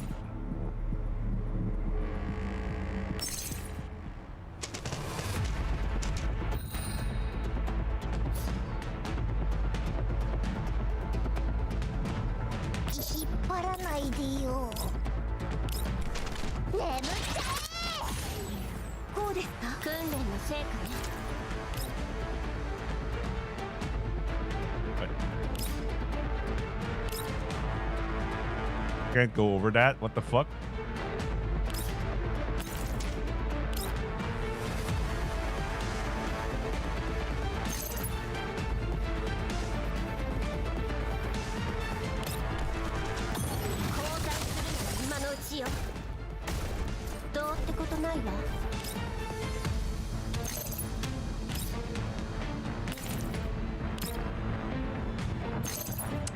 Alright, this is the best you can do right now. 今のうちよ。どうってことないわ。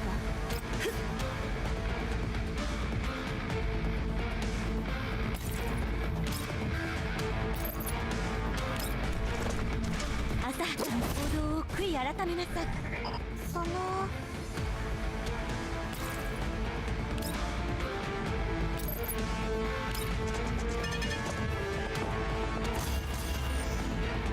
みんなのために。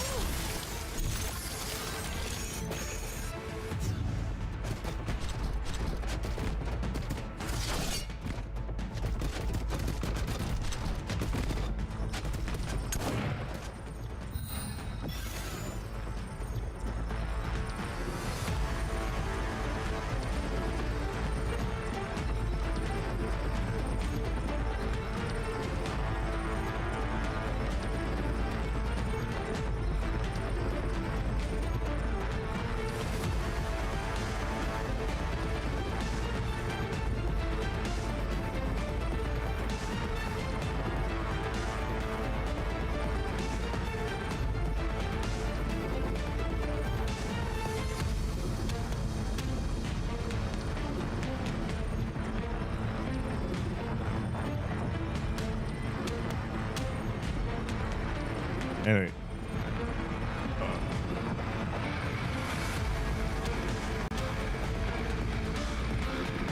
I'm a little distracted.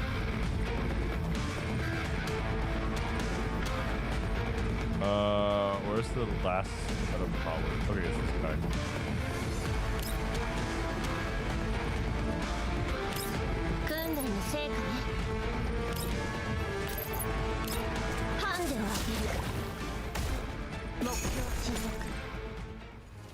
While the battle rages on, Kurukai looks around from where she's hiding behind the cover and sets her sights on the jeep that's guarded by only one trooper.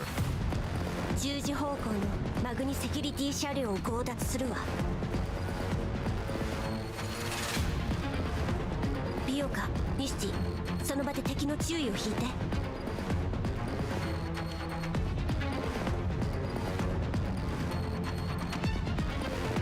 アンドレスは私と一緒に車内の敵を制圧。はい、クルカイ隊長。気をつけてねお姉ちゃん。早くしてね、こっちも長くは持たないから。行動開始。 As Kurukai gives the order, Yon Niño split up and deploy.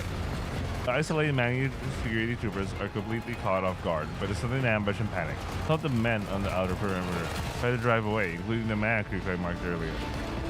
Andorus opens fire to intercept him. Meanwhile, Kurukai uses the opportunity to reach the vehicle. Kurukai coldly opens fire. The bullet pierces the vehicle's windshield. The driver is hit, loses control of the vehicle, which comes barreling towards Kurukai. Kurukai seizes the opportunity and leaps on top of the vehicle before slipping into the cabin through the side window. She opens the door and throws the stunned driver out. Then she takes his place, steps on the gas and turns the steering wheel around, sending the jeep toward the other three dolls. 乗って引き上げるわよ。 After hearing Kurukai's command, the others climb into the jeep. Kurukai glances at the vehicle's GPS and quickly figures out their current location. She drives towards Yon's temporary base, paced by the sound of Mangi security gunfire. やっと終わった。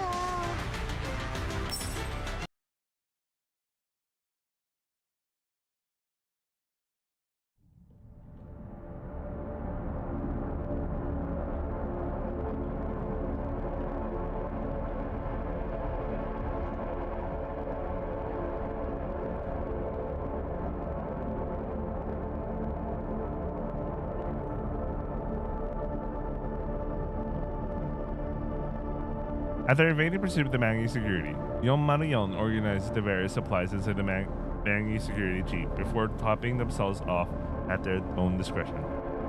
適当に選んだ車がこんなに物資を積んでたなんて。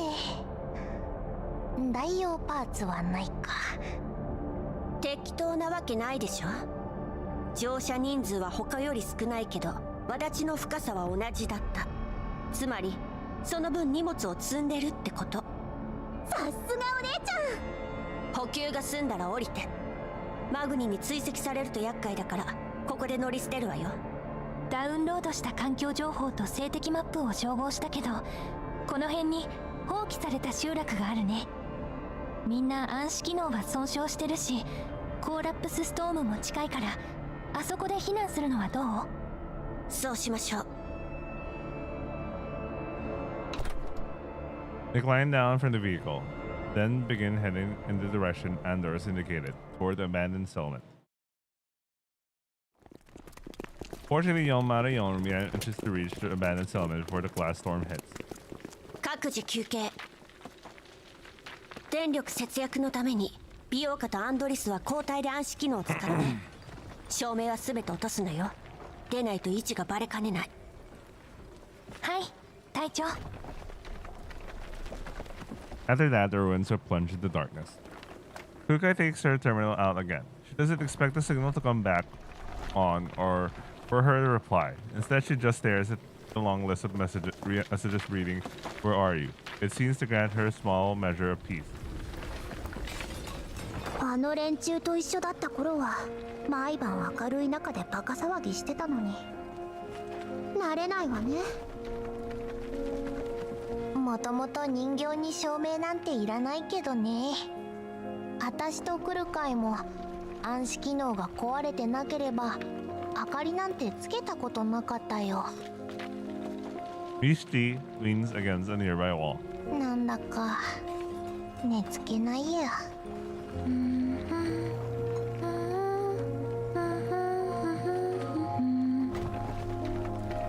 Andorus polishes her gun.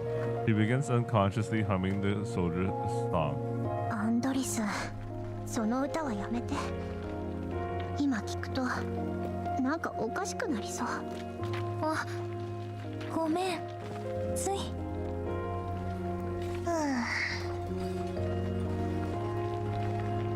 I noticed Andor's is a different looking eye, has a different looking set of eyes than the others.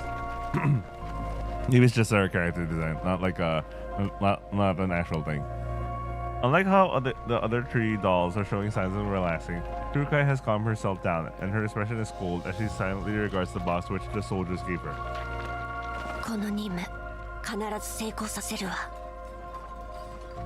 The rope binding the box has come a little loose. Kurukai carefully undoes it and prepares to tie it back up again. 隊長、8時方向に高熱源反応。全員遮蔽物に隠れて。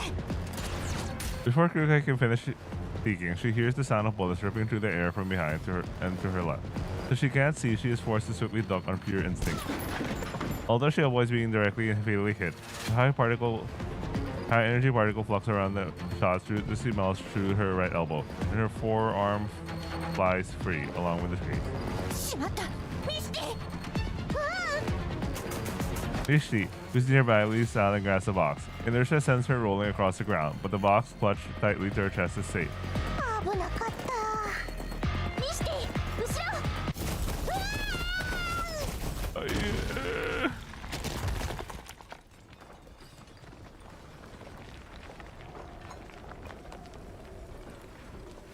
Mishti doesn't even get the chance to look back before a shockwave slams her into a nearby wall. The ruined wall collapses and Mishti spins under part of it, unable to get free. あなたはブルースフィア。 Yo, welcome to Metal Gear. A creepy mechanical creature they've never seen before stands in the exact spot where Mishti just landed. Nagging security troopers begin streaming in around her. 徒歩で追跡して不意打ちだなんて案外頭が回るのね。これ以上の失敗は許されません。 Blue Sphere waves a hand, and the troopers spread out, forming a rough semicircle. She stands in the middle of the encirclement, and she is truly a gruesome sight. Much of her synthetic skin has peeled off, exposing engorged muscle fibers, bundled their bare scorch marks. Now she went Metal Gear Rising here, her vengeance. Parts of the jet black metallic endoskeleton are twisted at various angles, supporting her still vaguely human-shaped torso. From their configuration, her limbs can no longer be described as arms and legs. They're entwined together in a state that alternates between stiff and twisted. Their ends split into what looks like bestial and human hands. Kurukai knows that this is definitely not normal, but she cannot work backward from Blue Sphere's current state to figure out that she might have looked like this before. She looks like a patchwork mess of hastily cobbled together repairs. Close analysis reveals that the welding points between each segment are very regular, as though this was how they were meant to be. This creature looks especially gruesome against the backdrop of the night, the storm, as though she has abdicated her place as a demon. Only her emotionless face allows her to be identified at all. 変わった趣味してるじゃない。こんなに早く追いついてくるなんて、ずいぶん必死なのね。Blue Spear, who has originally ignored Kurukai's taunts in favor of glaring at Mishti, suddenly raises a gun and points it at Kurukai. Her target has already switched to her remaining left hand and has taken aim at her. あの調査隊には手こずらされました。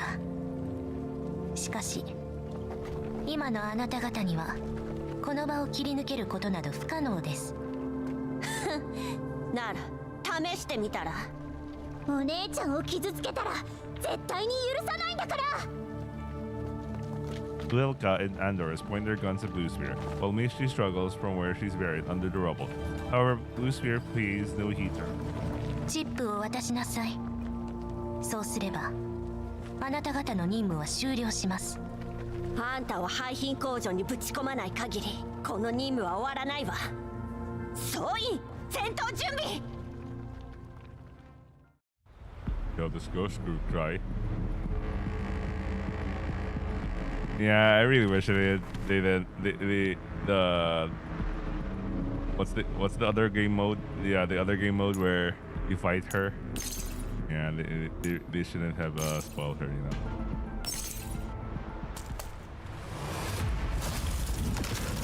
Welcome back, Metal Gear Revengeance.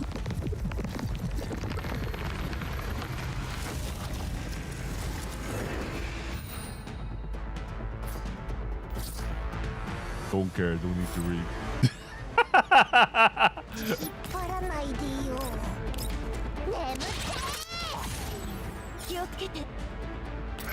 Breathing? What's that?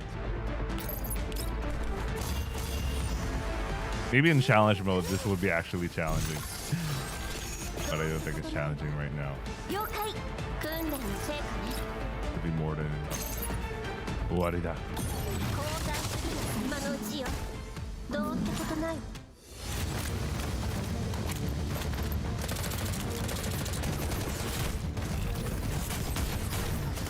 Bro, one of them is already a monster mash. How are they having a hard time?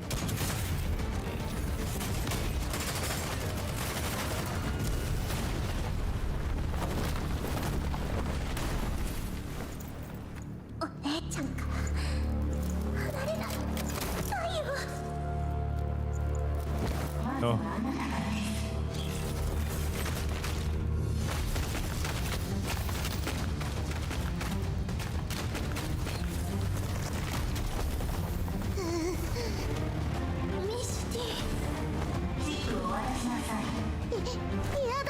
The lip sync is not it.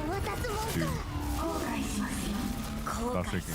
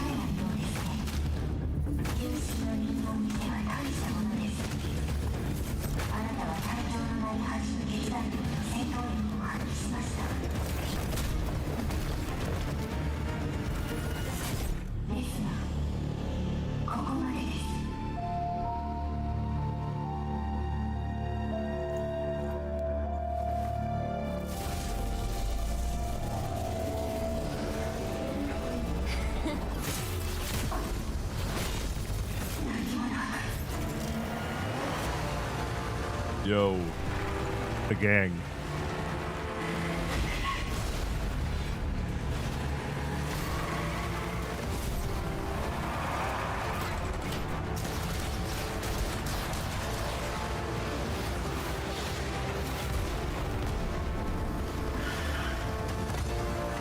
Yo, Bapley.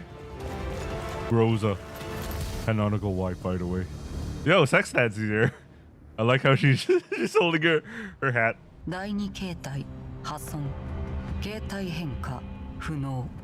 Wait, this doesn't match up with the FMB sequence. She was wearing her hat, and she wasn't wearing her Paradise getup. What? This doesn't make sense. She should look like what she looked like in the fucking FMB, man. Anyway. つまり第二形態に移れないほどのダメージを負ったということ。 Canonical wife, by the way. The doll's called Sextad nods, and coldly regards her former comrade. 警戒態勢を維持。ベプリー、ケロリック、404を起動基地に。早く。了解。 Blue Spear sprawled in front of the two of them. She raises her head, tries to make out the information her visual modules are relaying to her. Panzer. 故障を確認。あなたは Who? 対象の識別。もういい。セクスタンス、ベプリーを手伝って。 Thanks, Bubbly. The cold and familiar gaze lingers over Blue Spear for a moment longer, and then Sextan shakes her head, paying no further attention to the shocked Blue Spear. She heads over to Bepley to help her, and Krolek moved for Yon Marion's frames. I like that. She was like, "Not, yeah, I don't care who. I don't have time for you. Bepley's more important." As she watches the dolls before them, Kurukai snorts coldly. She had expected this much, but she's also a little disappointed. After all, she's not here. When she was facing off against Blue Spirit and at the end of her rope, saw a set of blinking signals. Morse code for, "Where are you?" At long last, the countless messages the countless messages he had sent all these years have finally been answered. I mean, the countless messages that have been ignored. I'm here. Although she was out of rounds, although she knew this was merely a signal to coordinate with her, at the most critical juncture, Kurukai used the muzzle flash from her gun to respond to the signal, because she knew that once the smoke cleared, everything would be fine, just like now. リーバーの言ってた増援ってあんたたちだったのね。こんな頼りない援軍を送るなんていい度胸してるわ。 What's Kurukai's problem again? ごめんなさい。あなたたちの位置を特定するのに手間取っていたの。Kurukai does not accept Rosa's apology because she senses it. She can smell it. That's the Shikukan scent. Anyway, she puts on a strong front as she turns away to survey her surroundings. Just then, that familiar voice finally comes through Rosa's terminal. 久々に手を組むっていうのに釣れないのね、416。来るかいです。 After hearing her stubborn, proud voice, I sigh in relief. I have a lot to say, but I had no idea where to begin. The feelings between Kurukai and me, like a recently undammed river, swelling yet still a little stagnant. As this mix of emotion washes over me, I reply with the crappiest line imaginable. 来るかい。それが今のあなたの7の。じゃあ改めて。久しぶりね、来るかい。 This isn't a very long time for dolls, but it seems to have caught Kurukai off guard. Lucia doesn't bother waiting for them to finish their introduction as she begins emitting strange noises which draw everyone's attention.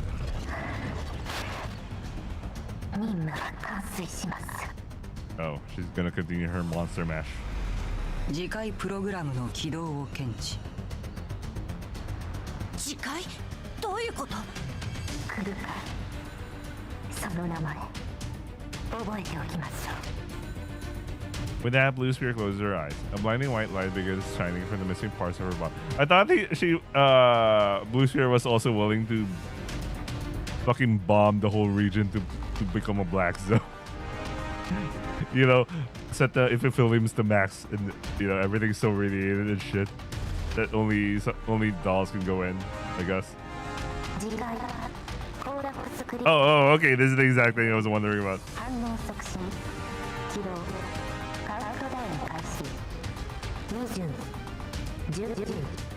クリスタル促進まずい。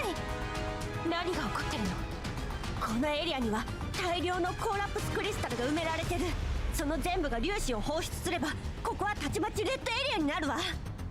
こいつ触媒装置のスイッチを自分の素体プログラムと紐付けたのよ。カウントダウンが終わるまでに素体を完全に破壊しないと。 Ain't that convenient. Rosa opens fire, and bullets rain down from the ruins of Blue Sphere's body, but the program shows no signs of stopping.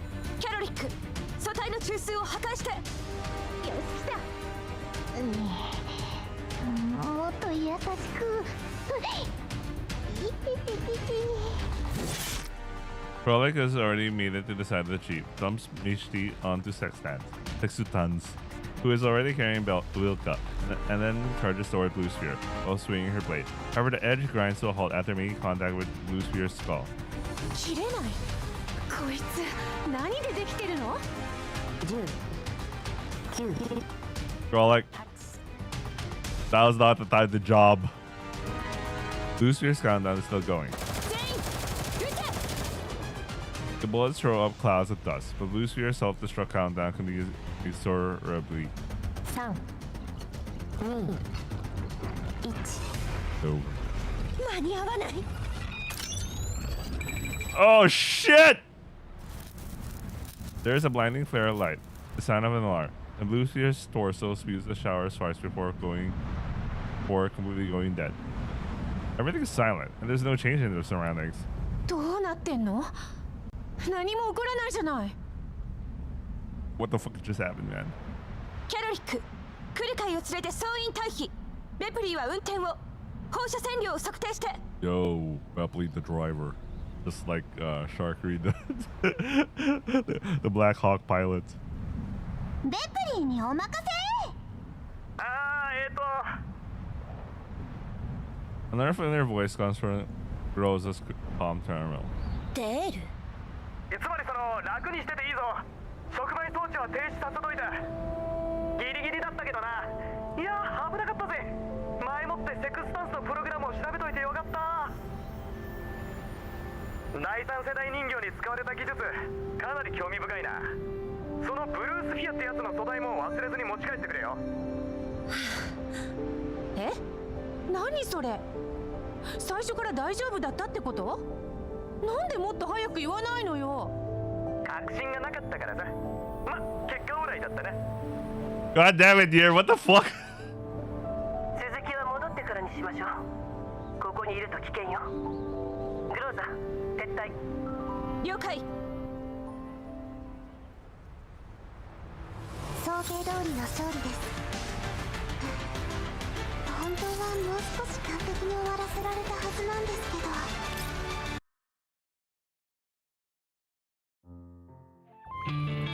Alright. This is epilogue. メンタル接続異常なし。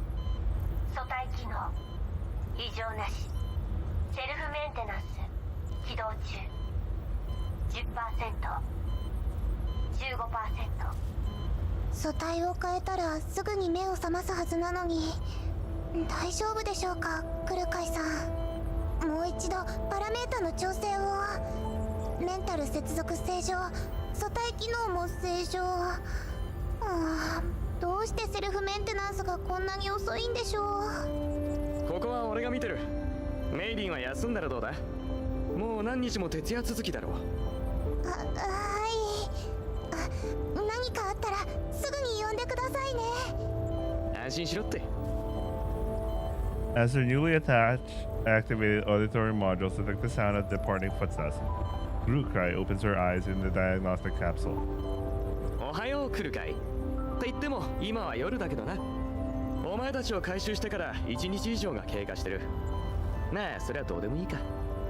腕を動かして新しい素体の油圧シリンダーを試してみてくれ。 Rukai obliges and raises her right arm. There doesn't seem to be any damage on her frame.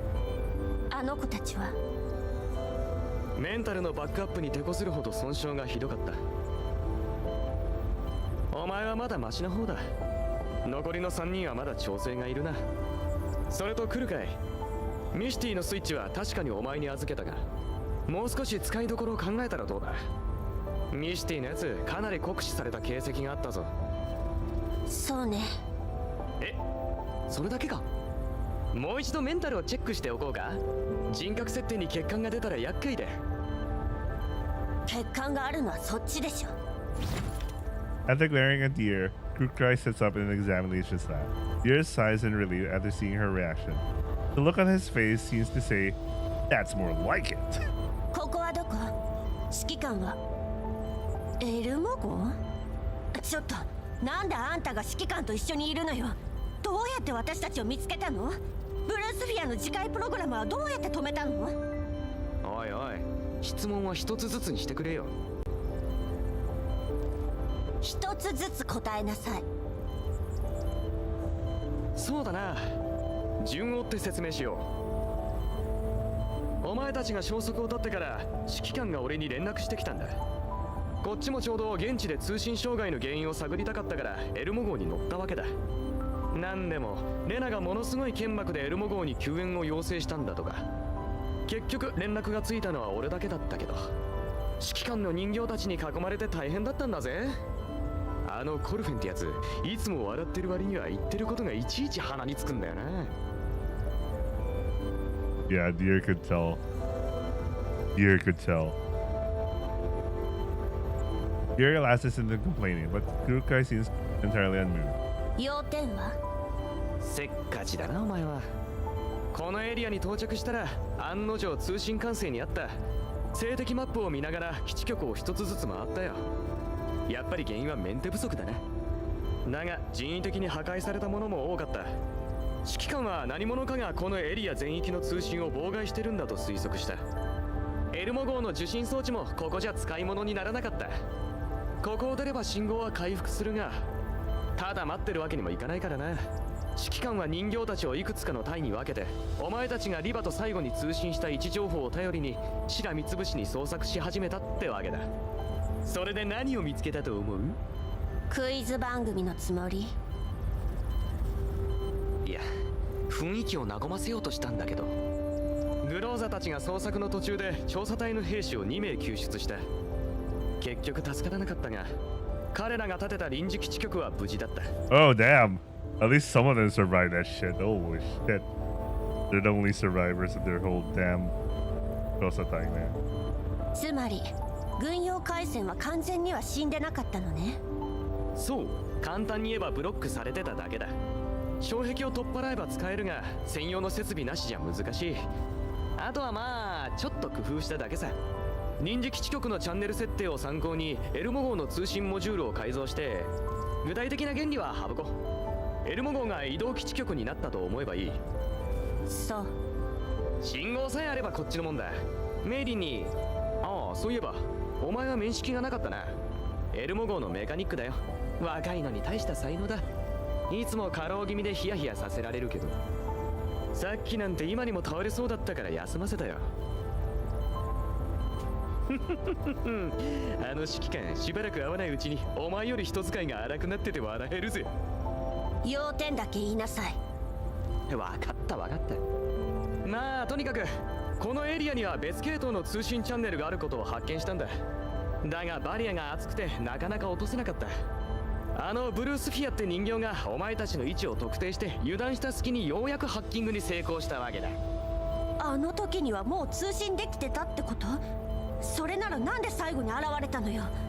発見されるリスクがあるだろう。例えるなら他人の携帯で電話するようなもんだ。持ち主が調べれば一発でいつ誰と電話したかがバレちまう。だからギリギリまで待つ必要があったのさ。それはあんたの判断？俺は一階の技術屋に過ぎない。お前たちに何があったか知らなかったしね。個人的にはすぐにでも連絡したかったんだけど、全部指揮官の判断だよ。It's over. It's over. It's over, Kukai. As she senses the sheer amount of trust placed in her, Kukai feels like a kitten is treading on her neural cloud. しばらく会わないうちに少しは成長したじゃない。 Sounds like cope. で、お前たちの居場所を掴んでからはマグニセキュリティとブルースフィアの通信を傍受してた。立派な軍人だよ、ディミトリー総長は。あの人が起こした爆発のおかげでブルースフィアは深手を負って第二形態に移行できなくなったんだ。じゃなきゃ俺たちが着く頃にはお前たちは全滅してた。総長とブルースフィアとの最後の会話聞かせてあげられなくて残念だ。 There is a wistful look on Nier's face. それから起こったことも大体は見当がついてるんだろ。セクスタンスの素体とメンタルをチェックしたが、かなり独特な挙動をしてるよ。前に遭遇したダーチュアとセクスタンスは協力関係にあったと指揮官が言ってた。ブルースフィアとダーチュアはお前たちのことを第二世代人形と呼んでいた。つまりあいつらは自分たちを新型だと思ってる。セクスタンスのメンタルに残された情報を洗ったところ、奴らは自分たちを第三世代人形だと認識していることが分かった。だがどうも変なんだよな。メンタルを破壊されたはずなのにローカルメンタルは稼働してる。リバに聞いてみてくれないが、あいつなら何か分かるかもしれない。 What about one of the real third gen dolls? RO, also known as Rebella. Oh yeah, she's coming out next week in China. That'll be nice. ああ、そういえばリバは今レナと一緒だ。どうもリバの方に何かあったらしくて、指揮官との通信は全部レナが担当してる。昨日は指揮官にお前たちを早く送り届けろとしか言わなかったけど。送り届ける？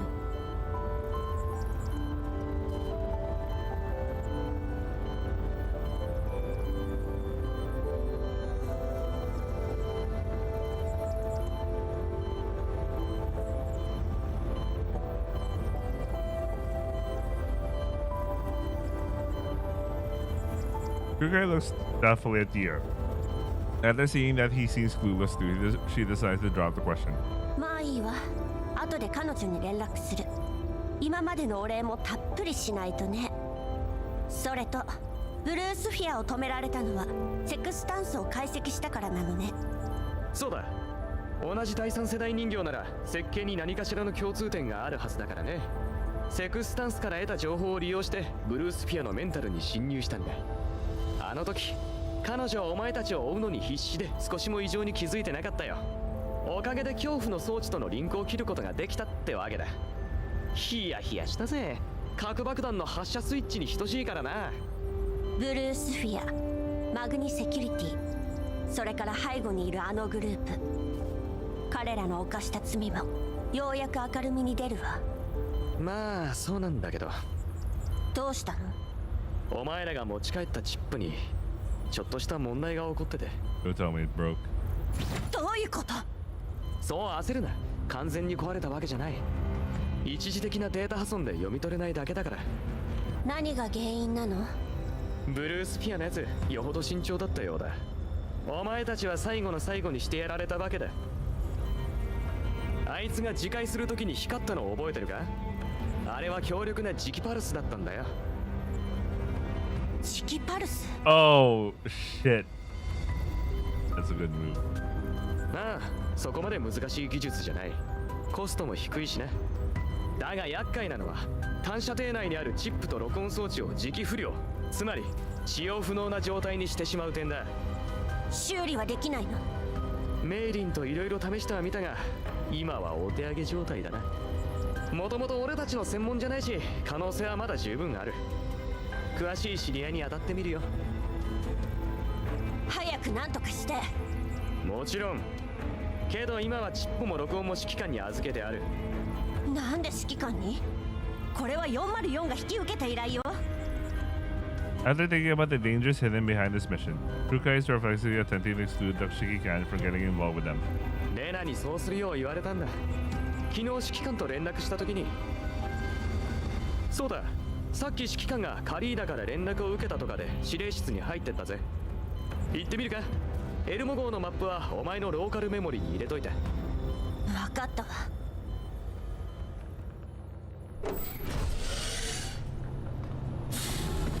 As I'm discussing Yomarion's mission with Diva and its links to Elmo's previous encounters, I hear the door to the ops room slide open behind me.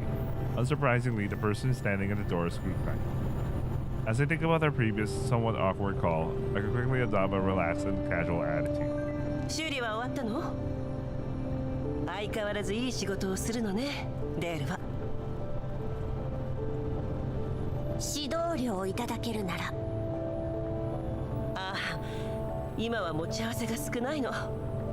少し負けてくれると助かるんだけど。はいはい、そこまで。隊長になってからやけにお金にうるさくなったわね、来る会は。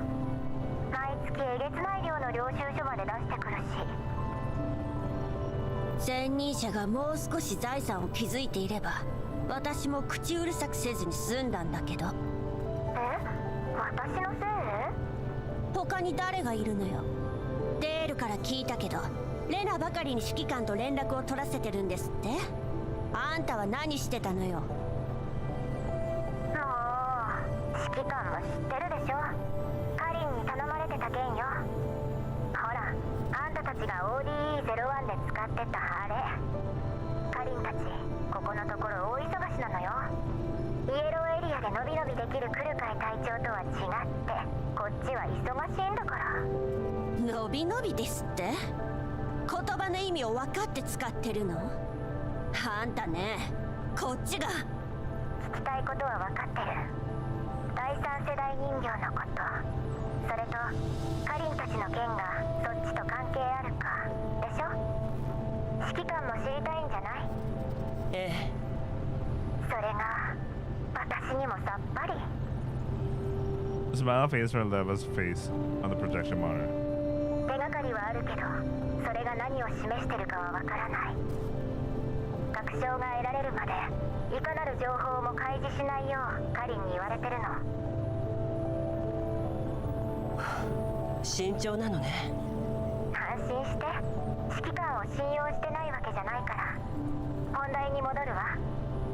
今回の任務で分かったことを振り返ってみましょう。指揮官たちの他のエリアでの調査結果と照らし合わせれば、アラデウスがユナイタスを使ってコーラップス放射線に関する実験をしていたことは確かね。ブルースフィアが最後に起動しようとしたのはコーラップス粒子の放出速度を調整して一定範囲内の放射線量を変える装置よ。それも今私たちが追ってるわ。現段階ではアラデウスがマグニセキュリティとその背後にあるセシュト&ファルベンとのつながりがあることしか推測できてない。 Leva sends over some files. チップのデータをすぐに復旧する必要があるけど、あなたたちは目立ちすぎるわ。リバ、私たちのメンタルにブルースフィアとマグニセキュリティとの戦闘、それからチップを読み取った記録があるわ。人形のメンタル記録が証拠能力を持たないことはあんたも分かってるはずよ。セシュト&ファルベンを訴えるにせよ、グループとパラデウスのつながりを追うにせよ、チップの中身は必要不可欠。何よそれ、今は何もできないって言いたいの？タイミングを待つと言った方が正しいかしら。 On the screen, Leva is constantly fiddling with it. Her attention is clearly on other things. そういうことだから来るかい。新しい任務よ。404はエルモ号と同行して証拠の護送をお願いね。リバ、まあまあそんな顔しないで。気に食わないのはわかるけど、今回の任務もともとはパラデウスの行方をつかむのが目的よ。404は失敗したわけじゃない。分かってる。あんたなんかに慰められたくないわ。じゃあ指揮官に慰めてもらったら？ Yeah. え？なんて？ Oh. Oh.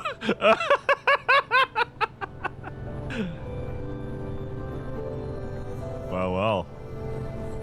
After countless years of trying millions and millions of messages.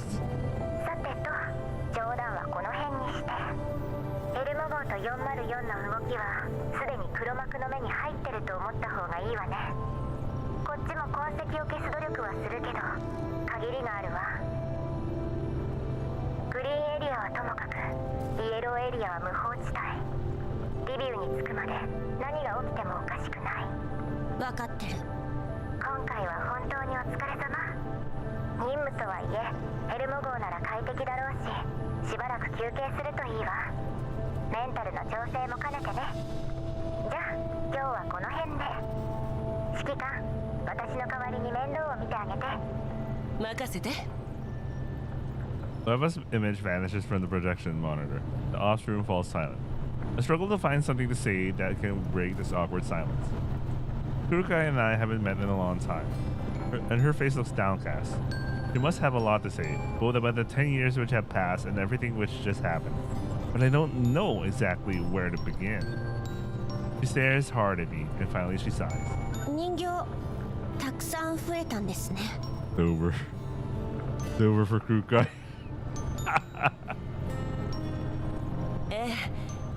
グローザは知ってるわよね。他はみんな新しい仲間よ。後で紹介するわ。ふん。グリフィンを離れてもグリフィンの指揮官は随分と人気なんですね。He's trying to say some shit, but 持ちつ持たれつよ。イエローエリアみたいな場所じゃ仲間は多い方がいいから。今はカリンがスポンサーだから404は間接的にうちの親組織になるのかな。へえ、親組織。それならこき使わせていただきますから覚悟してくださいね。かしこまりました。エルモ号の設備と部屋はどうぞご自由にお使いください。何かあれば遠慮なくメーリンに。あなたの忠実なるブリーフ認定賞金ハンターがお使いいたします。報告書を書くから部屋をお願いできる？任務を終えたばかりなんだし少しは休んだら？あなたみたいにたるんでませんから。ごもっともでございます。指令室を使っていいわ。誰も邪魔しないよう言っておくから。ああ、ついでにエルモ号の状態をモニタリングしてくれると助かるな。わかりました。 In the end, Kukai is the only one left in the ops room. She doesn't start working right away. Instead, she sighs and looks out the window. The yellow zone at night is no different from countless other nights she spent. Slowly, a greenish-gray mist spreads from the horizon. Knows dawn is coming. Operation Smoke Signal didn't end in a satisfactory way. Those men who gave their lives to pass on their warning were ultimately buried in the land they sought to protect. In that place which was furthest from the sun, they gave their lives to illuminate the land. The choking sand swallowed their battle cry, and this is true. The world cast out those broken soldiers. The passage of time saw to it that they were forgotten. Such unfairness and injustice can be seen everywhere. Those soldiers who protected their land have even forgotten what their homes ought to look like. Kukai looks at the door the Shikikan left true. Her thoughts turn inward. Of course she's happy to be reunited with the Shikikan. Of course she's happy that her long years of reaching out has finally been answered. However, what awaits them both is deeper, graver danger. While she believes in herself, after what she's been through, she can't be entirely certain that she will not be swallowed up by the night. But at the very least, the dawn has come. At least she will no longer be wandering at that faraway Aphelion. In the distant horizon, the sun slowly rises. A moment later, a fragmented melody echoes through the Ostrom, buried of the passion in one's hand. I will complete your mission. After all, I'm luckier than you, because there's no way the person I found would just sit back and hide in a hole. Of this, Kukai certain. The bits and pieces of the tune gradually coalesce in the orderly melody, praising the ideals of the old and longing for the home of today. But the sun is still here, and the land is still here. I hope the dreams in the song will leave this barren, empty land. I hope it will become the rays of dark daybreak that will cut through the darkness, carry the endless night, and ignite the light of dawn. Inside a simply furnished office, a middle-aged man in a suit is listening to Cocoon's report on the situation. ブルースフィアは自戒した際に磁気パルスでチップのデータを消去しました。調査隊は全滅です。復旧される可能性はありません。この磁気パルスはスチュワートグループによる最新特許技術の結晶です。データは完全に消えたと見て差し支えありません。相手の正体は分かりませんが、セクスタンスがいました。セクスタンス。襲撃者の目星はついたか。戦場処理部隊が到着した頃にはブルースフィアの組対を含めいかなる痕跡も残されておりませんでした。ブルースフィアのメンタルは組対とともに自戒しておりますので、こちらの情報が漏洩する心配はございません。セクスタンスの状態を鑑みるに、襲撃者は以前例の座標に位置する集落へ侵入したものと関係があるようです。早急に裏を取れ。はい。それから404の人形たち、気になりますね。調査は済んだのか。当然です。彼女たちは人形が自主管理する小規模の武装部隊です。平時はメールのやり取りで依頼を引き受け、客層は闇ブローカーからホワイトエリア、グリーンエリアの企業グループ、果ては政府機関にまで及びます。今回は非軍事勢力管理局の依頼であのエリアで活動する違法 PMC を取り締まるだけのはずでした。つまりアクシデントだったと。ええ、表面上は。けれど404には表舞台でも活躍する人形が2体存在します。同時に近頃ジラードグループに探りを入れている管理局員は人形のボディーガードを4体連れています。うち2体の登録名称が先日の2体と一致しました。 Cocoon recalls the doll who had once matched wits with her against her. It would seem that her hasty handling of that data from before has indeed left a loophole which had been exploited. At the same time, the mysterious man realizes what she's hinting at. なるほど。任務を続けろ。 Just before the middle-aged man is about to hang up, Cocoon stops him. ブルースフィアの件、どうするおつもりですか？新しい素体を支給し、戦場処理の任を引き続き担当してもらう。閣下はブルースフィアにだけはお優しいのですね。駒に厳しくする者がどこにいる？自分の任務に集中しろ。お前とお前の隊には期限までにあれを満足させる成果を上げてもらわねば困る。 The middle-aged man raises his chin slightly. It seems he is pleased. 閣下のご命令とあらば、では良い週末を。 The transmission ends. And that's Aphelion. Well, I still have other stuff, but like, I can handle those ends. I mean, just straight up battles at this point.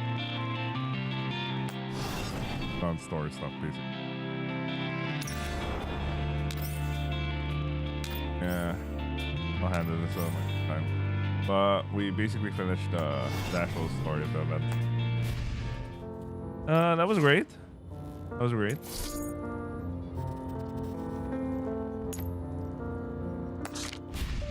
All right, that's it for Girls Frontline 2 Exilium. I'm gonna be continuing on uploading with Gunsmoke related stuff till the next event. Till then, I'll see you guys on the next upload or stream.